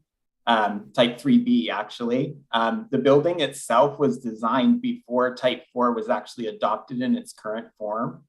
And so it really was born out of the idea that there was a existing parking garage, which we were building on top of. So you may not know that from the image, but you can see the lower bit that we did retain a large portion of the parking garage. And there was an opportunity, right, as Scott just mentioned, to reduce the weight of the building. So we, as a solution to that particular challenge, the idea of inserting CLT to lighten the building, at the same time improving its carbon footprint. So we started to look at the code and identify type 3B as an opportunity. The building sat within the parameters of 3B. And what 3B allowed us to do is to look at the building in a more, conventional sense or known sense with LA. So working closely with the structural engineers and looking at how the system, in terms of its seismic, the diaphragm links into the vertical lateral system, which is all done in steel and really diverts all of the seismic loads away from the timber. We were able to kind of navigate the fundamentals of the code with the planning department on this particular project. I'd say on the majority of our projects, if we can sit the buildings within the parameters of type 3 and particularly type 3B, we do that. We're doing that across various projects in LA. Our projects here in Portland, the Adidas expansion, that was a type 3A building. So, I think we immediately go to type 4, but there are other types in which you can use mass timber. Well, thank you for that, Michael. And while we are on the subject of Chinatown, I do just want to call out the project team that was able to basically be the first boots on the ground and the folks who actually delivered this project. First of all, the owner-developer, Redcar Properties, the architect, Lehrer Architecture, the GC, general contractor, Shamut Design and Construction, landscape, James Corner Field Operations, for structure, Glotman Simpson, civil engineer, Sherwood Design Engineering, MEP, AMA Group, lighting design, KGM, architectural lighting, CLT suppliers, Structurelam. I don't know if I see Michelle in the audience, but if she is here, I think everyone should give her a shout. Code Consulting, Young Husband Consulting, Elevator Lurch Bates, and Envelope Morrison Hirschfield. And on that note, I think, Eugene, are you also with us? I am. Thank you, Chris. Eugene, I think everyone wants to hear from you and the LADBS perspective. I believe you actually got a chance to review this project, and I'm wondering if there was any hesitation or fear, or if there was any convincing that you needed to approve this project, or LADBS needed to approve this project. Well, as you mentioned earlier, I did have some experience in the code development. Los Angeles Department of Building and Safety is invested in code development throughout the country. So I was able to experience that firsthand. And part of that included the development of mass timber language that was eventually inserted into the code under type 4 construction. So I was able to review some of the testing that was done related to the safety of this type of product. But even with that, yes, there was some apprehension opening up these drawings and seeing, again, it is a new type of product that we don't see often. There is a level of discomfort to start off with. But in working with Lehrer and Glotman Simpson, we become more familiar throughout the permitting process, that we were able to develop that comfort level that this building would in fact perform as intended for the occupants. Well, I mean, that type of collaboration and comfort level, or developing that type of comfort through dialogue and open communication, is important in the building process, I think we all know. But this type 3 model, or type 3B model, in terms of new construction opportunities in Los Angeles, Eugene, I mean, do you feel comfortable that if there are other architects in the room that want to pursue this, do you think LADBS will feel more comfortable approving this and can continue to, as we continue to grow here in LA?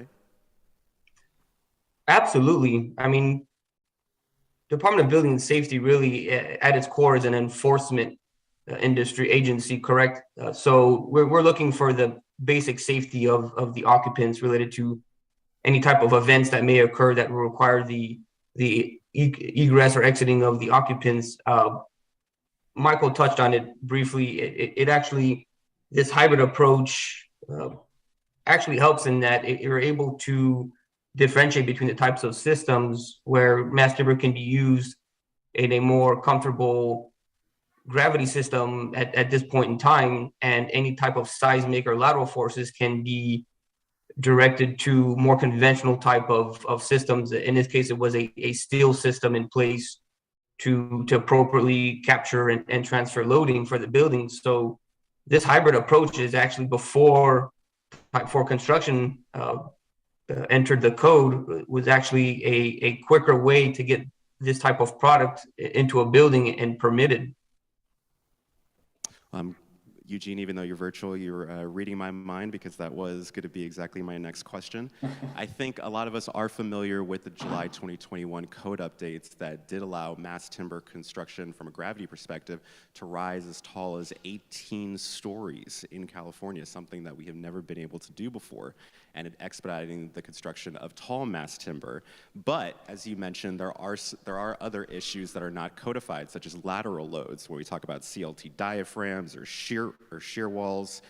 But my understanding, Eugene, is that those items will actually be approved in the next code cycle coming up in 2024. And one of the questions I have for you is, do you believe LADBS would be open to pre-adopting those changes if they were directed by council, city council, to do so? Yes, like I said, I've seen some of the earlier tests, and like you mentioned, it performed admirably as far as how high and how large these mass timber buildings can be and still perform similarly to other more conventional materials. Just like California was directed to adopt mass timber in Type 4 construction early, if it were to be so for the structural systems, absolutely, I think DBS welcomes these types of innovative type of products and designs, and I don't see building and safety placing limitations on this type of construction any more than the rest of the state at this time, based off what we've seen so far. Well, I'm glad you said that, Eugene, because in the 2024 code updates, there are even further expansions to Type 4 construction. Right now, for instance, Type 4B, which I believe goes to about 12 stories tall for mass timber, you can only actually expose about 20% of the wood, but in the 2024 updates, you'll be able to expose 100% of the wood. So further realizing some of these aesthetic benefits that our owners care about, I know is just incredibly important. But you did bring up another issue that I do want to get to, which is, of course, cost. And I think that a lot of people who have explored mass timber or worked with it in the past, and Michael, you touched on this earlier, one of the biggest challenges in a mass timber project is keeping the wood, because it is a premium product and because it often sometimes can actually cost more than traditional construction. But I think one of the first things I want to ask, I think we'll start off with Scott. Scott, this is your project here, First Tech Credit Union in Portland. And I think when most people think about mass timber, this is what they think of: these beautiful glue lamp beam columns, this incredible earthy aesthetic indoors that really brings this biophilic experience to the user. You know, Scott, in your opinion, let's imagine we are in 2024 for a minute and we want to realize a project like this. What's the biggest thing holding us back in Southern California? Wow, that's a complex question, and I guess I'll tackle that by talking about the First Tech project that was actually in Hillsboro, Oregon, which is a suburb of Portland, and what combination of factors we had on that project. This was my first CLT building, and it was the general contractor's first CLT building, and it was the first CLT building in Hillsboro. But what really came together was a client with very clear goals, but otherwise having an open mind, a general contractor that was also open-minded, and what I mean by that is that they managed risk not by sandbagging cost, but by getting questions answered and hiring expertise. They had a design team with some familiarity. As Chris mentioned, I've been doing timber for some time, even though this was my first mass timber building. So there was already some knowledge. Also with the structural engineer, Kramer Galen, there was knowledge, and the code consultant had some knowledge in mass timber as well. So we were part way up the learning curve. And then the jurisdiction had been prepping for the moment when mass timber would happen. What I mean by that is that there was political support in Oregon as well as in Hillsboro by adopting codes early, like Chris just mentioned has happened now in California. But they were ready for their first mass timber building, and when we mentioned that we wanted to do mass timber, they immediately said, let us know what your challenges are. We would like to help you through those. Just so that open-mindedness on the jurisdiction side made a project like this happen. But I wanted to mention in terms of cost, which is definitely the biggest hurdle that you have to jump in a project like this. First Tech said, you know, we are beholden to the people in our organization, and we love the idea of wood, but we're not going to pay more for it. So this was really a study in finding out how to make mass timber competitively priced with conventional construction. We'll talk about that a little bit more in a minute. No, absolutely. And I mean, when we talk about pre-adopting code, I think also a lot of us know about the city of San Jose, which pre-adopted the July 2021 code updates that brought mass timber up to 18 stories. And in doing so, they were incredibly rewarded. And I'm referring to the West Bank project, which is a large mixed-use mass timber development project that adds density, reduces embodied carbon, is sustainable, and features some of the best architects in the world: Studio Gang, WRNS, Bjarke Ingels Group. These are things that I think Los Angeles can actually achieve as well if there is political will behind it. Chris, can I mention one more thing in terms of what might be an obstacle in doing this in LA? I think the more I think about it, the more I think that there are fewer obstacles for all of you to do this now than we had back in 2016 when we started this project. And one major advantage you have is that there is a much larger pool of expertise in mass timber in North America than there was at that time. So you have the advantage of being able to bring that expertise onto your team, whether that's structural engineer or code consulting or contractors who know what they're doing. There's a whole lot more mass timber suppliers in the United States too. So I think the pump is primed. I think you all are ready to go. It just takes the will. So I think the other question that I have for you, Scott, is when it comes to constructability, and I know we have a few slides that Timber Lab was kind enough to provide, but I'm wondering if you could just walk us through the construction process as Timber Lab sees it as the most optimal way to deliver a mass timber project. Yeah, thank you. I want to make a correction. Chris mentioned in in my introduction that Timber Lab is a general contractor. We are not a general contractor. In fact, our model is to be a subcontractor to any general contractor. So I just wanted to clarify that. But the point of this slide is that you notice the longer curve. The top curve represents the ideal situation in mass timber design. And the DCI folks mentioned this in the last presentation, that it really makes sense to start early with mass timber, because the whole idea to get the most benefit from mass timber is to put most of the effort into design so that you spend less effort on the site and get full advantage of the schedule advantages of mass timber. So you can see in that long curve that we want to start with your team in SDs, giving you advice, especially about optimizing the timber frame to meet your particular goals. And then it makes sense to bring HVAC subs on early as well, because we want to make all of the penetrations in the factory using a CNC machine so that, again, once you're on site, it goes more quickly. So I think that the message, and we can get into more detail if you would like, is that start early with mass timber, make the decisions up front, as Ethan pointed out, that are less expensive the earlier you make those decisions to get to maximize the benefit by the end of the project. Otherwise, you're just reacting to situations and you can't get the ideal amount of benefits. Well, while we're talking further about benefits and working together, Scott, we have here, I think, a chart of your supply partners, and we were talking about this before in terms of cost and this kind of interesting pinch in the supply chain that a lot of us are dealing with. I was wondering if you could talk about that, how it's impacting the cost side of the equation.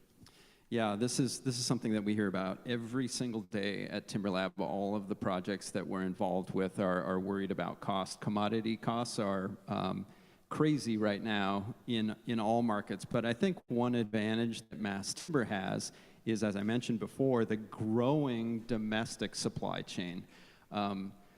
Domestic forests, obviously, domestic manufacturers of CLT, MPP, and glulam manufacturers, and we're working out the bottlenecks in the supply chain for fabrication that just benefits the cost and increases the amount of competition that's out there.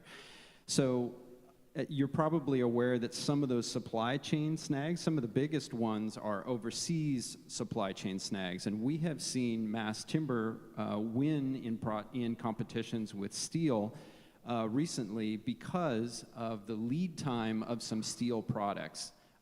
The client didn't want to wait long periods of time for a steel product, so they started looking harder at mass timber, which is fantastic. So the fact that we have this local resource and a growing pool is terrific. And so even though the wood commodity is definitely going up and down too, that lead time can be a real benefit, especially today. I wanted to point out that there's a real hot spot, obviously, in the Pacific Northwest of mass timber manufacture. And in the Southeast, a growing hotspot, but there is unfortunately a conspicuous absence in California, even though California has enormous forest lands, and so we hope in the near future to see some mass timber popping up in California too. Yeah, I mean, when I look at this map, I just see a massive business opportunity, to be honest.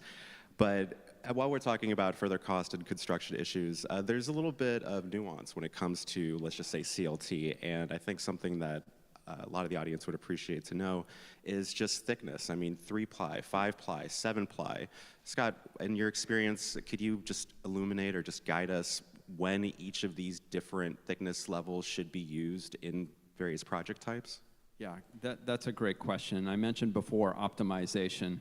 When we're talking about optimization, we're talking about the client only needing to buy as much wood as is necessary to carry the structural loads.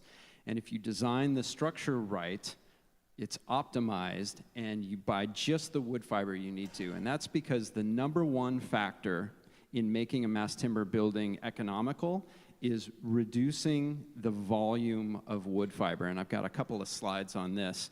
But going directly to your question of 3-ply, 5-ply, 7-ply, I think the real nugget of information here is that if you look at the volume of wood fiber in a mass timber building and you think about columns, beams, and decks, by far the most wood fiber is in the deck. So if you can reduce the thickness of the deck, even by adding additional beams and columns, you're going to save a lot of wood, and then you're going to save a lot of money, and you're going to make your mass timber building more likely to happen. This is an example of a comparison of mass timber frame. I'm going to stand up so I can kind of point at this. You see in the upper right-hand corner, there are two options here that look really similar on first glance, but you notice the one on the bottom has an additional column.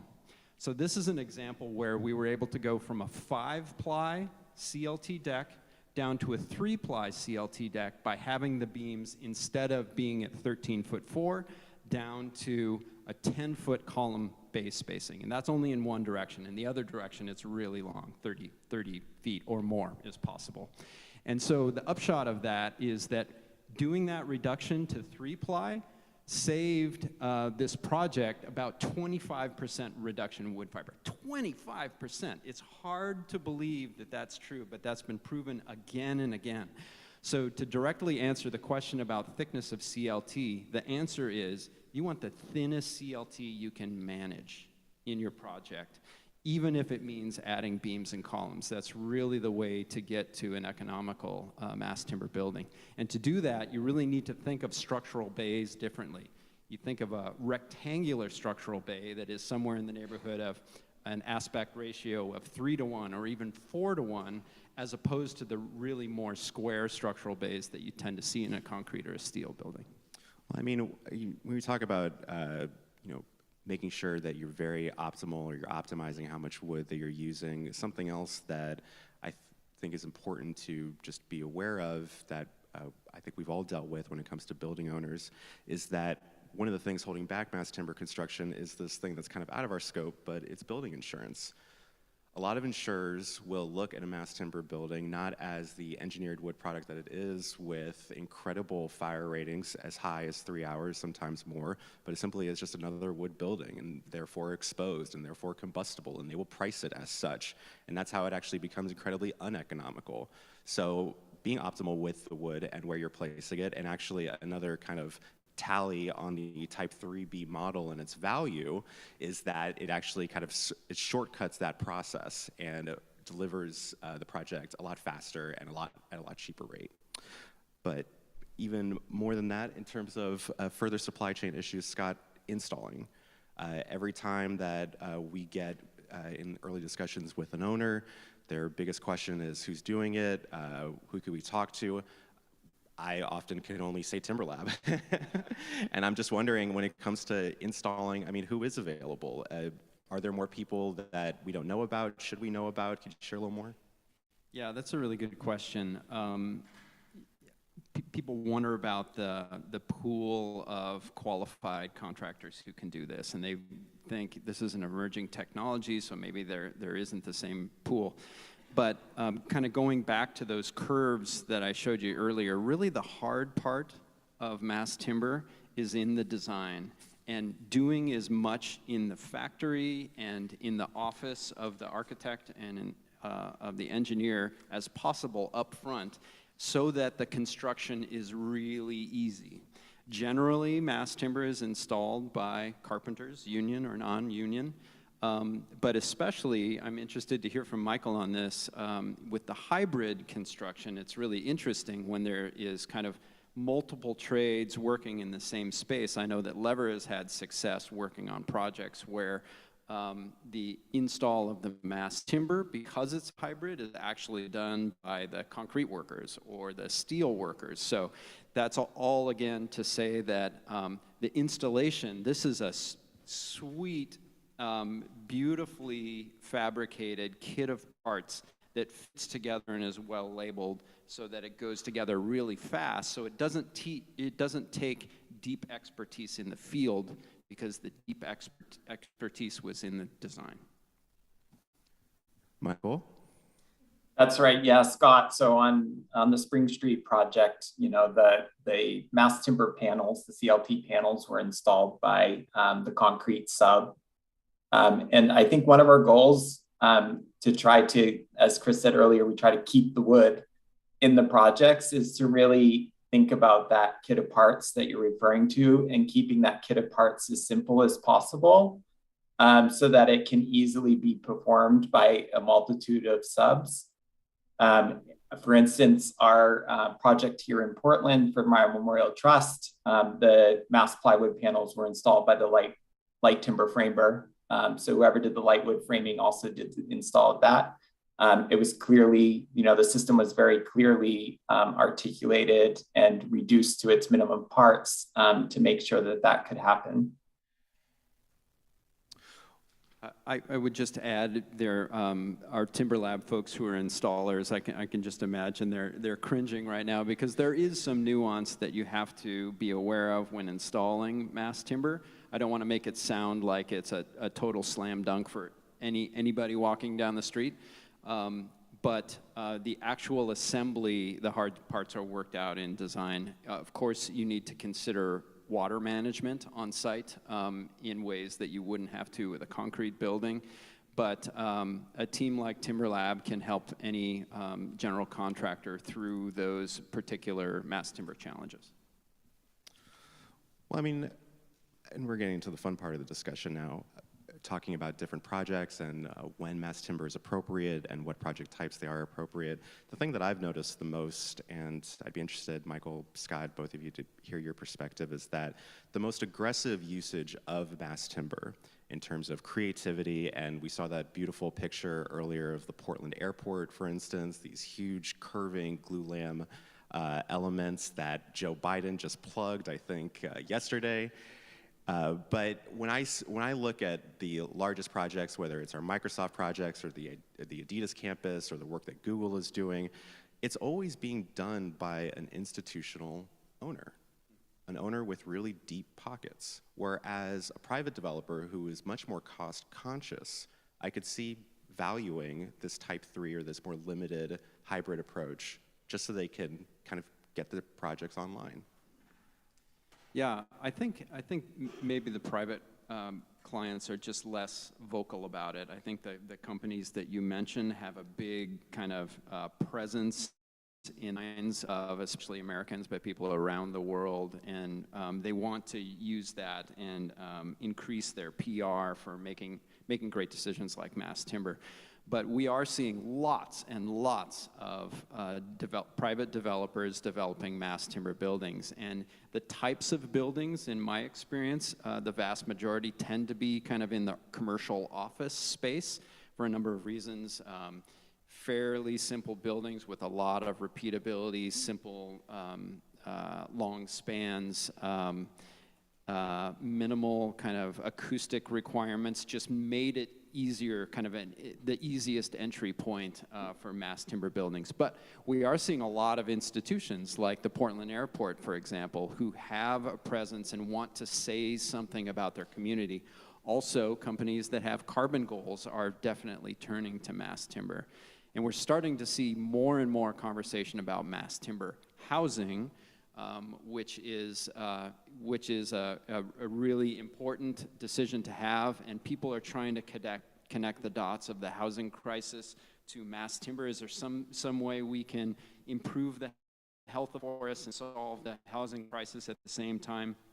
But I think my big takeaway on that particular building type is that when mass timber tries to compete with stick frame, which is already a wood building, mass timber is going to use a lot more wood fiber. And we already know wood fiber is the #1 factor. So if you can make something out of stick, it doesn't make sense really to make it out of mass timber. So where mass timber housing really makes sense is in the tall rise, in those new construction types, type 4B, for example.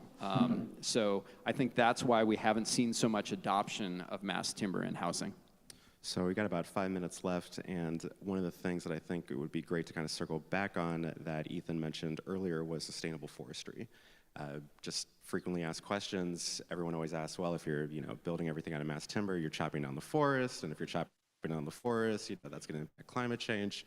But Scott, help us out. Is that true? I mean, maybe that's a misnomer that we need to correct. Yeah, I share that concern as an Oregonian for 25 years. The presence of the forests in our kind of persona as Oregonians is really strong.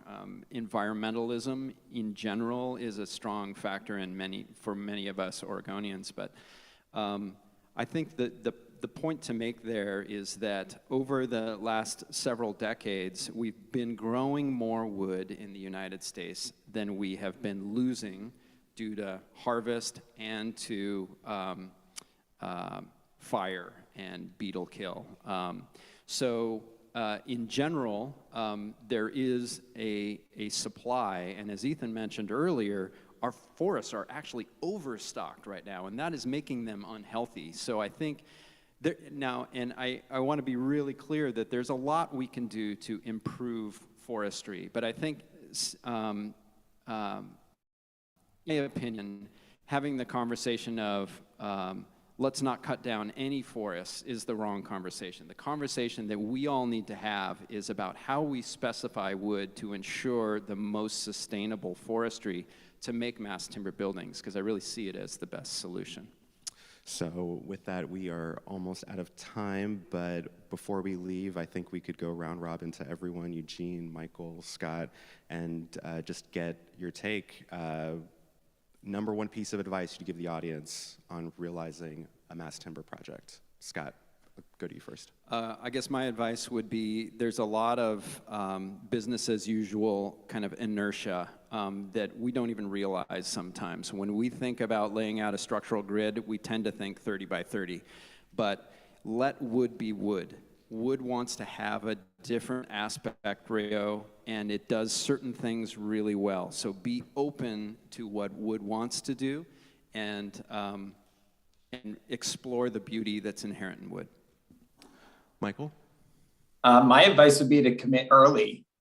Just commit to the wood, really dig in, work with the parameters, work with the system. And if you do all that, the chance of it being so embedded in the project that you don't lose it as you go further down the road. So, Eugene. Hi, thank you. My advice is treat the department as your code compliance consultant. Don't look at the department as the dark side, evil obstacle to your development project. There is political support. There is department support. It's been mentioned earlier. Staff has been trained, continued to be trained on mass timber, different types of products. So absolutely see the department as your consultant. Engage in the conversation early. Bring up as much information as possible up front to keep us all on the same page, to get you up and running, to get this built to serve a greater number of people here. I think that's what we as architects all really want to do, is just serve the greatest amount of people. But with that, I would like to thank our panelists, Eugene Barbeau, LADBS, Michael Faulkner, Lehrer, and Scott Burton-Smith with Timberlab.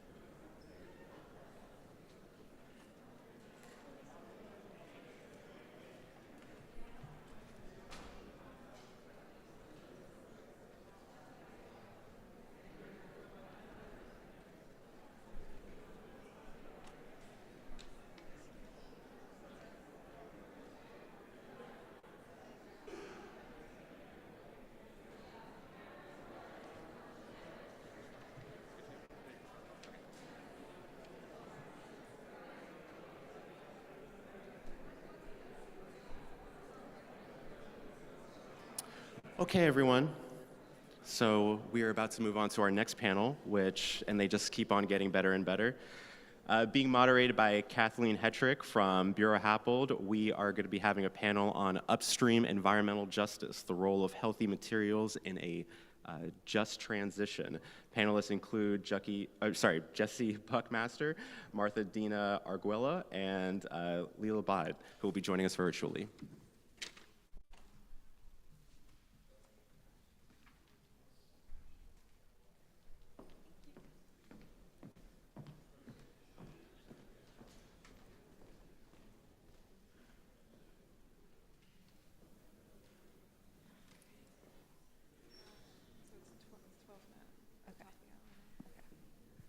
Okay, hi y'all. Thank you so much for being here. Really so humbled to be moderating this panel. It's some real intellectual giants in thinking about environmental justice in the built environment. This is the first time that I've moderated a hybrid panel, so bear with me as I hyperventilate. We've got the lovely Jesse Buckmaster from Hathaway Dinwiddie chatting in person. Big round of applause. We've got one of my personal heroes, a real titan. Martha is so incredible, and we're so lucky she's joining us virtually. She wasn't feeling very well, and she's still joining us. So thank you, Martha, for being here. And then Layla Bejat, all the way from Germany in some ungodly hour of the night, is also joining us. So thank you, everyone. Just to confirm, we have the virtual folks in attendance, right? Yes. Yes, we're here. Amazing, amazing. Thank you so much. So just a quick, what we're going to be doing today. I'm going to give a quick intro to the topic, thinking about environmental justice in the built environment. We're going to do some introductions for each of the panelists, let them speak for themselves, speak from their work, about 3 minutes each. We'll go into some moderated questions, and then hopefully turn it over to you lovely folks. But before we begin, little audience engagement. So look up from your phones and stop doodling hearts, but raise your hands. We're going to do a couple questions. How many folks are working on a building in downtown Los Angeles right now? Okay. How about the west side? Pretty good. How many people are talking about healthy materials to their clients? Hey, that's good to see. How about environmental justice? Hey, okay. But maybe I should turn around and go home now. You guys are doing the work. And how many people are working in Wilmington, California, right by the port? There it is. Right. So I hope today, that y'all think about, as architects and engineers, it's not just about what we build, it's not just about how we build, it's also about who we build for, right? So please keep those things in mind as we go through the presentation. I'll try to figure out how to work the clicker. But, what we're talking about today, upstream environmental justice and the role of healthy materials in a just transition. If you hear the phrase embodied carbon, if you hear about mass timber, if you hear about scope 1, 2, 3 and emissions, everyone's an ESG expert, yada, yada, yada, great job.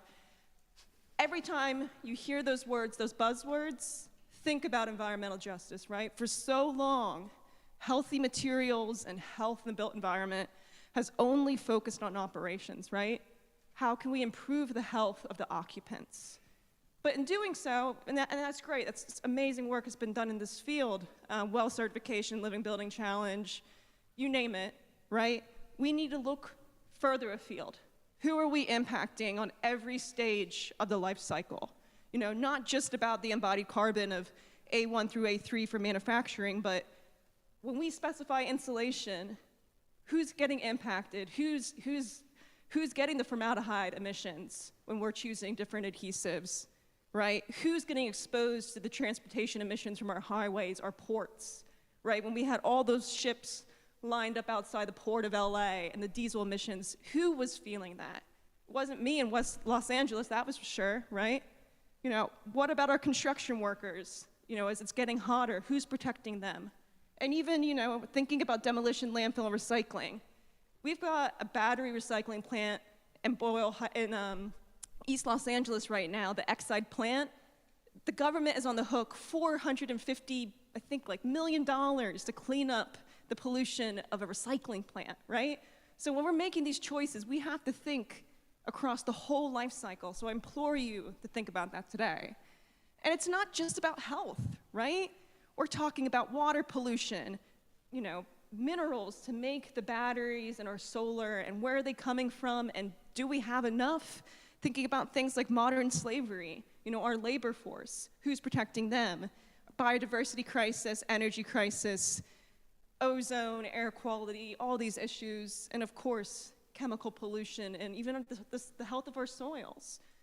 And I promise I'm not normally this depressing. I'm a lot happier at happy hour, but you know, I hope this panel leaves you feeling that there is a better future, but that all y'all are part of it too, right? As architects, engineers, construction managers, we got to get this thing going. So to tee us up, first things first, Jackie Buckmaster, my good friend, leader of Living Building Challenge Buildings. Can you introduce yourself? You got 3 minutes. Sure. No pressure. No pressure. Well, I'm really honored to be on this panel and be at this conference today. I've been in construction now for almost 12 years. Started out on a job site and transitioned into sustainability, and have had the opportunity at Hathaway Dinwiddie to work on some really incredible projects. I mean, pretty much everything we do at a minimum is LEED these days. But now, you know, Kathleen and I had the honor to work on a Living Building Challenge project together, and I was actually in charge of managing the entire materials pedal. Spent about 5 years just absolutely in the weeds with toxicology and chemicals and all the things that I wasn't good at in school. And just learned a ton. And in my experience with healthy building materials, realized we've, as an industry, focused a lot on the occupants. But as a contractor, my workers are exposed to a lot of particulates and chemicals during the application and during the installation process. The occupants never will be. And our workers are around these materials all day for their entire careers. And so, you know, I'll touch on this probably several times, but as architects, when you're specifying products, think about the workers that have to be touching them and using them. You know, safety is a #1 priority in construction in a variety of ways. But, you know, when I started learning more about chemicals and materials, and you look at kind of the steps of hazard and risk mitigation, I wanted to put this right front and center. We usually start at PPE, which is the last resort, maybe with administrative controls. We really want to be focusing on the first best step is elimination, to just avoid the exposure to begin with. You know, we have a lot of tools available, and historically OSHA has relied on MSDS, which is not reliable, as we've learned. We've got to be way ahead of the prevention. You know, we have indoor air quality checks that we've been doing through LEED for years, but there's so much more that we can be doing to really get ahead of that. So with that, I'll pass it on. Thanks, Jesse. Layla, do we have you calling in from Germany? Yes. Hi. Yes, you do. Hi there. So great. Can we get, oh, actually, it's me controlling the slides. How about that? Layla, take it away. A little bit about yourself and the work that you're doing with the incredible Materials Lab. Thank you so much, Kathleen. Yeah, hi, I'm Layla Behjad. I'm an architect and a senior researcher in practice and design at Parsons Healthy Materials Lab in New York, but I work from Germany. And our goal is to get rid of harmful substances from people's homes, especially for people who have no choice but to live in social housing. Materials composing our homes mostly contain plastics, and they're made from refined fossil fuels that then pollute our bodies, our environment, and our atmosphere. And for example, phthalates, chemicals used to make plastics soft, are mistaken by our hormone system as natural to our endocrine system. And then they can cause sperm counts to plummet and stress levels to go up, and so on and so on. And so what's at stake is the health of our communities and ultimately the human species. And so our work falls primarily into these three buckets, so to say. First, we create education for practitioners and the next generation of creators to be advocates for material health.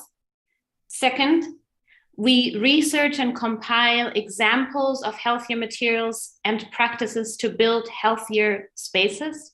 And third, we partner with communities and support them to use healthier materials. And so we translate information from science, medicine, and environmental justice into actionable ideas for all the stakeholders in the building industry. And I want to give a very small practical example. For the renovation of Parsons Dean's office, Jordana Maisy Design Studio, and she's a Parsons alumni and LA local designer, teamed up with us at the lab. And then a material palette combining the aesthetics part, performance, and material health came to be. And we used mechanical fasteners in most built-ins instead of adhesives to make an example of healthy design at Parsons. And so it's kind of like effort, yes. Possible, absolutely. And similarly, we are partnered with Indigenous activist Winona LaDuke in northern Minnesota to create healthier housing for the elders by using their locally grown hemp as insulation.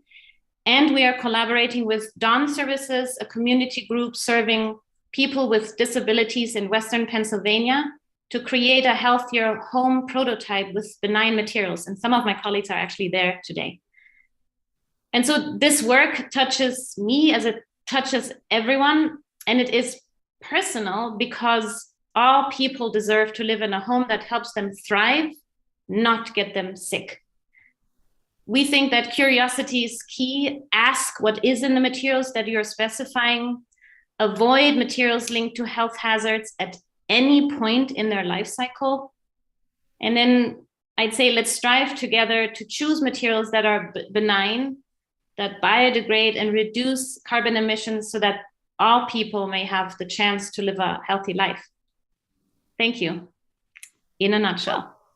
So great. I wanted to make a quick plug for the Healthy Materials Certificate Program from Parsons. I went through it last summer. Unbelievable amounts of information, experts, highly recommend. Affordable. It's very affordable. It's $100. Yeah. So go do that. And with Thank that, Martha, I hope you're feeling better. Tee you up to go through your slides. Thank you so much, Martha. Thank you. And yeah, I was in an event yesterday where there was a lot of people and I woke up with a sore throat. And of course, I'm a bit of a hypochondriac. So I thank you for accommodating my anxiety, my social anxiety that I've developed over the last 2 years. And I feel like I'm with my people in so many ways.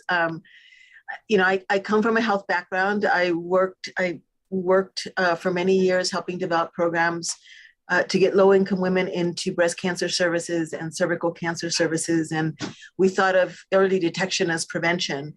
And the more I learned about the environment, in fact, you know, it was the work of Sandra Steingraber that talks about moving upstream, that I realized that if, as a public health person, if I wanted to actually prevent diseases like cancer, that I needed to go work somewhere else, other than, you know, telling women that, you know, they should exercise more and that they should get, you know, breast exams every year. And so I ended up at Physicians for Social Responsibility, where the motto of the organization is preventing what you can't cure. And so over the last 23 years, have shifted the way our organization works, and so that we're actually working directly with environmental justice organizations. And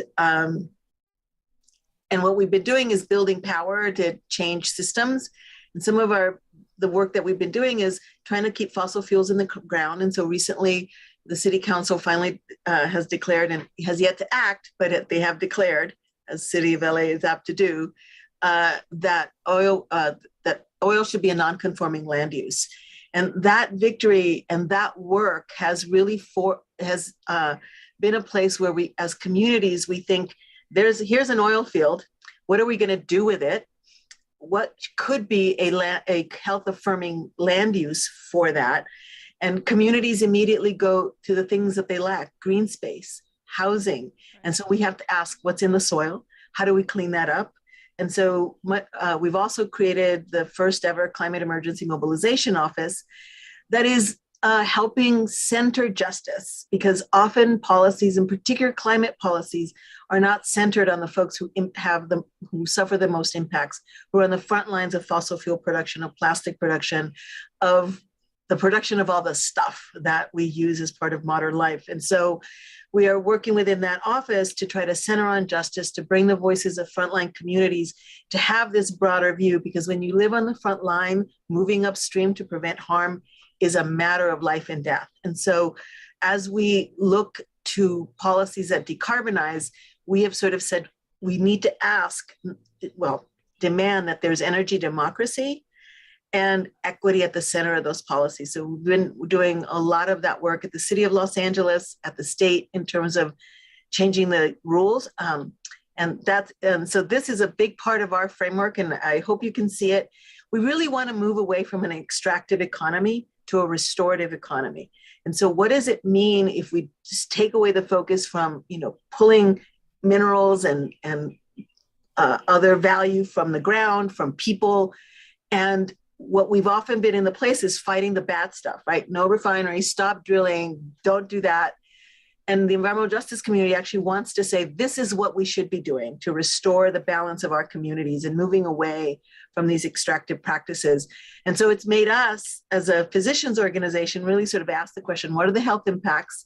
And everything the previous speaker said around materials and having to learn and learning toxicology, all those things we've all had to do as a movement to be able to actually say, these are the alternatives we want. So when I see I'm in a room with my people, one of the things that the environmental justice community really needs as we try to move to a more precautionary approach is conversations with those of you who are actually making the buildings and the communities and planning them where we live, so that we are together creating a voice that says, let's make better choices, let's figure out better materials. We've been working right now on the possibility of carbon capture on cement, right? And in that process, we've learned, there's hemp, but then there's this whole thing about, how we engineer things. Can we shift all that? And so as environmental justice and public health advocates, we're often in the need to be in deep community and conversation with all of you who are actually building things, so that we know what the shortcomings or the good things about the technologies that we choose. And I work with the Center for Health in the CEN, who developed this tool for us to be able to assess technologies. And I think it's the beginning, it's a first step. I could barely see it, so I'm going to walk you through. I'm going to switch my screen so I can actually see what, there we go.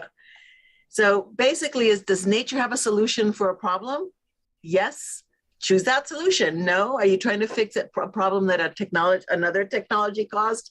Stop that technology, right? And you are really central to figuring out how we stop those technologies that are actually harming. And we also talk about which technology is the simplest, can be easily repaired, lends itself to decentralization.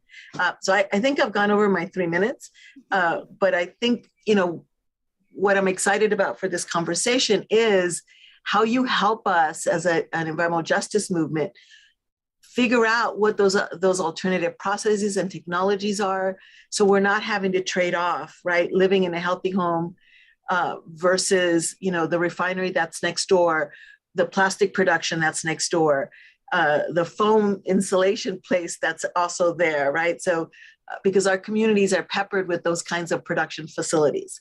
Thanks. Wow, thank you so much, Martha. Thank you for that. And is there a way that we could get Martha and Layla on the screen? There they are, amazing, thank you. Your faces are really big out here. Hi. So amazing. I think that's, we're with the right people, right? This is the audience. This is the folks that love this kind of work. And, I think, Layla, I have a question for you. based on what Martha was saying, how can we connect environmental justice and climate justice to the sustainable design movement? We've kind of been held back a little bit about really bringing environmental justice into the fold. Can you talk about your work and how you view climate justice, environmental justice fitting into sustainable design? Yeah, thank you. It's a big question, obviously, right? But and I think we've kind of touched on it a little bit. At the end of the day, I want to say one current, I'll call it selling point of manufacturers is, well, we got the health hazards out in the use phase. And that is fantastic, but we can't afford to then ask, well, what happened to those that made it? What happened to those that extracted it? And what happens to those that live next to the landfill? And so that's where it all connects. We, in our industry, we call it life cycle analysis.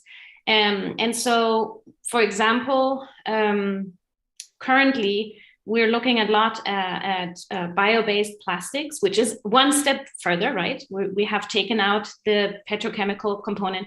Nevertheless, you will still in bio-based polyurethanes find isocyanates because it's the method with which it's made. And so it might have cured out when it's installed and it's, flushed out, but somebody installed it and somebody made it. And I repeat, we cannot afford ignoring that part and just feeling good about us that we live in that space, breathing better air. I don't know what others would like to join, add to that from my amazing colleagues here. Yeah, Jesse, how do you feel that the environmental justice and climate justice is shaping on the construction side of things? I think, again, I mentioned safety, and I think there's a huge opportunity for us to bring the sustainability and environmental justice into the way we approach safety in construction. And, looking at indoor air quality, taking that several steps further, having indoor air quality monitors on job sites, replanning how we schedule jobs for the messier, higher particulate matter or higher emissions work that's going on. I think there's, looking at also the materials that we're using, and we've talked about before in other sessions about, looking at fasteners versus adhesives and just designing that out, thinking about the deconstructibility of the building, which is going to reduce the amount of demolition and the amount of waste that's generated, thinking about, we used a term on the Santa Monica City Hall East project of just dematerialize. Look, I have to research every single product on this building, so let's decrease the amount of products we have to begin with. For a variety of reasons. And that also allows us to make better choices, to really think about, do we need all of, 20 different sealants? Is that really necessary? Can we just pick one or two and pick the absolute best ones? Looking at the structures and the way things are being designed, a really great advantage of mass timber, not only is it, more sustainable in that respect, it reduces the amount of finishes we need. We can eliminate ceilings. We can eliminate a lot of gypsum board walls and insulation. And so really thinking through the big picture and how every single material really needs to be addressed in order to reduce the exposures across the entire supply chain. Yeah, and I think with the growing movement of embodied carbon, right, don't silo it. Don't just think about carbon. Think about all the things that Layla and Jesse were just saying. And, Martha, you're the executive director of Physicians for Social Responsibility. We need architects and engineers for social responsibility. And I think it is a crime that us in Los Angeles have not been standing alongside your work, the work of communities advocating to stop oil drilling. And, Martha, how do you see us? How do you see us? We're on the upstream, the environmental, built environment folks working hand in hand with your work and the work of frontline communities. Can you talk a little bit about that? Yeah, I think, where this is like, where it's like at the tip of my brain and for so many ways is around the building decarbonization movement, right? And when this started, we felt like this was coming at us as a community in a moment where folks were in the middle of a pandemic, where folks were facing evictions. And we wanted actually low-income people, renters, the majority of Los Angeles, and ultra low income communities to benefit from the increased air quality when you remove gas appliances and gas pipelines. We just didn't see a way to do it. How do you do this justly when there's this wave of effort to do it fast because it's a climate emergency? And so those are really hard things to balance. And yes, it's a climate emergency, but it can't be that only higher income and early adopters, because then you embed the problem deeper, you make it a deeper justice problem. So we're in the middle of trying to figure that out. At the same time that we're also thinking about scale. Not everything has to be big. Not everything has to be central station power. How do we, decentralize and decarbonize at the same time? And we sometimes feel like we don't have time to breathe or think through these solutions because the solutions that aren't equity-based are coming fast, hard, and really well-funded. So that's one thing that I have a lot of anxiety about. And then my husband's an architect, and I think, and he does single-family homes, and there's this whole sort of sense of that is going away, and it's a small market, but they're building where people live in their homes. And I think it's important to think about the impact on middle income, given, the income inequality. Developers can do things, even affordable housing developers and low income developers, but there's other folks who are, want to do an ADU or, the dream is to build their own home, and that's a market too. And how do we spread this information and access to that market as well, so that you start to make the cultural shift, right? About what's possible, right? So communities aren't seeing decarbonized buildings that are accessible, right? So we might have focused on, doing clinics in hospitals first, right? And that shifts the market, shifts materials. So what Kaiser did, right? They said, we're not gonna have certain things in our supply chain. And they went and they changed supply chains. And that could help the lower end of the market make those shifts. And so I don't know how to do that, but I feel like we need everybody because it's an issue of political will and power. Yeah, totally. And I think that's such a great, where can the audience get involved? Y'all have the power to shift supply chains by asking, can I have insulation without formaldehyde or PVC? You build the market, whether it's embodied carbon or the environmental justice. I don't think that we really have come to terms with the power that the folks in this very room, regardless if you're a student or a partner in an organization, we need to be aligned with folks like Martha. How do we push the envelope and change our whole supply chains, not just the operational side of things? And Layla, I'd love to hear how you're working and created these partnerships with folks like Winona LaDuke and the work you're doing in Western PA. How do we get architects and researchers and engineers out of our silo and into society? Can you tell a little bit about those journeys? Yeah, it's a great honor also to work with, especially with Winona LaDuke. It's been a few years that we've been in an exchange, and it's actually her amazing initiative of growing hemp on the land that she and her community lives. And they had a plan what to do with this hemp. And then there is the component that won't turn into textiles, the hurd, which can be used extremely well for all kinds of components in the building industry. And so this, is a project that is, it's a prototype, as is Dawn Services. And I believe that with prototype comes a willingness to experiment and a willingness to learn, which also means that, as Jesse was saying, things will go a little slower potentially, and there's a lot of trial and error. We've been at the lab, we've been experimenting and learning about hemp lime for over 5 years now. And now, now we've partnered with those who have ventured out into this industry, who are really pushing in the US that this can really become a strong leg. And so I'm so cautious to say anything that sounds like we have it figured out. We are also learning. This is community-based, community-centered, community-guided learning. And I would like to put the question back to Jesse and Kathleen and Martha.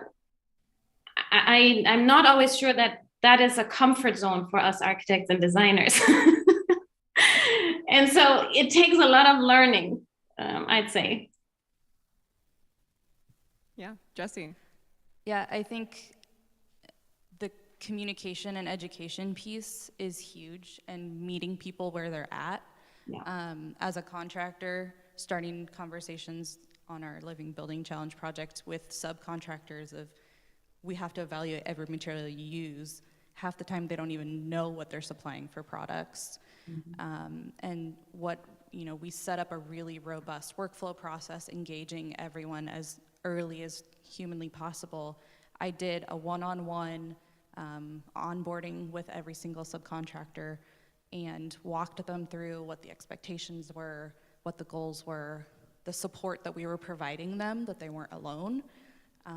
There were some really fruitful relationships and conversations that came out of that. One of my favorite stories is our architectural woodwork subcontractor was so fascinated by Living Building Challenge and the Red List. They actually went back and reevaluated all of the adhesives and sealants and coatings that they use in their shop for anything, and basically restocked with only Red List compliant products. Because I said, why wouldn't we do this for everything? And then if another project comes along for them, they're already ready to go. And just in general, I think a lot of the kind of architecture and engineering teams are a little bit more mainstream with sustainability.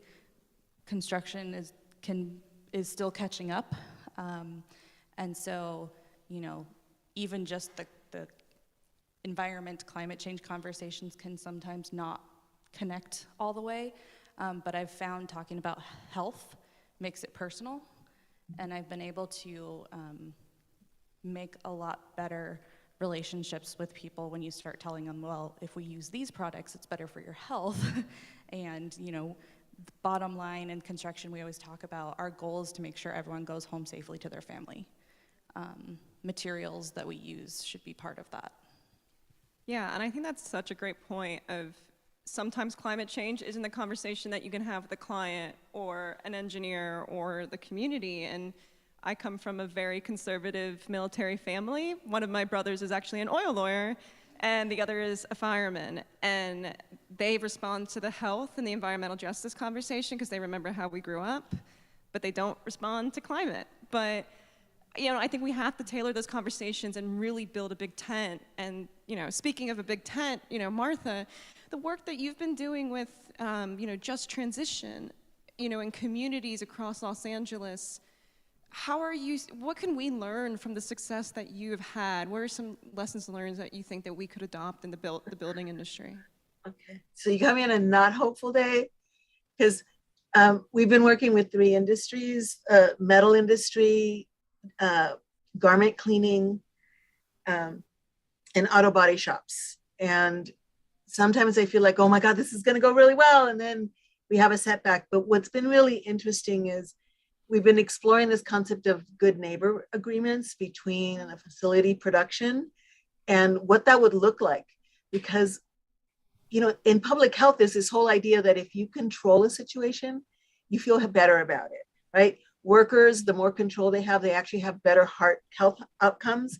And so the idea of informed prior consent and full disclosure about at facilities is really important. And yes, moving, away from petrochemicals, away, figuring out how green chemistry and biomimicry can help us. And we're trying to do all of that. So we've just been working with the Biomimicry Institute to look at soil cleanup, because we only have one way. We dig, haul, and burn it, and we take it from one environmental justice community to another environmental justice community. And so how do we break that cycle? And I'm just going to say, we've grown a lot, but we're like 15 staff people, and the ecosystem of environmental justice organizations working on this is small and not often well funded. And so that makes it a big challenge. So the idea of, I got lost in my own head there for a minute, but informed prior consent, we talked to some metal manufacturers. We were stunned when they said, no, put monitors. We want 24/7. We're like, really? So that an industry is actually saying, we want to be monitored. We want to be a good neighbor. And even though one is a metal dismantler, right? That's end of life. And it's next to a school, next to like fence line to where people live. So we're exploring all of those things and figuring out how it works. And then in the garment cleaning, the example there is at the regulatory level, when they're looking at codings and rules, there is no requirement to pick the safest alternative. The regulatory language is, I don't want to pick losers and winners, and we're going to be technology neutral.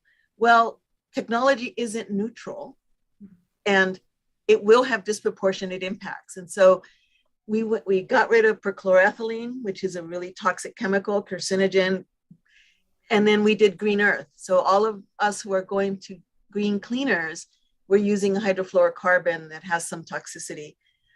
But the agencies aren't worried about that. And the safe alternative that's water-based, that actually cleans your clothes, because none of that actually does it, it got pushed out of the market. So, learning from those kinds of examples, go with the safest, instead of doing the risk analysis and all the other things, they should be doing life cycle impacts and analysis. So we know this has the least impacts as we weight things, because we know we live with risk, and communities are sophisticated enough to understand the weighting of risk.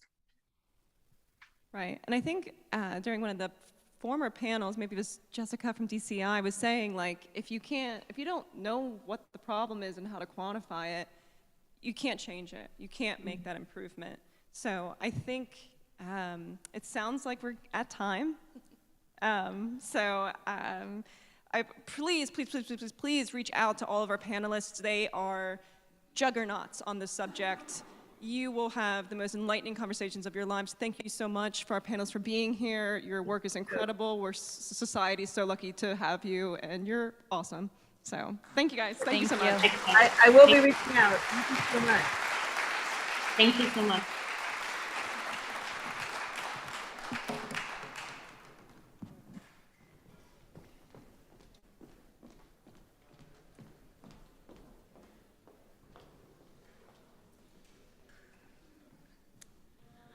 So to keep us on track this afternoon, we have a little bit of a 2-minute stretch break right now. Again, introduce yourself to your neighbor. We will be starting 2 minutes. Thank you.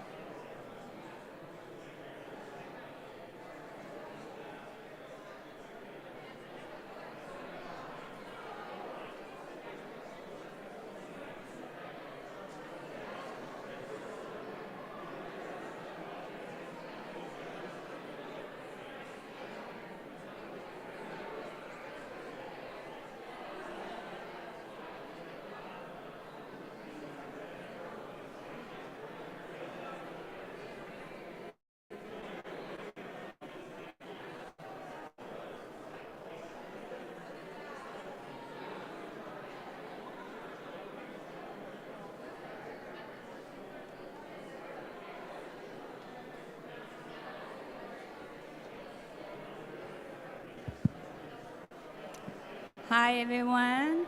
If you can be seated. Hi, everyone. It's been a really inspirational conversation today.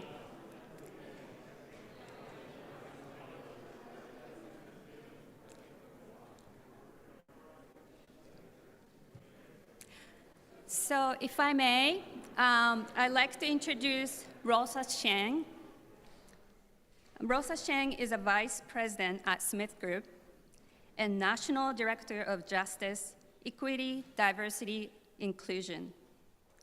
She's also a founder of Equity by Design and the first Asian American woman to serve as AIA San Francisco president in 2018. She's recognized as a designer, architect, strategist, and thought leader. She's known for delivering design solutions with transformational impact in the built design. And first time I saw her in a TED Talk, she spoke my mind as a working mother and architect, and that drove me to invite her in this stage. And she'll be talking about JEDI agenda, intersectional approach to a regenerative future.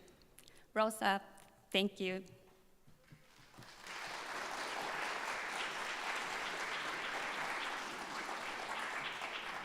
Okay. Pardon me while I retrieve the clicker.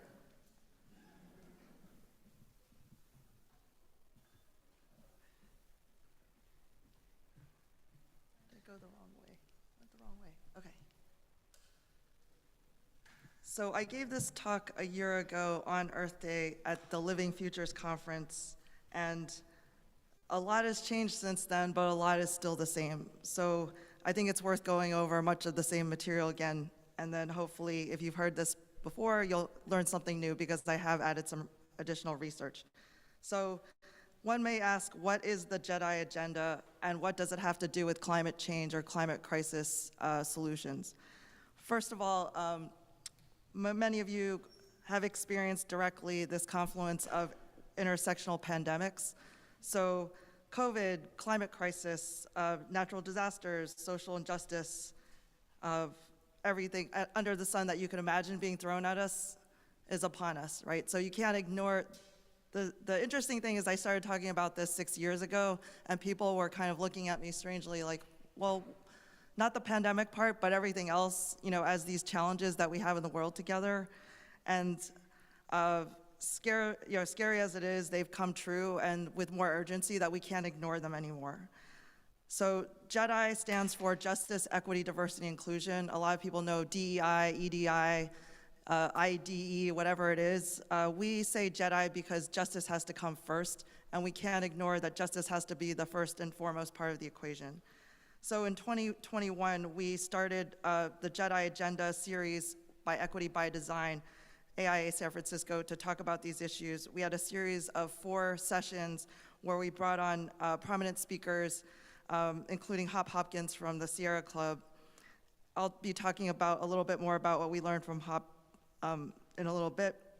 And in 2022, we continue the conversation. We're still actively in our series right now. We have one more session to go. But we're taking the theory into action. We're talking about ways that we can activate the practices of social injustice solutions and the intersections with climate change, as well as our other parallel crises. So the big question for us all is, does design perpetuate injustice? I think many of us in the room probably understand or are beginning to understand what we've started to hear, especially with the uprise of Black Lives Matters and the murders of George Floyd, Ahmaud Arbery, and Breonna Taylor, what design potentially has to do with those issues, not only of obvious violence, but a lot of the parallel inequities, whether it's wealth disparity or minimization, et cetera, of people of color. So we look to our own selves, our self-reflection in terms of the architecture that we've designed in the past and where we're going in the future. Let's ask ourselves the question, who have we designed for? we not design for included in the room when we make those decisions, when we think about architecture, the form and the function. And in this case is an example, the Seattle City Hall. Is it a cavernous space for our architectural awards that we take photos of and we submit and then we receive our award and then we go on? Or is it really a place for the people and the purpose of gathering and having critical discourse about the world around us? We're going to go through a rapid fire history of some of the data points of injustice. I start with the color of law. And in this book, there is a collection of the redlining maps all over the United States. I've highlighted LA here so that you could see as a reference point of where you are in this picture. One might think that the injustices and policies of the past are eradicated and have stayed there because they no longer exist as law. But in this more recent highlight from the Center of Othering and Belonging at the Berkeley Institute, that the disparities of segregation are not only still with us, but more exacerbated, especially since COVID. You could see the burgundy representing stark segregation in the city of Los Angeles proper, the light blue being less segregated. So there is still a high concentration of segregation that's, again, baked into the DNA of policies and practices that still live with us today, even those laws are gone. Then many of you may have heard recently about Bruce's Beach finally being, after 100 years, being an instance of reparations, the land which once belonged to Charles and Willa Bruce when they started one of the few Black resorts for and with Black citizens of that area in Manhattan Beach, only to be taken away under eminent domain and then passed around from county agency to state agency to city agency, unused, and then finally as a park for 60 years until it was returned back to the Bruce family. So we look through, again, the quick series of last 2 years of events, Black Lives Matters, as we know, with the explosion of events with George Floyd, Ahmaud Arbery, and Breonna Taylor, sadly not being the only instances, but just highlighting the anti-Black violence of our country, again, baked into the policies and practices of racism. And then Hop Hopkins' seminal piece, Racism is Killing the Planet, which he wrote in 2020 as part of the Sierra Club, he makes the connections between climate crisis and racism. When I read the article, I didn't really understand much about it, but then since then, I've been actively immersed in the study and the data and the research to reinforce what Hop posed as the theory at the time.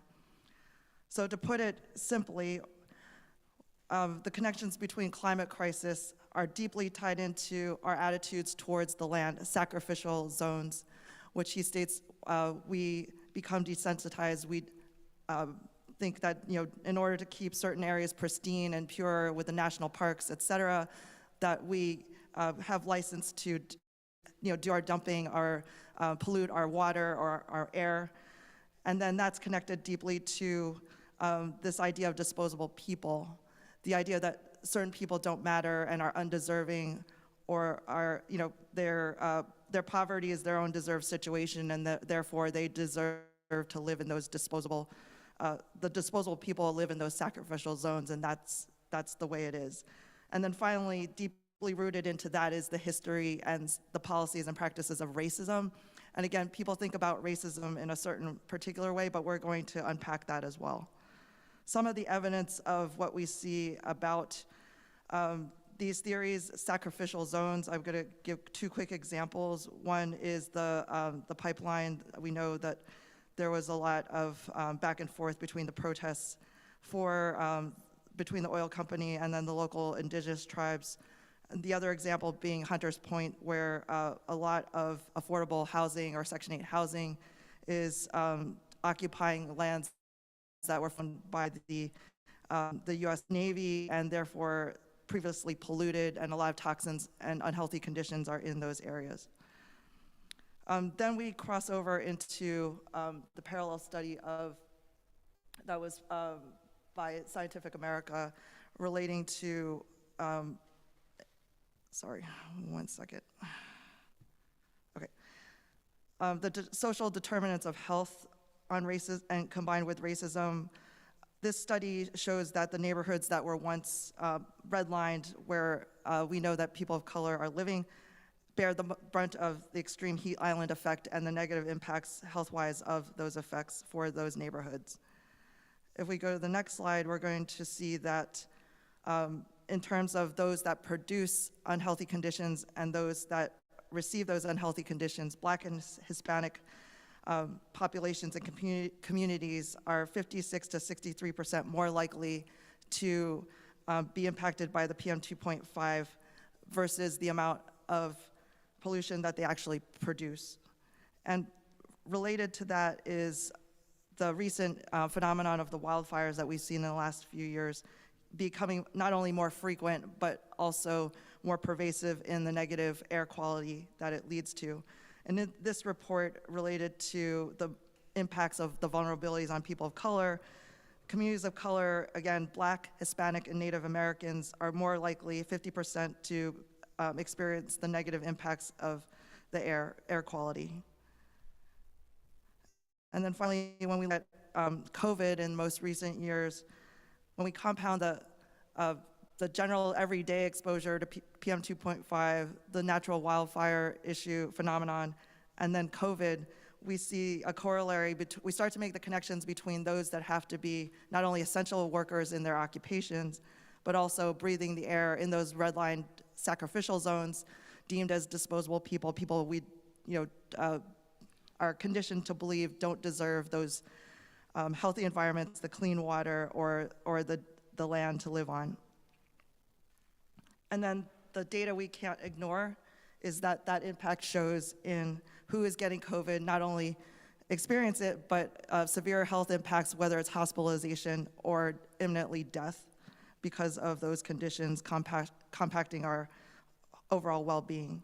And finally, the LA Times was a very poignant piece for me in this kind of aha moment of linking the chain between Hopkins' piece and the stark inconvenient truth of the reality.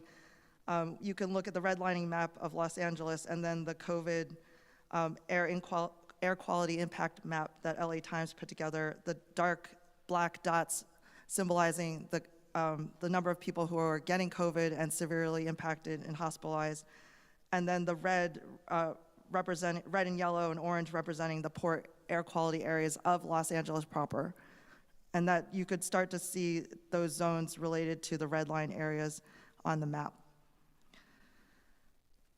Finally, so we're going to transition into why does focusing on JEDI matter in terms of the climate crisis and these intersectional impacts.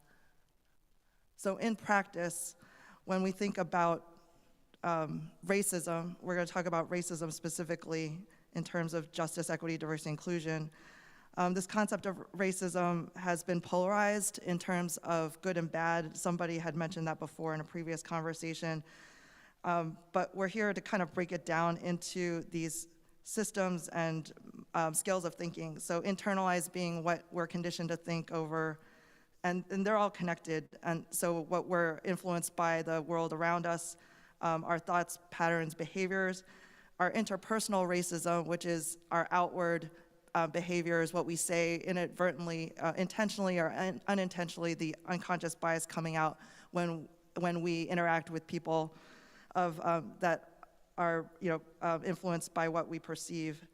And then institutional and structural racism being compounding into our organization's policies and practices that affect overall outcomes and increase those inequalities disproportionately, whether it's wealth, access to clean air, clean water, or fair housing, decent places to live.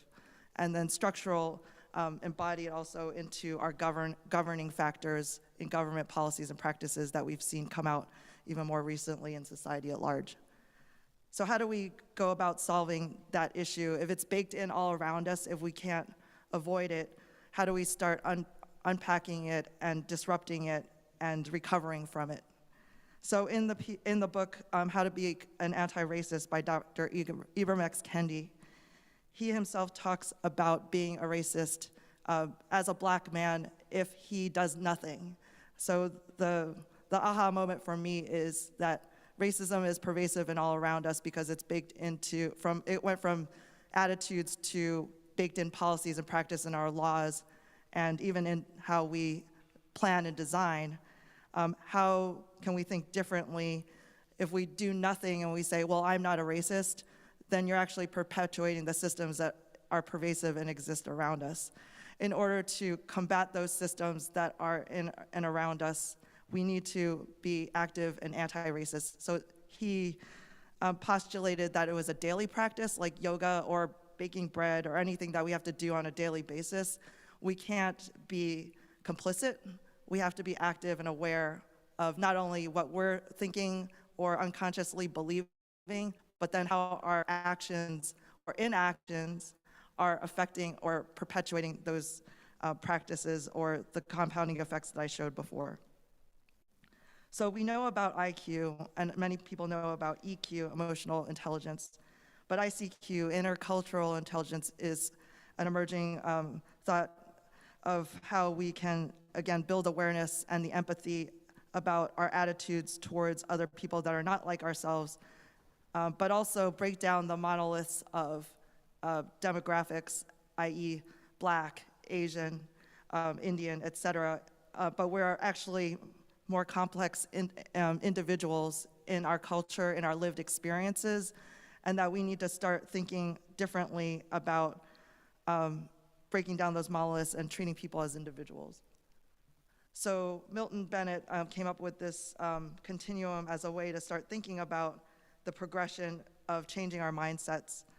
And then there's other theorists in systems thinking. The Donella Meadows project starts to break down how do we change mindsets in terms of making those more impactful gestures, again, towards whether it's towards climate change or whether it's towards social justice or whether it's towards both.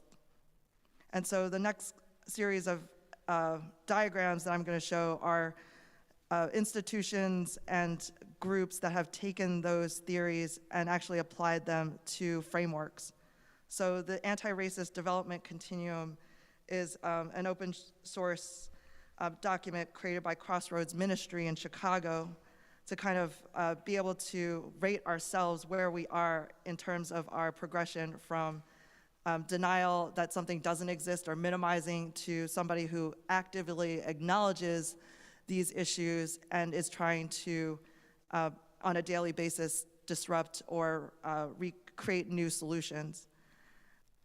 The other resource related to that continuum idea is Design as Protest, the DAP Collective. They're a national group that specifically has devised what is called the Anti-Racist Design Justice Index.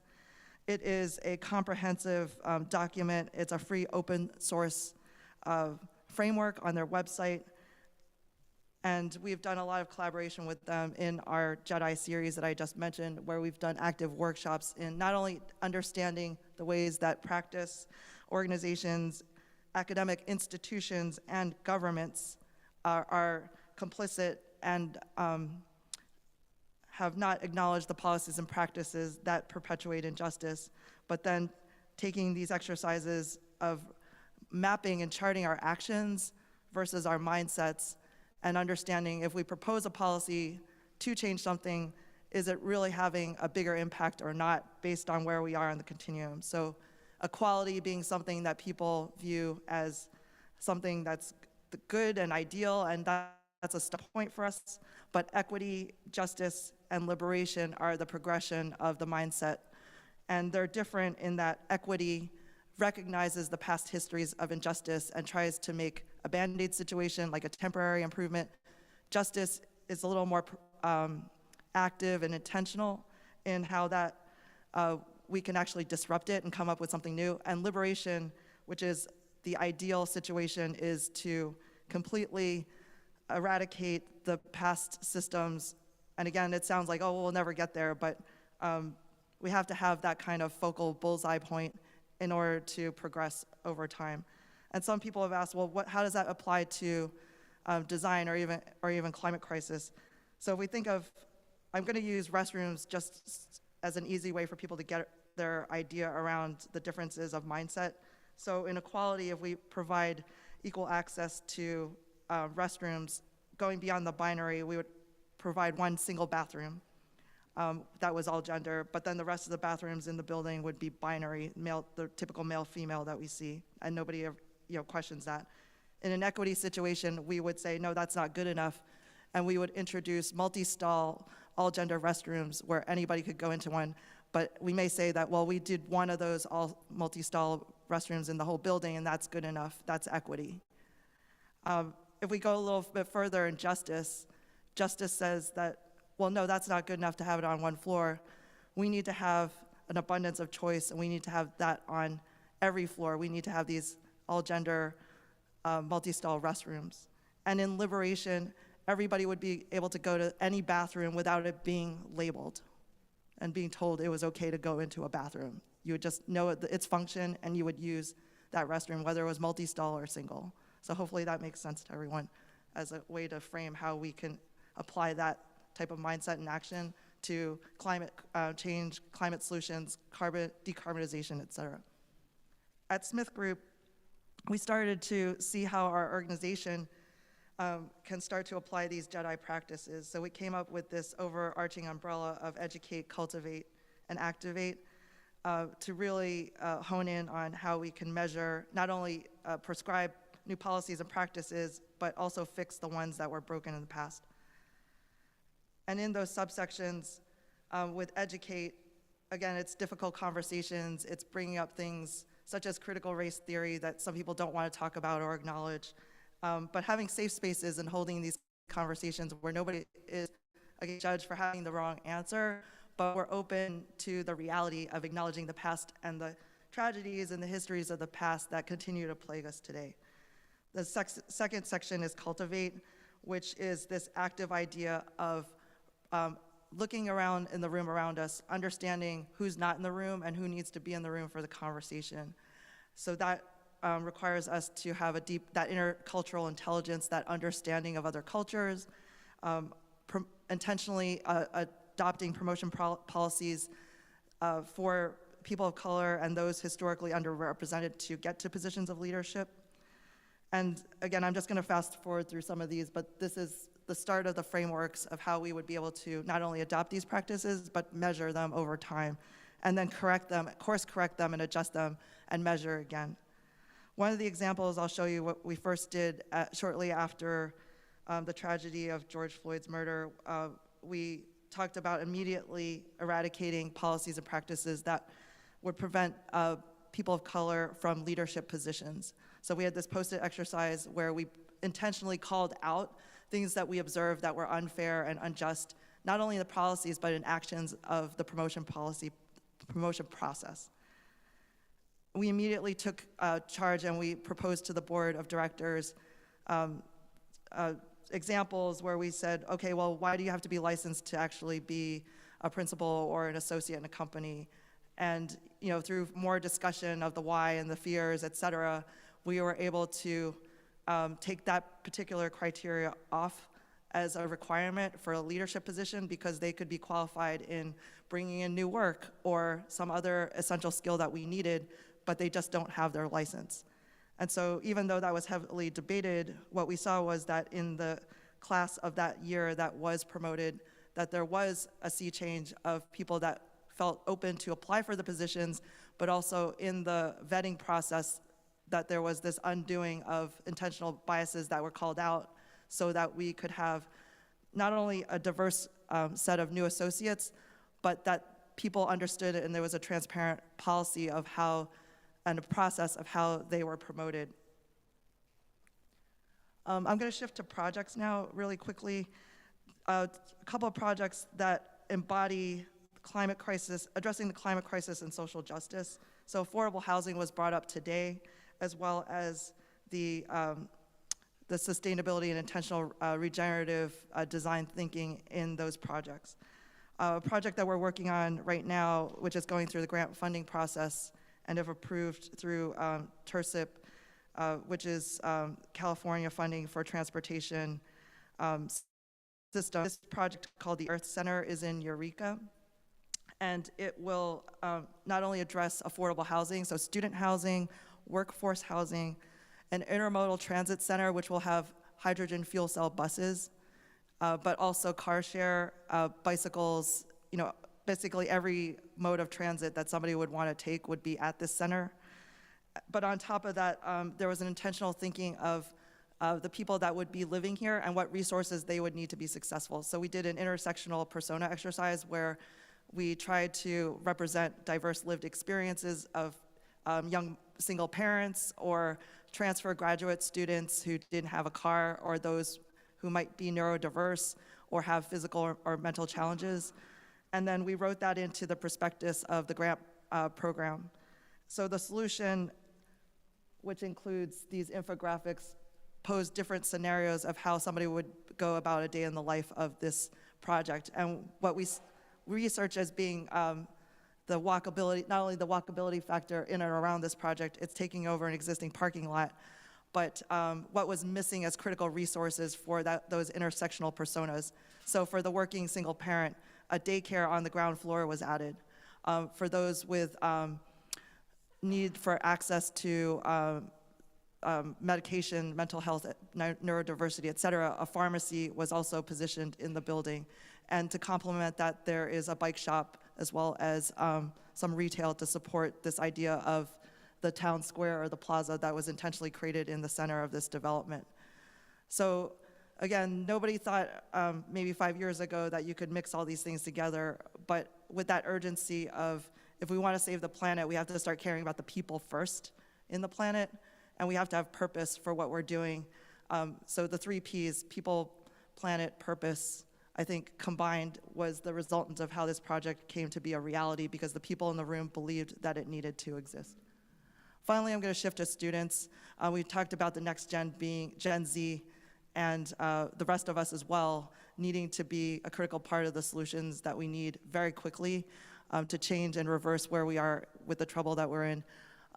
But part of that is making sure that they actually get through college, that they can not only get the education that they deserve, but survive through it. So supporting them through basic needs and services, whether it's food insecurity or even housing challenges and their adjacency to the learning institution, but also mental health and wellness.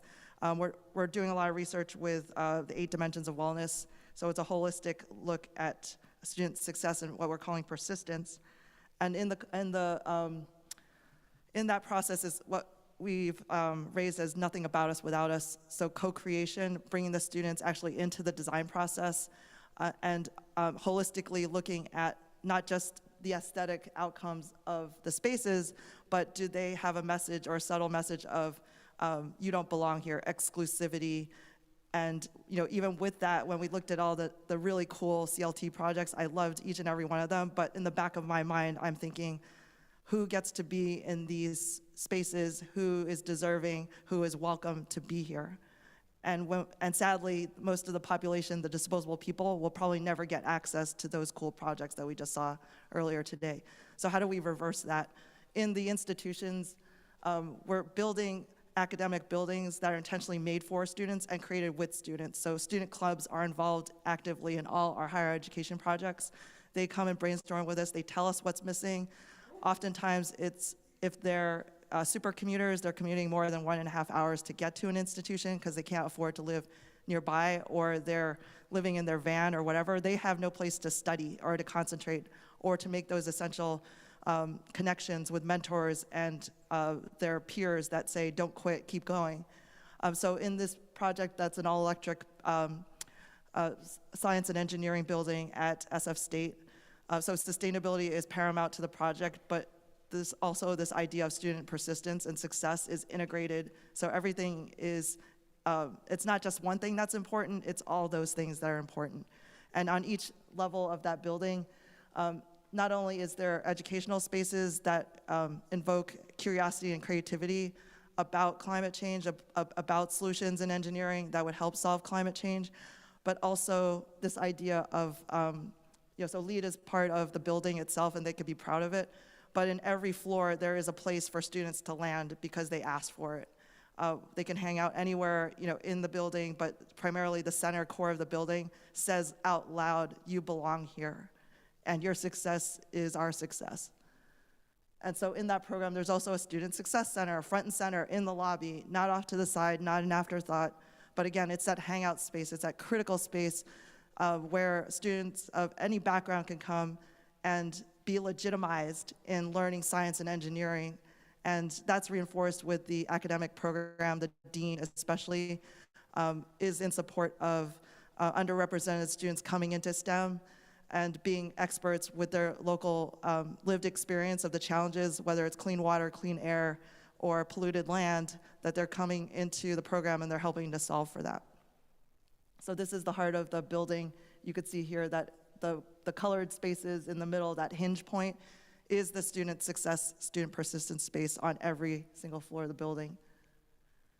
The last project I'm going to show is the UC Davis Teaching and Learning Center. Again, a lot of student involvement, co-creation, a lot of student feedback and forth on what should be in this building that would make them successful. But in order to do that, the cost of it and also the energy and a priority for decarbonization and net zero energy were very important to the students. So this building, the envelope and the holistic strategy will produce, ideally, it just opened, so they're starting to measure, but 40% of the reduction of the target is 40 for the EUI is the target goal. We had 31 in the beginning, and then it's kind of adjusted based on the reality. But also integrated within that, they could see the PV panels also in it. That's a outdoor student gathering space. It's very hot at UC Davis, so they need a lot of canopy spaces in any outdoor area that they are, else they would bake in the sun. But we've also added the bifacial PV panel array as an integrated part of that sustainability in the building itself, and that's generating energy to reduce that carbon footprint. But the building itself intentionally creates this learning happening everywhere, this wall of learning, this intentionality for students to, again, belong in the building. And the indications of that success early on is that we've seen students actually sleep on not the outside steps, but there's a parallel version of the interior that has stadium seating with padded seats on it. And students have actually taken naps on those seats because they feel so comfortable being in the building, and that is somewhere where they belong. So that's the end of this presentation, but if anybody wants to ask questions about how you would apply this in theory and practice, I'd be happy to continue the conversation. And these are all resources if you're curious about many of the things that I've introduced today. Thank you.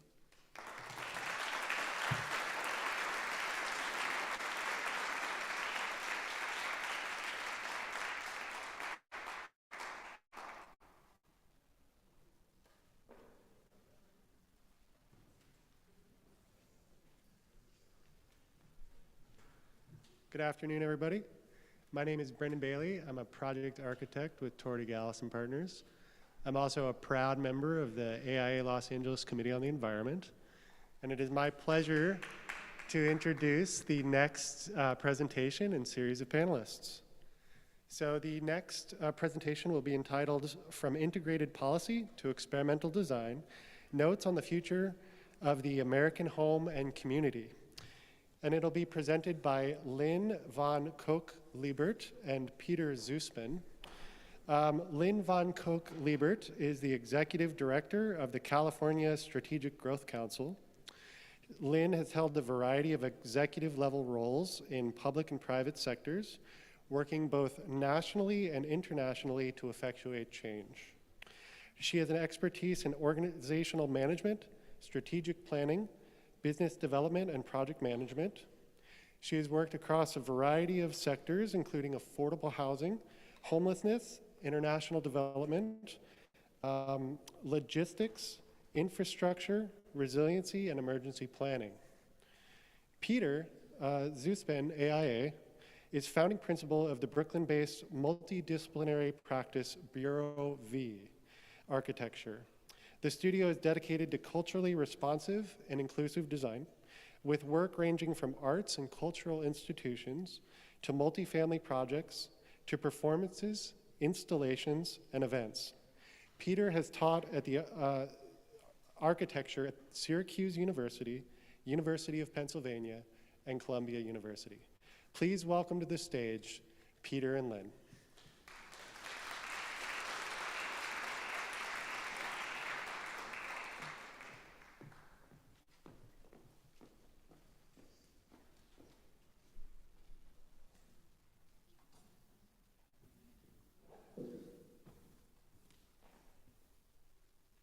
Well, good afternoon. It's such a pleasure to be with all of you today, especially on Earth Day. I couldn't think of a better place to be. I've really enjoyed the presentations from everybody today, and am just so excited to be able to continue this dialogue with you. I'd also like to thank AILI for inviting us to join them today. Phenomenal organization, and what a great group of speakers they've brought together.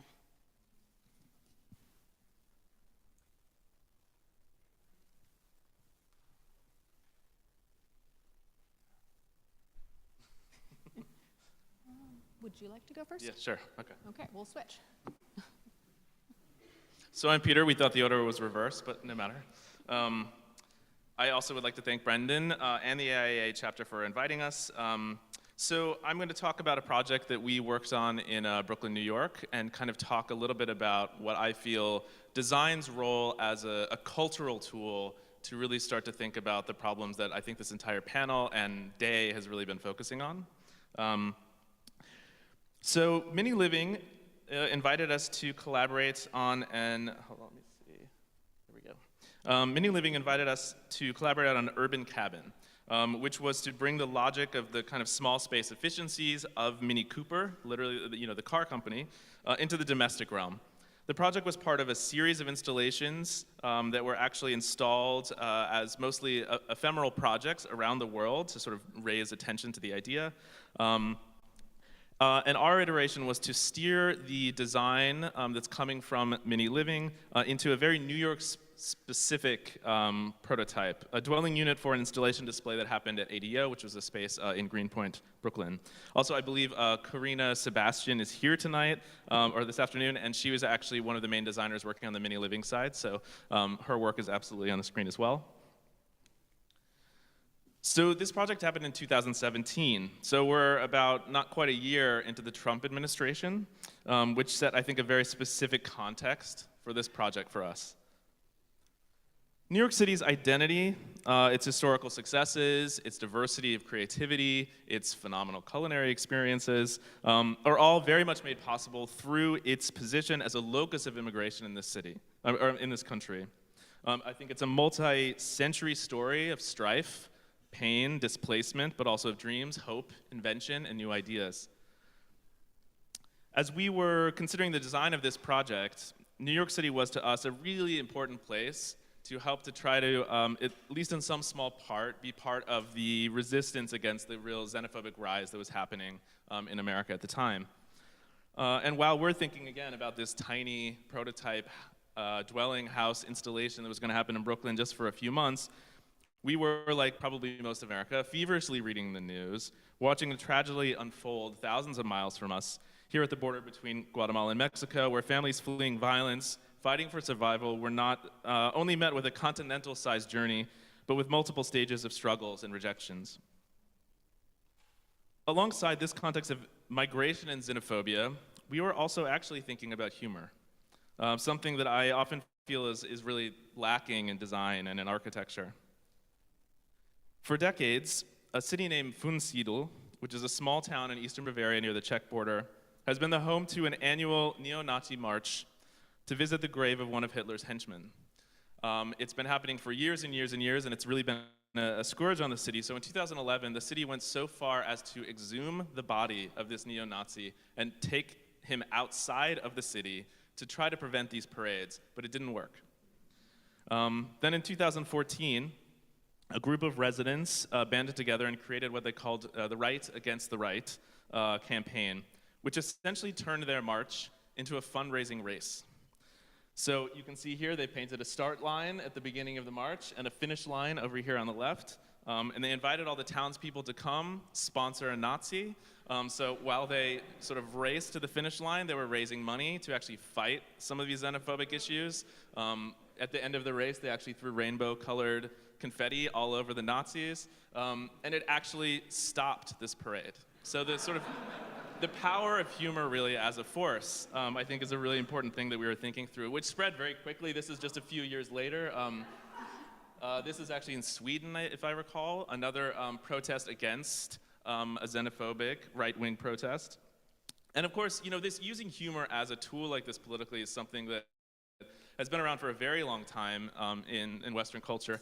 And I think really right now, over those past few years, and especially the Trump administration, it was really this saturation point where we saw this really amazing combination, especially with people like John Oliver and Trevor Noah, who take really insightful, like very well-researched, critical pieces of journalism and then wrap them in humor as this kind of delivery mechanism, but also as a way to say things that otherwise they might not be able to get away with saying in the same way. And so we thought this was a really powerful thing to think about. So this project was in many ways, as I mentioned, so it was only going to be there for about 3 months. We really saw this as an event as much as we saw it as a piece of design. And in that sense, to be fair, like focusing on humor was far less risky. And we really saw this project as a way to kind of grapple with the tragedy of the kind of anti-immigration that was happening in New York, and try to think through how this project could sort of push back against that. So together with Mini Living, we envisioned the project as a kind of starter kit for the contemporary immigrant, a space of safety, a space of joy, and a space where progressive design was not simply for an affluent few, but something that everybody could really enjoy regardless of your position within the country, your financial position, etc. One of the primary elements that we brought to this project as a design feature was this niche, modeled here by Stella Lee, my studio's co-founder, where we sort of clad it in this canary yellow on the interior, and on the outside we covered it with these spikes, a kind of cartoonish form of protection, a graphic presentation in a, again, very cartoon way of this sort of exterior harshness, and also in a way trying to bring a little bit of levity to what is a really tragic experience of what's happening in the world at that time. Here you can see the hedgehog peeking out from the top of the building. Another one that we brought into the design was this kitchen idea, which was a kind of classic galley kitchen, a New York staple, but here rendered in silver plush puffer coat, also a New York City feature, which you don't see here quite as much. Cast in the kind of faux steel and baby blue. Another iteration of trying to bring humor again into this kind of a project to sort of play with the idea of protection and point that out. I think it's really important to note too the size of this project. As you might imagine, it's quite small. It's well lit, it's a fairly novel space. And I think one of the really comes across with a project like this one, although I think the humor sometimes undermines that, is it's quite, in a way, bourgeois. And I think in some ways the aspect of that isn't a cynical thing. So I really think if we're going to kind of grapple with the scarcity of what's happening in our planet and the idea of the mass amounts of people that need housing, a small footprint in domestic architecture I think really needs to start to become the norm for us to be able to really grapple with these problems. And I think if we look at now back at New York City, I'm from Brooklyn, I'm going to focus on that a little bit. I think there's some insights for us historically. So as the Gilded Age in the late 19th century was really circling into the city, where we haven't seen wealth disparity like that until now, Manhattan's land was starting to sell off rather rapidly. So a lot of middle class as well as kind of upper middle class couldn't afford the single family, own their own plot of land in the same way that they had learned and thought was a real idea of success. So in 1881, in the corner of 72nd Street and Central Park West, this building opened, the Dakota. So we know it most likely through its most famous resident, Yoko Ono, and her late husband, who was murdered basically right outside of it. But it was really one of the first buildings that, through its design, was able to market to a overly represented wealthy class and convince them to change the way that they lived. And I think that's a really important thing to think about, and how design actually can start to have that power. Here's an old photograph of some of the interiors of of that building. Then about 20 years later, this is the Doralton. It opened just a couple blocks from the Dakota, and I found a great quotation from a critic at the time named Montgomery Schuler. He remarks on its design, The wild yell with which the fronts exclaim, "Look at me," as if somebody were going to miss seeing a building of this area, 12 stories high. The incendiary qualities of the edifice may be referred first to a violence of color, to the violence of scale, then to the violence of thinginess, to the multiplicity of importunity of the details. Its motley elements set the sensitive spectator's teeth on edge. Of course, after he came out with this very flowery takedown of the building, this building had full occupancy less than a year later after its opening. So again, like we're thinking about it as a kind of a cynical thing. Again, it's catering to someone, a set of people who are really, really outrepresented, overrepresented, wealthy people. But again, design has the ability to change the way people live. And I think that idea of kind of really changing the widespread opinions of how we should live our lives on this kind of massive scale, combined with the scarcity of what's happening in terms of the economy and materials, it's a really possible to use this for a tool for good.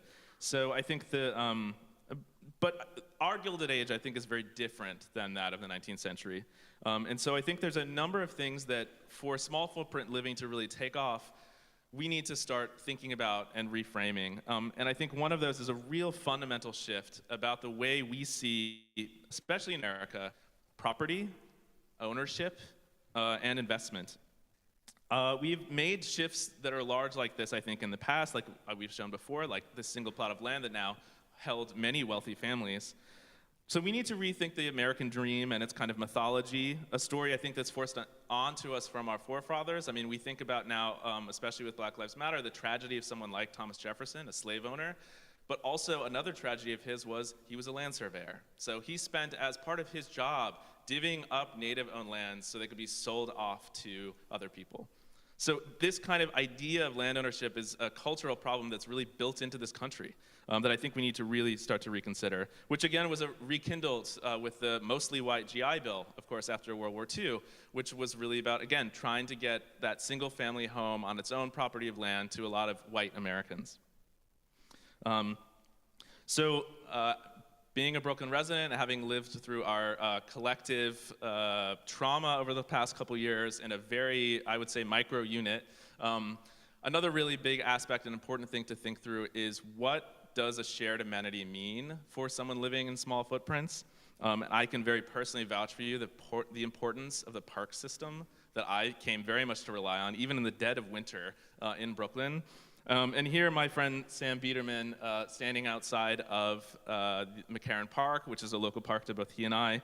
And he, at the time, was the Assistant Commissioner of Communications for the New York City Parks Department. I think he couldn't agree more. So thank you. I will leave it to Lynn. There we go. Okay. Neat. So I'll just take a moment first and introduce what the Strategic Growth Council is. So we are an agency, a council that sits within the governor's office. And as you can see by this slide, we have an incredible council. It's the state secretaries that oversee Environmental Protection Agency, Housing and Community Development, the Natural Resources Agency, Food and Agriculture, Health and Human Services, and Office of Planning and Research, among with 3 public members. So this group is charged with really thinking about intersectionally across all of these areas, how do we create healthy, thriving communities in California?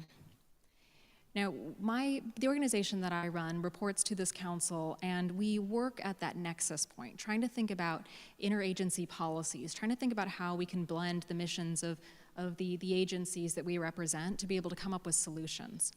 We are funded predominantly through the cap and trade resources, so the money that is paid to, by businesses to pollute, and we have just over $1 billion a year that we spend to identify, to pilot, and to trial ideas that help us move towards our mission. You know, while we have this kind of quite large mandate that cover all of these different areas, today I really wanted to focus on the nexus of climate and housing. So as has been articulated so well today, in California, we are in a collision of crises.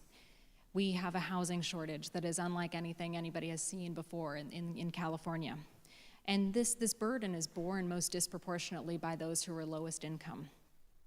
What it's leading to is it's leading to more greenfield development.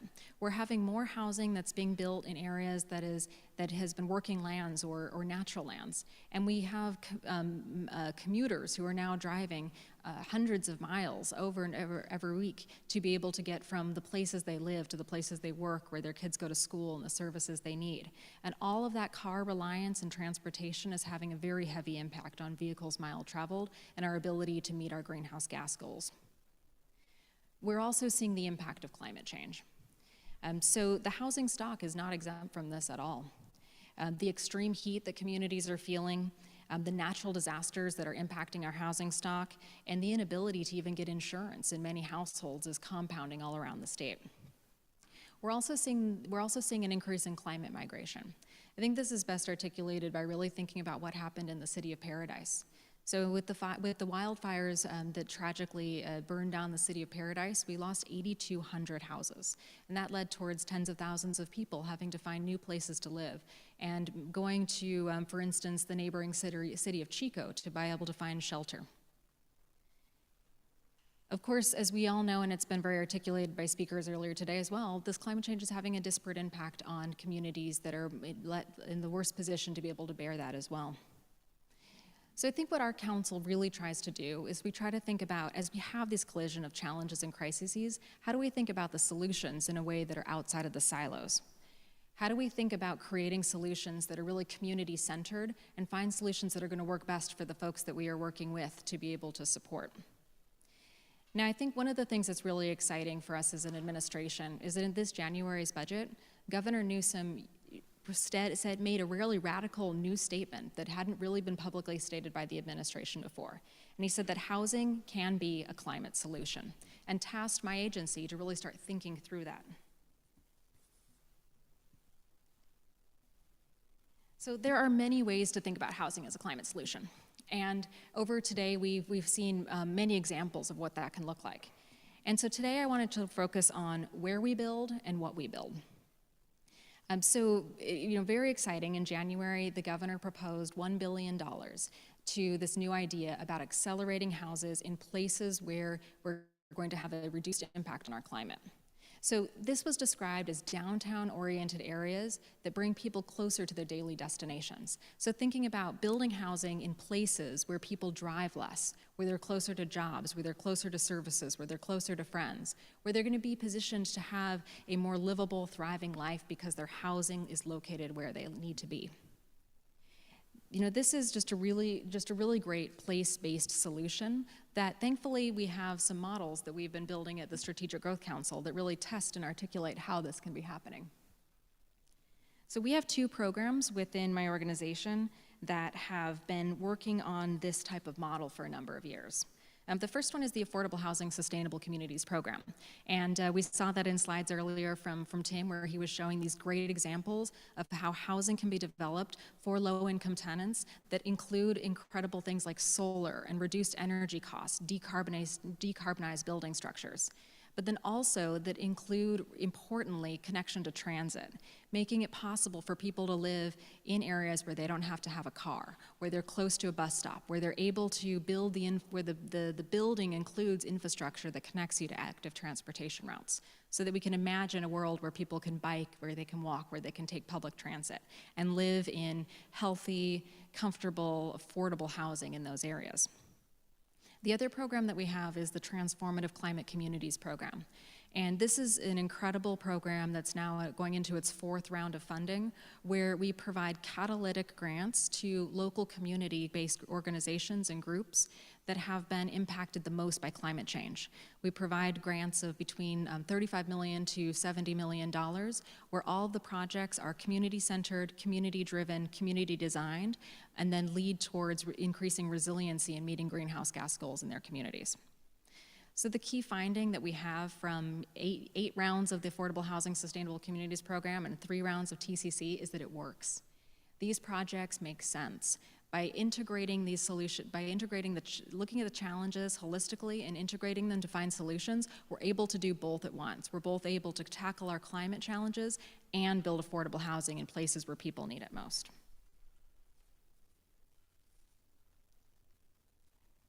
The second part of this conversation is really about what should we build. Now, we are estimating that we have a deficit of 2.5 million units for Californians. And when you look at this, when you look at the information about what's being built and what's needed as it relates to our demographics, we need everything. We need single family, we need multifamily, we need small family living. We are underproducing in every single category. We're also underproducing in every single category around affordability, although we're underproducing at the deepest affordability rates more than we are at the market rates. But if you think about 2.5 million, just think about that for a minute. If we were to build 2.5 million new units, single family style, on greenfield land, what would that look like for the state? Would we have access to the natural resources? Would we have access to the green fields? Would we have access to the parks, to the agricultural natural working lands? What would we see happening on the highways in terms of commuting?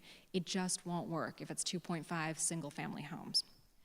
We really need to be thinking about options, because options create opportunity, and thinking through how we can create a whole range of new housing solutions so that individuals can choose what's right for them at that point in their life. And we also need to be underpinning all of this with about how we're building to be able to support our climate future. So one of the areas that I am so excited about for the state of California is accessory dwelling units. And Peter, I'm so glad that you were able to show what you're working on, because I think that's an incredible way to articulate how impressive small living can be and how conceptual it can be as well. So ADUs, as they're called, more formally known as granny flats. These are the units that are often built in people's backyards. It's when you're able to create another source of housing on an existing property that somebody can either rent, lease, or buy from the owner. So these have immense benefit for communities. First of all, they have a smaller footprint. So when you're thinking about your greenhouse gas goals and your carbon reduction, building smaller makes a lot of sense. Second, they help communities stay together. Seniors can age in place. College students can have a place to live that's affordable near campuses. Communities can be densified in a way that is a gradual step towards being able to densify neighborhoods more holistically. There's also this incredible moment in California where we had, over the last 2 years, a series of bills passed through the state legislature that has made it so that California is essentially zoned for ADUs. This is a phenomenal moment. This was a hard political fight. This is something that hasn't happened before. Almost every neighborhood in California is now zoned for ADUs. We're already seeing, when you look across the numbers of the last 2 years, that that ADUs has the fastest growing rate in terms of permitting and entitlement in the state of any type of unit. This is something that people want. There was a built-up demand, and now with the regulatory process in place, we're starting to see a tremendous growth in this space. The other thing too is that it also adds, when you're thinking about from an equity perspective, a really important source of income for communities that need help being able to pay for their primary mortgage. Or if you're seeing the cost of living increase, being able to have that source of income, which helps with anti-displacement measures. So overall, the growth in ADUs is just a really positive movement for the state.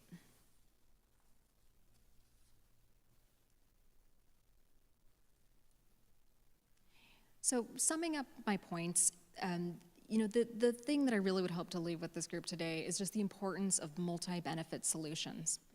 When we work together on our key goals and tie them together, we tend to get incredibly innovative solutions. When we empower and we mobilize communities to achieve equity, we get sustainability in our approach. And when we think about everything from the supply chain, through the architecture, through the zoning and planning, when we design for a full person living, we end up getting a better solution for our communities. Solutions that think about housing as a way for health, shelter, affordability, location, and community. And so with that, I've concluded my presentation, and let's start our conversation. So, Lynn, my first question for you, I think the idea of thinking integrated policy in a state of California that is just so large and vast is just kind of mind-boggling for me.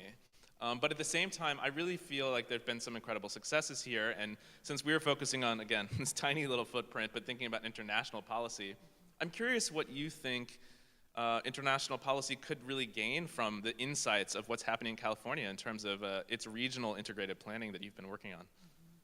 Well, that's a great question, and I think we have good lessons, and I think we have bad lessons.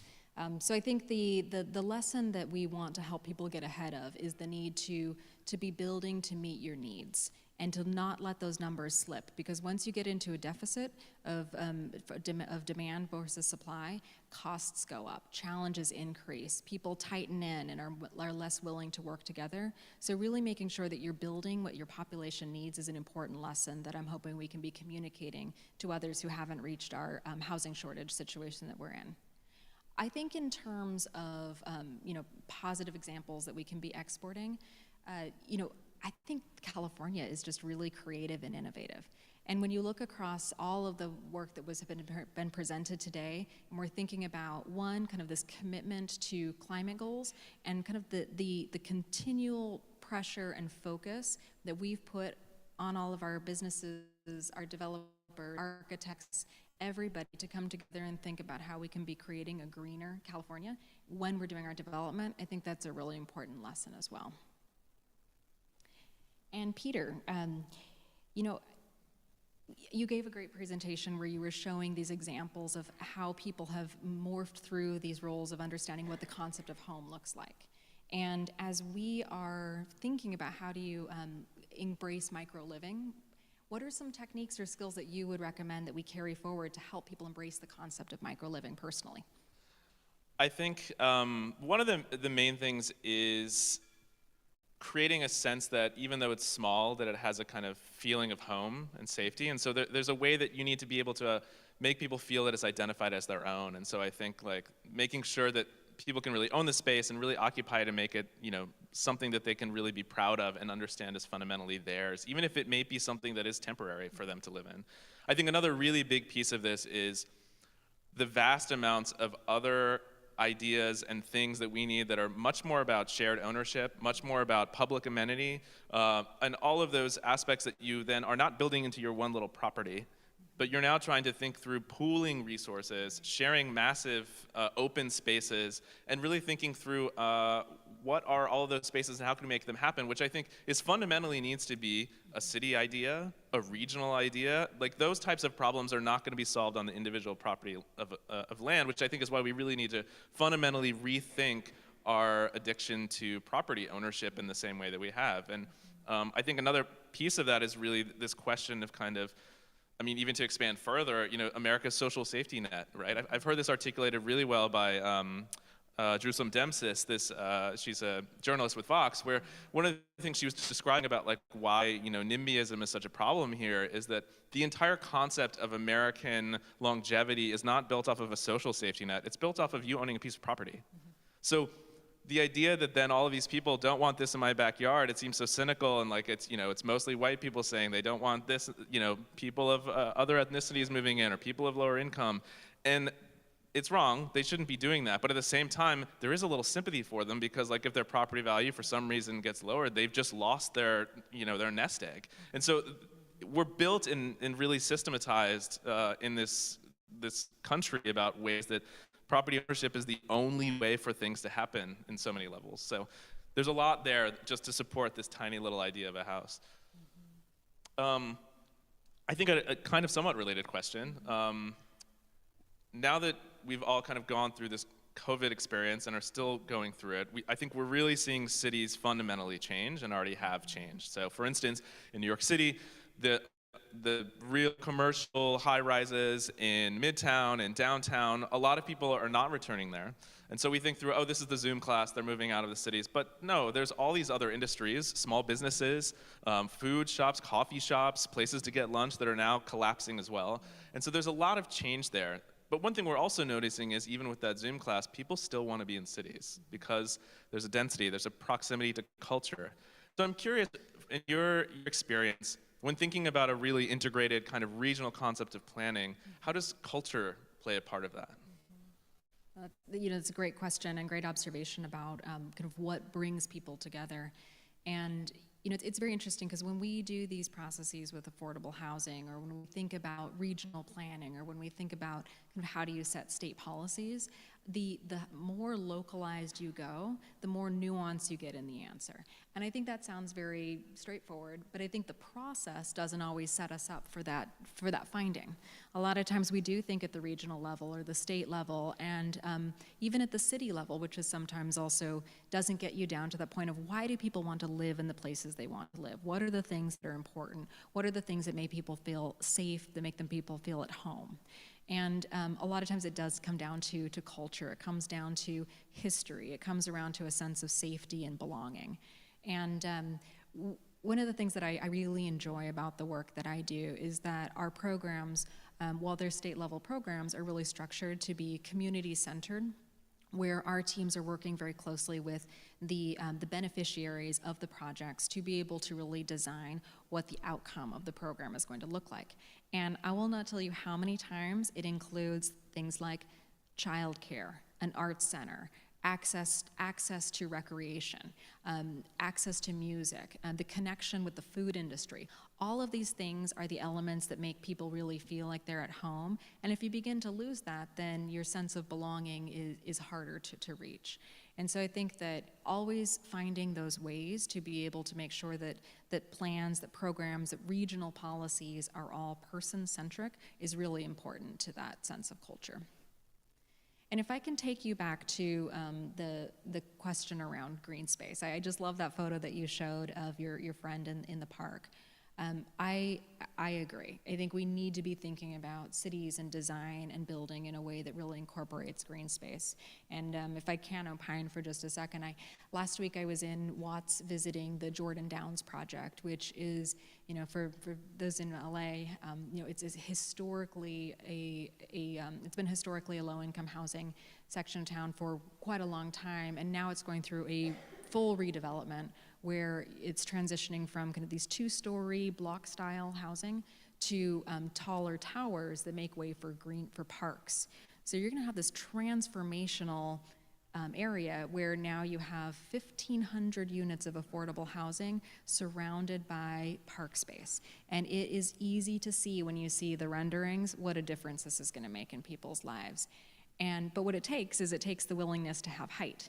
And as downtown LA may be a little bit different, but throughout lots of parts of California, height is always a problem. So I'd love to hear from an architecture's point of view, how do you help people get past that idea that height is a negative thing, and that height, by embracing height, then you can have access to things like greenery and park space?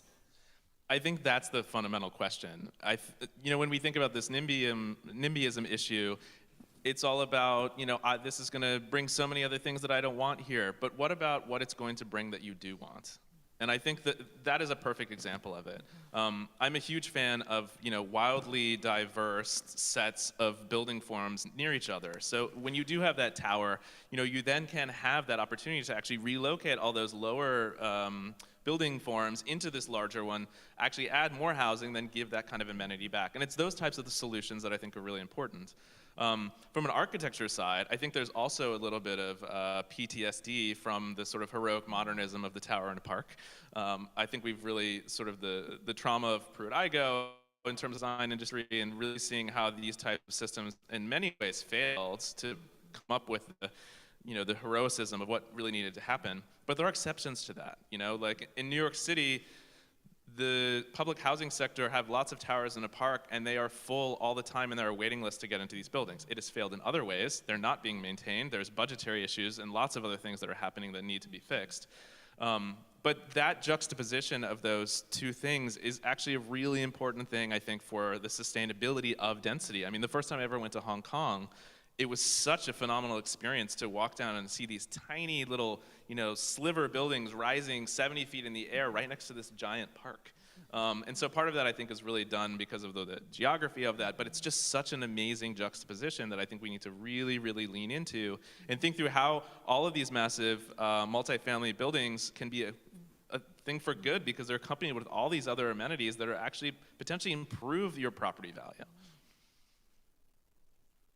I'm trying to think if there's other, and I think also a really big part about that, again, is trying to think through what are the other values that might come out of these types of projects that people can really gain from. You know, a city like New York, I think, is a little spoiled because a lot of people do use the public transit system a little bit more. So there have been a couple good successes where, you know, buildings will be made a little bit bigger, and then the city will allow it if they go and really work on something related to public transit and allow something to happen or pay for something. And so there are also things related to those types of amenities, but also mass transit is one of those things that actually has a huge NIMBY issue in many parts of the US. But I think really trying to pocket and frame out every single feature that this type of density can bring that's really important is a great idea. Another question I had for you on a kind of similar question is, when you're thinking about planning for housing policy and other things, you know, we've talked about the park idea and we've talked about other ones. What are some of the plethora of things that go into making an integrated housing policy in terms of what are the support structures that are needed for these larger buildings with potentially much smaller footprints? We know parks, but I'm curious, I'm sure there's so many other things that you're thinking about that I'm not yet. Oh, it's so comprehensive. It's incredible. I often think if I were to leave my state job and try to be an affordable housing developer, would I know how to do it? And I'm often a little humbled by how much goes into this.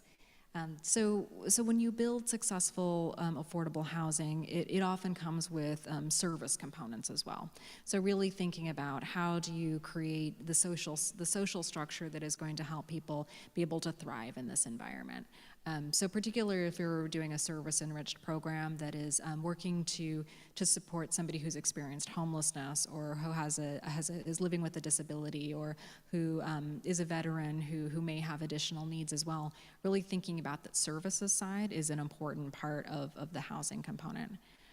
The other thing too is just really thinking about, you know, the safety features and making sure that the building is designed in a way that individuals are going to feel comfortable and secure kind of coming into a new apartment building or multifamily complex and being in a position where they can really thrive as an individual or as a family within that new building. I mean, I think just from a more transactional perspective, you know, it was mentioned earlier around operating costs. Being able to think about kind of the longer term health and wellness of the building when you are working in a subsidized housing structure does mean that you often have to look for different sources of funding to be able to provide operating support resources, either through, you know, a voucher through the federal government or a subsidy through the state to be able to just manage and continue to support the operations of those buildings. I think the urban greenery portion is really important as well. So I think you often will think about kind of access to parks more broadly, but then also thinking about within that building itself, how can you use that building and that space that is being taken up to add greenery, you know, kind of things that are going to help with your GHG goals, but then also make the building a more pleasant place to live and to work and to be around. Because I think that a lot of times affordable housing has a reputational barrier that if you are thinking about affordable housing of old, to your point earlier, it can be these kind of ugly, you know, buildings that are not an attractive place to live, and that's just not how we're building it anymore. And it's because we have people who are purposefully thinking about the design, the look, the feel, the livability of the building, the operations of the building, that make this such an incredible commodity. I've been on many tours where I'm just like, oh, I want that unit. that's where I want to live. And I think that's the ultimate goal, is to make that be the type of place where you walk in and say, I want to be in that. I want that unit.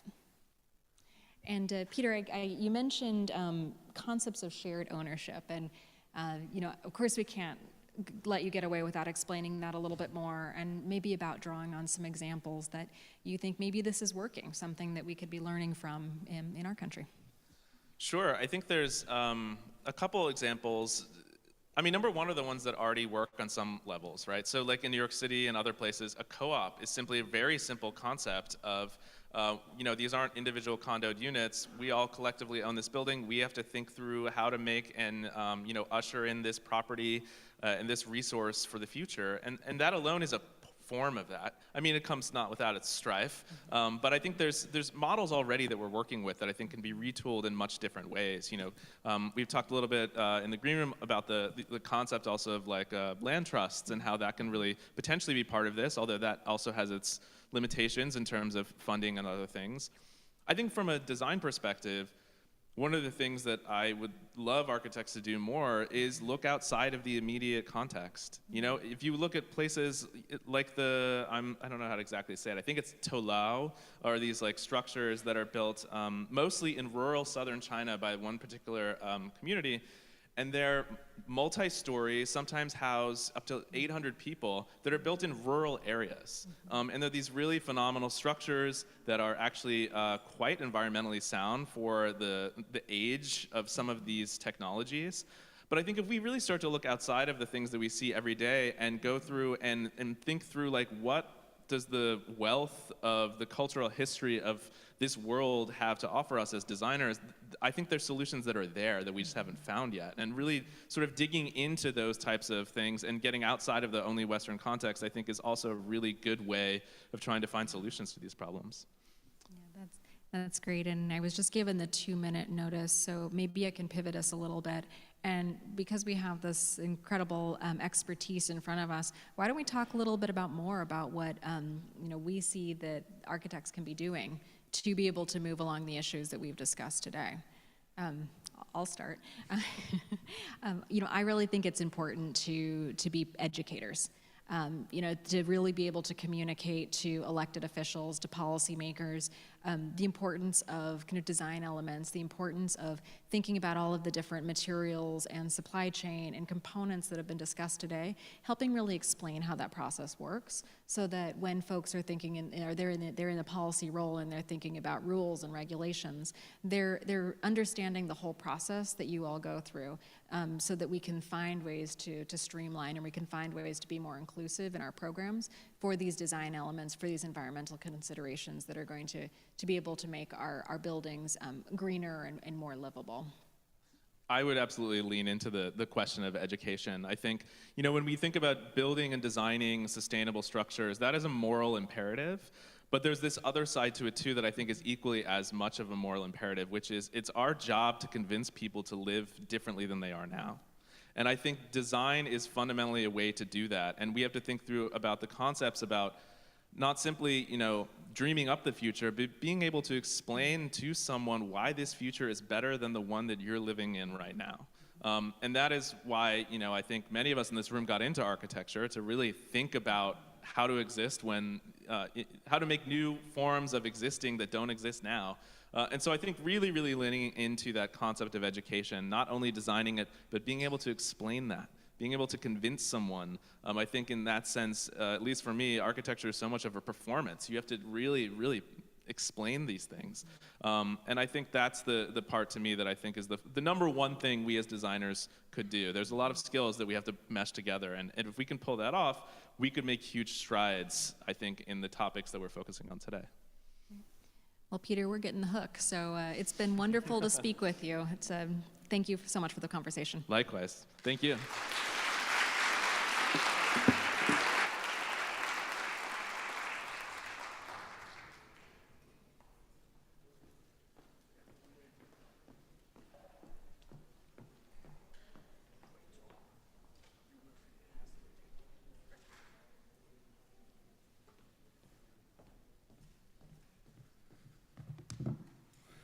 We're almost done.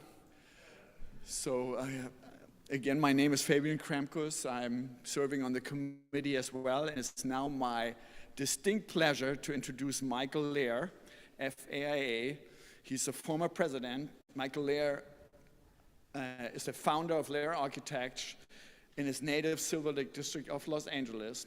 His work, from the intimate to the monumental, is grounded in the idea that beauty is a rudiment of human dignity. He designs for community with a reference for light and space. The light is a matter of extreme gravitation in the work. Los Angeles, a deeply non-judgmental and open city to seamless indoor and outdoor living and being, is at the core of Michael's architecture and worldview. He deeply believes that architecture is optimism. In 2020, the American Institute of Architects, Los Angeles, bestowed the gold medal, its highest honor, on Michael. His devotion to fellow humans is matched by his mastery of the craft, stated 2020 AIA President Greg Barabian at the awards.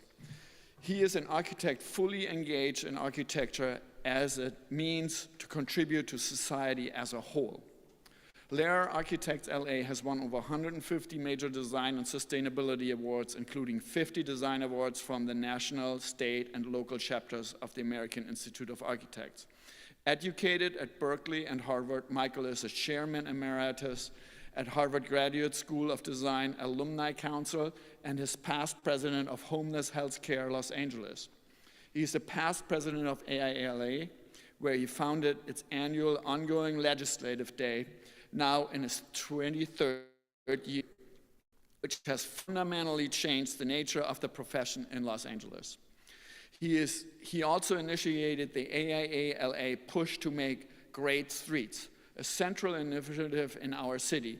He was the vice chairman of School Construction Bond Oversight Committee for over 5 years, overseeing a now $27 billion repair and construction program for LAUSD. And with no further ado, Michael, welcome, Michael. He's also a great friend. Okay, let me just, okay. Thank you, Fabian. Thank you, Fabian, for your expert design and lightness of spirit and seriousness of purpose. So we'll begin with, I'm gonna have to figure this out. So my basic definition of architecture is the shaping of space with objects and light to create practical and emotive spaces. So, originally the title here was Disgrace, the idea whether it's trying to save our world, dealing with the houseless, moving to a state of grace.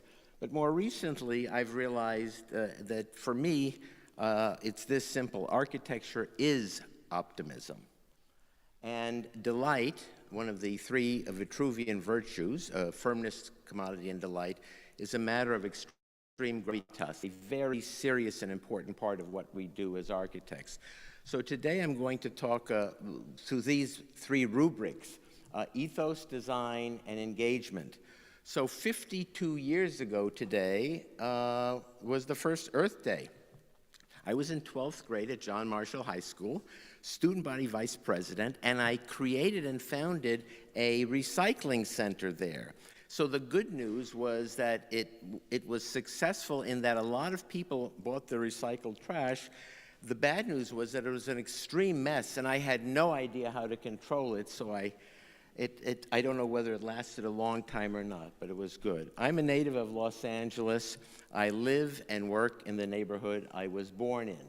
So for me, Los Angeles is of natural landscapes, of chaparral, of iconic streets and places and landscapes, and a potpourri of plant and architecture and people.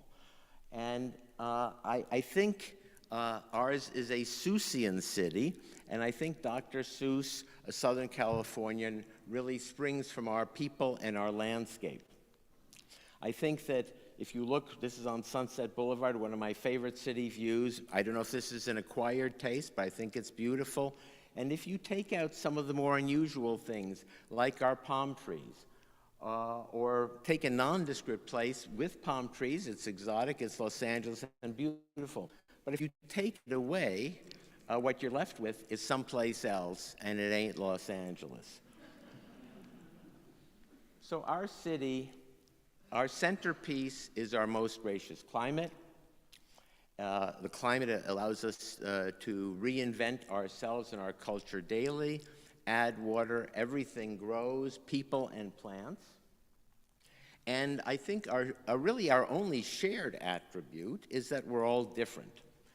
And I think our city is an extremely non-judgmental city, and I think that's not every city is that, and I think it's easier for us to take that for granted. I think for all of us, if you're here, and whether you, like me, have basically lived your whole life in one community, or wherever you have been, lifelong community, I think, is fundamental to a good life.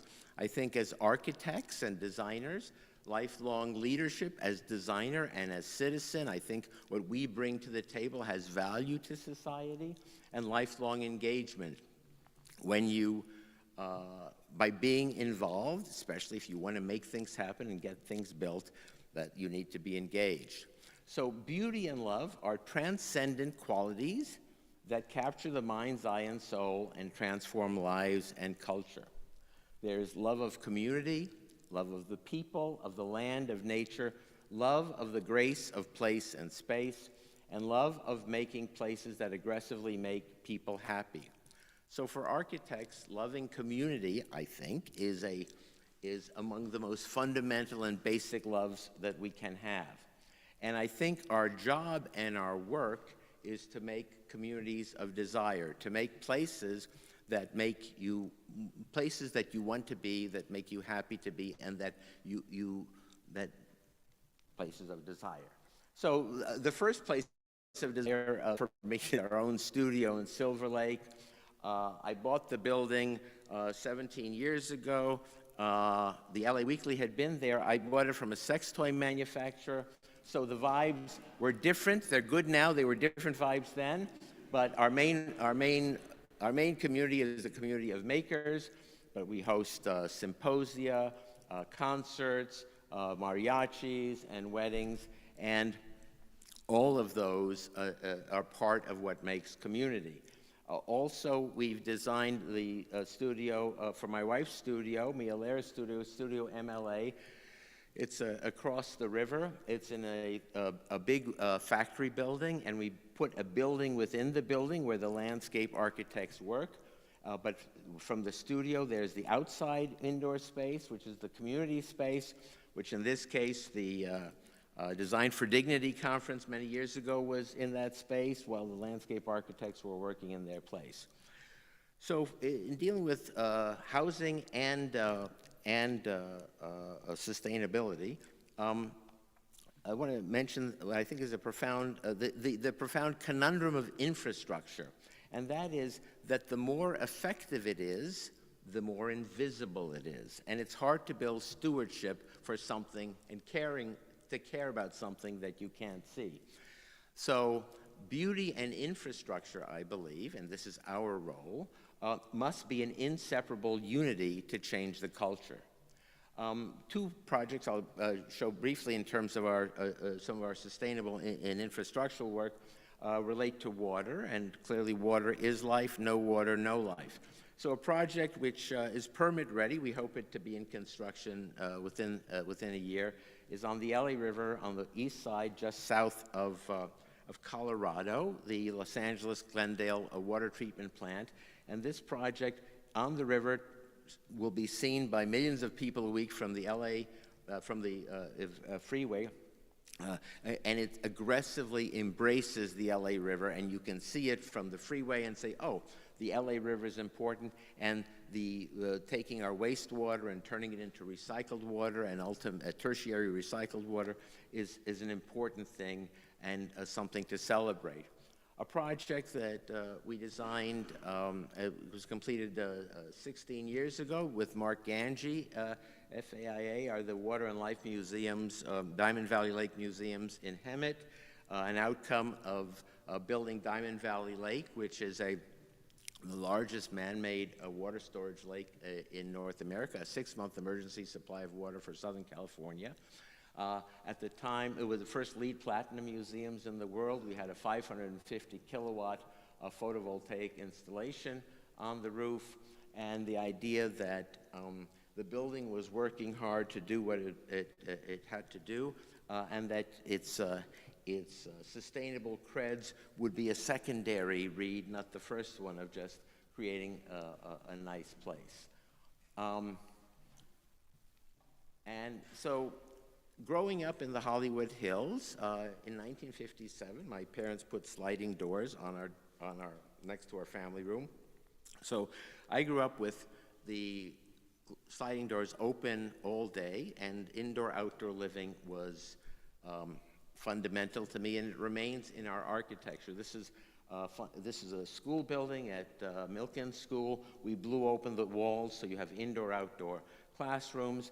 And similarly, at the Stephen S. Wise School, actually we're doing an AIA tour of that and sometime in the next month. We created a new commons where there had been asphalt, and we created a new gym and made the entire 100 feet wide, 30 feet high wall openable, so it becomes like the central pavilion on the campus. Indoor, outdoor living and being. Fresh air is the good life, and we in Los Angeles can actually do it with ease, a lot easier than most places. So, these are some lessons, some post-COVID caveats, and I will read. Crises with the clear possibility of imminent or perceivable death cause people to experiment, act urgently, and do the unlikely. COVID began, and the carbon-producing world almost ground to a halt. Air was clean, animals were happy, streets were quiet and empty, and we clearly glimpsed an astonishingly beautiful, possibly carbon-neutral world. Yes, people were dying and the economy of the world was basically shut down, but we briefly time-traveled into a carbon-neutral future, and it was good. Climate change itself happens slowly, if treacherously, a continuing trudge to Armageddon. Turns out where we live and where we exist matters. Ultimately, it's all we got, however minimal, maximal, beautiful, or horrible. For the better part of 2 years, wherever we were stuck was our universe, unless you happened to be an essential worker and lived your life at risk serving everybody else. In post-COVID times, we understand that the quality of our home, no matter its size, is critical to our sane and wholesome existence. COVID taught everyone what architects have always known. Fresh air and natural light are not only magnificent and luxurious for our sensual, psychological, and spiritual well-being, they are also essential for our physical health and to stay alive. The happy nexus between sunlight, fresh air, and shelter, mental, physical, spiritual, is the wholesome home. But here's the rub. Homed and homeless both have access to free fresh air and natural light. So what's the difference?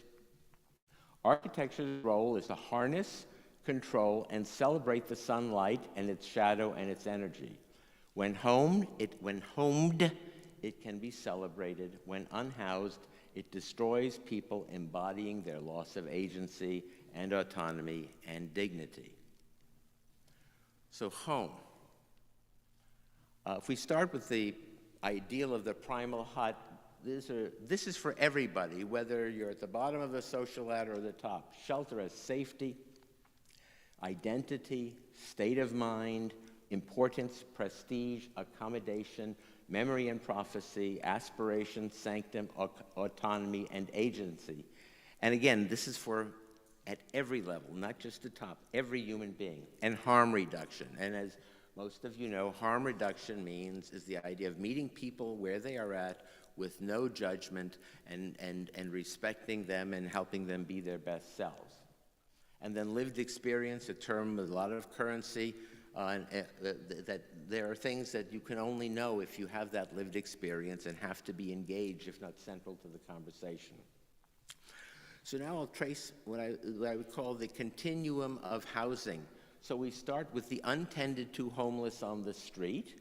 We have a lot of that, where you not only have tents on the street, but no bathrooms or bathing facilities, just the street. The refresh spot is in downtown, which is modeled actually on what I would call the tended to homeless. The downtown homeless drop-in center, which I designed with Farouk Amin it was built 23 years ago and lasted for 13 years as such. This was a respite for people living on the street, a safe place where with no gates for the first 3 years, you could bathe, you have a clubhouse, you had bathrooms and a laundry, and a real place of restoration, and to encourage people, if they were not inclined, to think about re-engaging and thinking about coming back into the world of shelter. Down the street from that, this is still going 20 years after it was designed, the Jim Woods community center, living room for Skid Row. They have classes there. I think they may, at this point, have 1 meal a day. And it was interesting. At the time, making it with big windows and fresh was not the obvious thing to do. I mean, obvious to us, but not necessarily others. And out of this project, and seeing the way people would talk to me when I was staring at the building under construction, came this very clear understanding, hyper clear, that beauty is a rudiment of human dignity. So up you go from the tended to people on the street to transitional shelters. So in our practice, our team in our practice, this begins with my partner, Naren Kaderbegovic, and Naren has been partner in charge of these several shelters, which you'll see coming. Ashley Favre, Robert Mendez, Eric Alden, our in-house team, a spectacular collaboration with the City of Los Angeles and the Bureau of Engineering. For these projects, there's a magical alignment, which I don't know if it's ever existed in the history of Los Angeles or will exist again, but people respond immediately. Things that would take 9 weeks take 9 days or 9 hours. And these projects, which are really complicated once they're in construction, or which getting there isn't so hard either.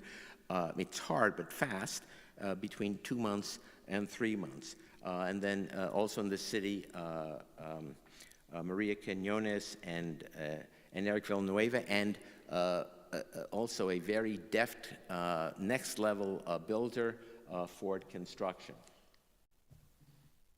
Did I just, oh, no, just this, okay. The first project we did, this was design, bid, build, and that's where we met the builder, Ford Construction, was a dorm-style shelter 2 years ago.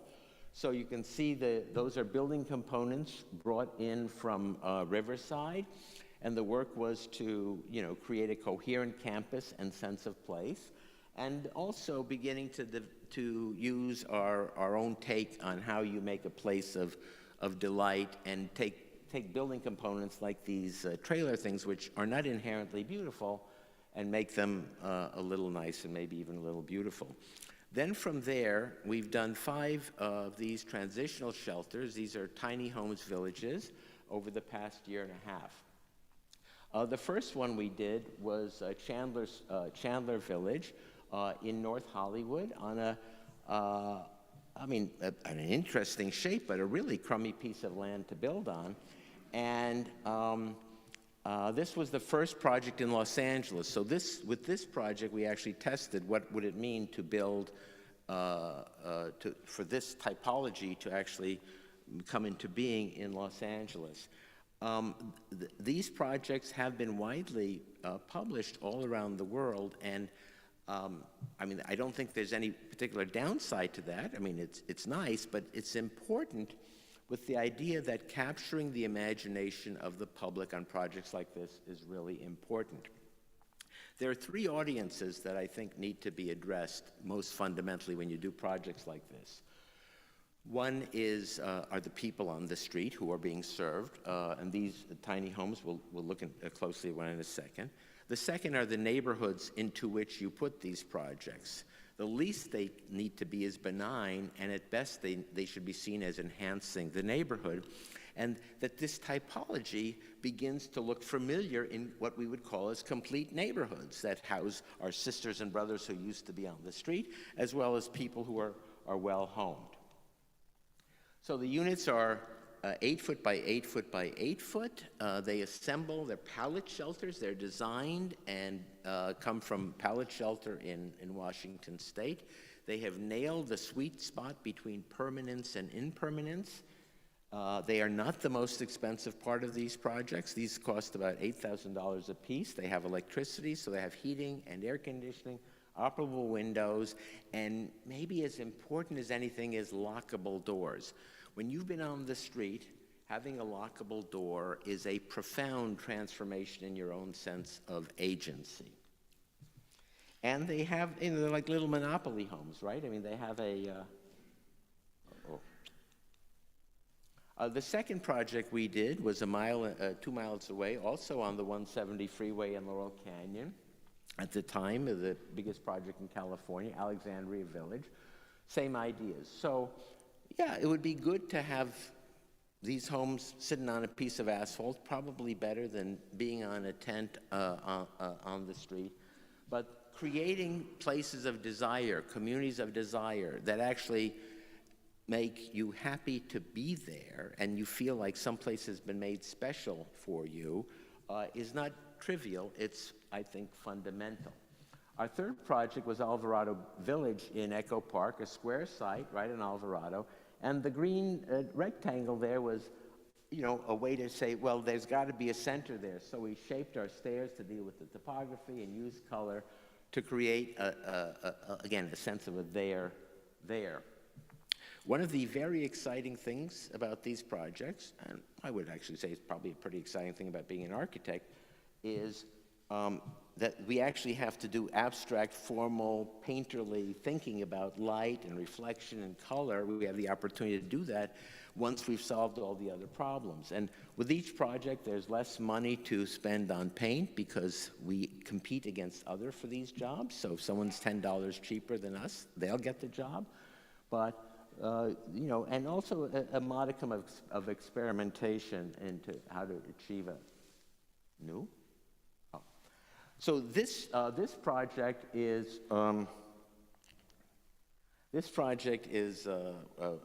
Sataquai Wits, our third project in the valley. This was maybe the most satisfying because this was such a crappy piece of land, 1,000 feet long, L-shaped, that figuring out how to take something which was bad and turn it into something which is good is I think one of the pleasures we actually have as architects.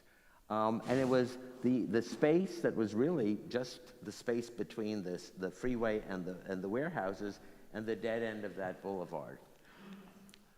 And then our last project, Tiny Homes Village, was Westlake Village. Here you can see it's on 3rd Street, looking towards downtown. And then 3rd Street looking towards the Santa Monica's and mountains and the Hollywood Hills. This one had a lot of topography. So these are actually really complicated projects to build. So building them fast and everybody getting on board, and agencies even like the Department of Water and Power or the Fire Department, everybody is in alignment and speedy. A few others would be, this was a transitional house for youth at Promise. These are 2 units with 5 bedrooms each in Compton on a blighted piece of property that now makes the neighborhood very, very happy. And then we're doing lots and lots of micro units, permanent housing, which is really hard to get approved through the city of Los Angeles as opposed to the other projects. One which is about to finish is in Willowbrook, 7 units, and we're very excited because we have several hundred units like this, and these are the first units to actually be built. They're about 300 square feet large, and sort of how you orchestrate circulation and organize things to make a small unit special is the deal. We also, I'll quickly go through 2 tranches of homes. We did affordable homes in South LA. The first tranche of homes, 3 prototypes, were 1,200 square feet, cost about $300,000, excluding land. And our client and colleague now, Restore Neighborhoods Los Angeles, thought that was just too expensive. So then we were tasked by our client to do what we call starter homes for under $200,000. And we developed a prototype, a 1,000 square foot prototype. We built 4 or 5 of them. And also throughout really beautiful neighborhoods in South Los Angeles. And I think in terms of this notion of beautiful neighborhoods, the idea for projects like this is to fit in and stand out. If it doesn't fit in, it's sort of a screw you to the neighborhood. And if it doesn't stand out a little bit, it doesn't energize, give the neighborhood a little more energy. The purpose here is to respect and honor and elevate the neighbors just by being a nice neighbor who's joined the community. Here you can see, we are very preoccupied with using the ground plane and getting as much design value as we can out of it. And let's see. And then we also, by the way, do unaffordable homes. Again, seamless indoor-outdoor living, magnificent natural light. This, by the way, is a net zero electric house. There is no air conditioning in the house.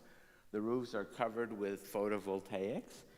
And I have to say, and I'm sure for those of you who do this variety of housing typologies, that being an architect, architecture is architecture, whether you're doing it for people of extreme means or people with no means, making places that make people happy and using the devices of architecture is the same human activity. One project, our last project I'll show you is an eternal home, eternal housing. That's Hollywood Forever Cemetery. And is that? Oh, yeah, very cool. So that's Gower Street. There's Paramount Studios. And this is a mausoleum that we've designed that's 100 feet tall and 500 feet long. It's so environmentally, I'll tell you the good news and the bad news in terms of its carbon footprint. The good news is that it's all outdoors.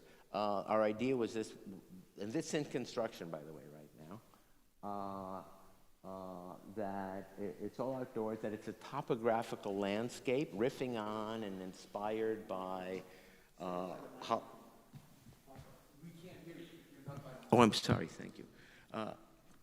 Hollywood Forever Cemetery. So we're riffing on Hollywood Forever, which is one of the great landscapes of Hollywood, if not the greatest. And so this is a topographical landscape. So there are terraces, and each floor is 20 feet high, seven crypts high.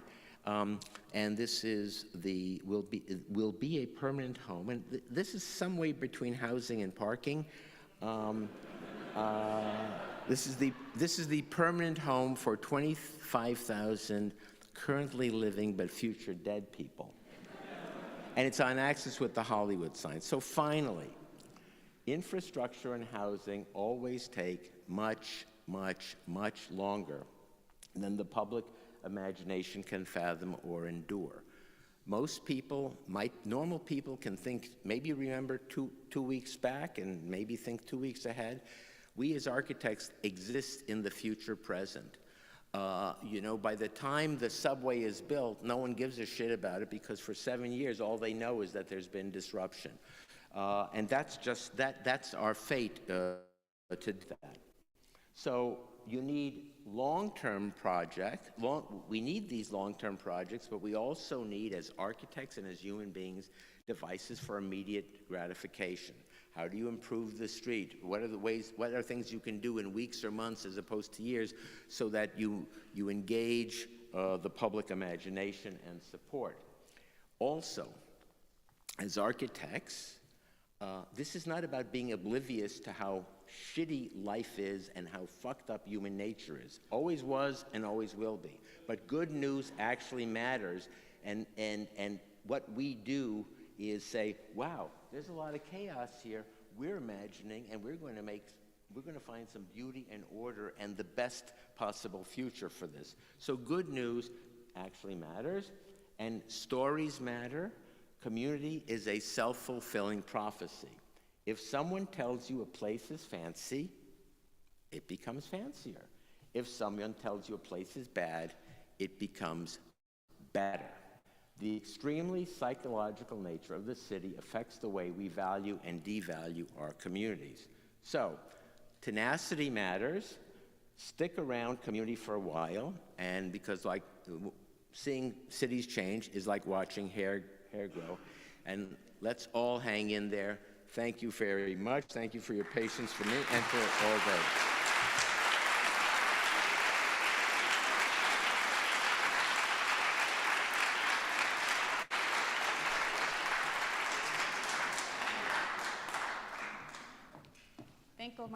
Thank you, Michael.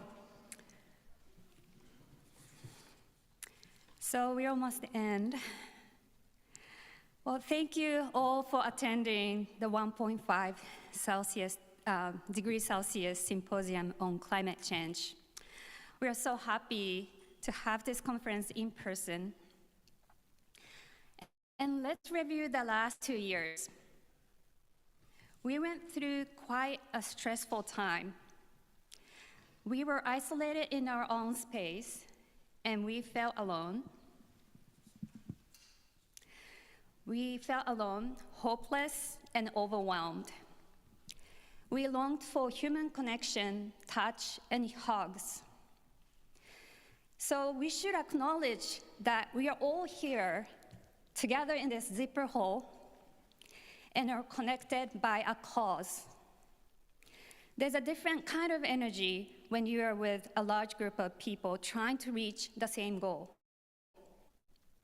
Because we are all here to save the planet, and it's important that we are all taking initiative to educate ourselves and connect with one another. The connections and energy you felt today will not stop here. You can take the next step. It's a time for you to take action. And I know we know how hard and how tough it is to change our business as usual in this AEC industry. Change is hard. Clients may be afraid to try something new or different. It's difficult to be one to take the first step. When clients hear the word sustainability, the question comes up: is sustainability an additional cost, additional service? But awareness and movement to combat the climate crisis has been heightened more than ever.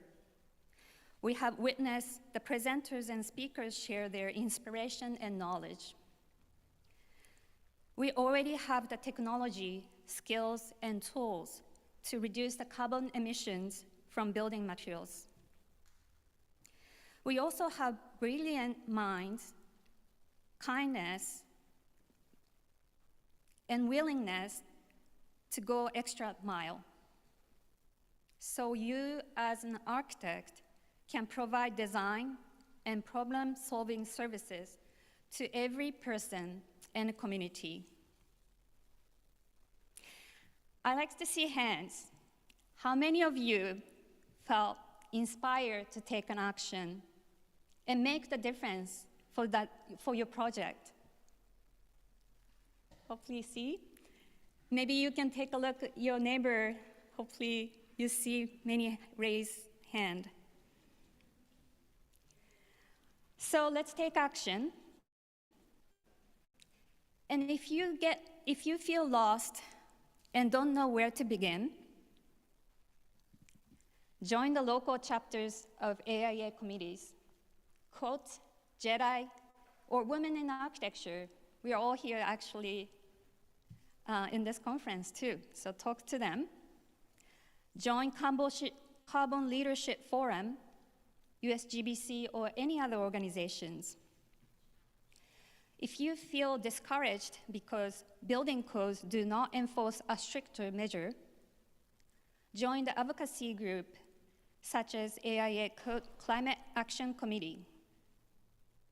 If you feel your firm is not familiar with the change we must make, be an advocate for your firm. Share your thoughts with your colleagues. Host a lunch and learn discussion with your peers. If you feel taking a big step is overwhelming, you can take it one small step at a time. Read books by the authors who are marginalized or who are struggling with environmental injustices. Talk to your neighbors and strangers and get new perspectives. Take public transportations, go to our demonstrations. For me, the AIA LA quote was a place where I could be inspired by our members' commitment to be a better architect and a citizen for the planet. I admire their dedication, resourcefulness, and willingness to help others. So at this time, I would like our committee members to come up to the stage or come in front of the stage. Hopefully you can rise up. Yeah, please do. A conference like this allows us to renew our commitment and to create more sustainable building industry. I hope you are ready to take action. Connect with us, connect with others who may share the same feeling and goals. And most importantly, be a part of the movement to restore our planet. Thank you. And hopefully they're coming back here, not escaping from me.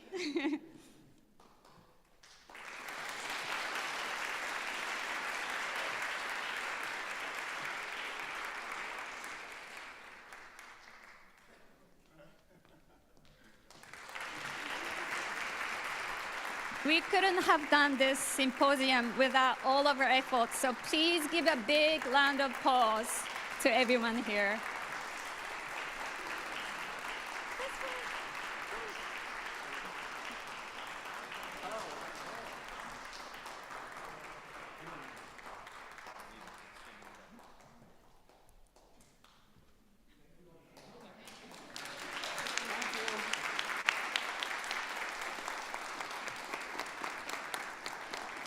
Thank you.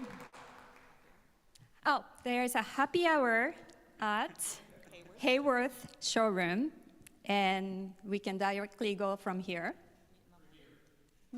Oh, we can meet in the lobby, yes. And we'll walk. Don't take your cars. Thank you.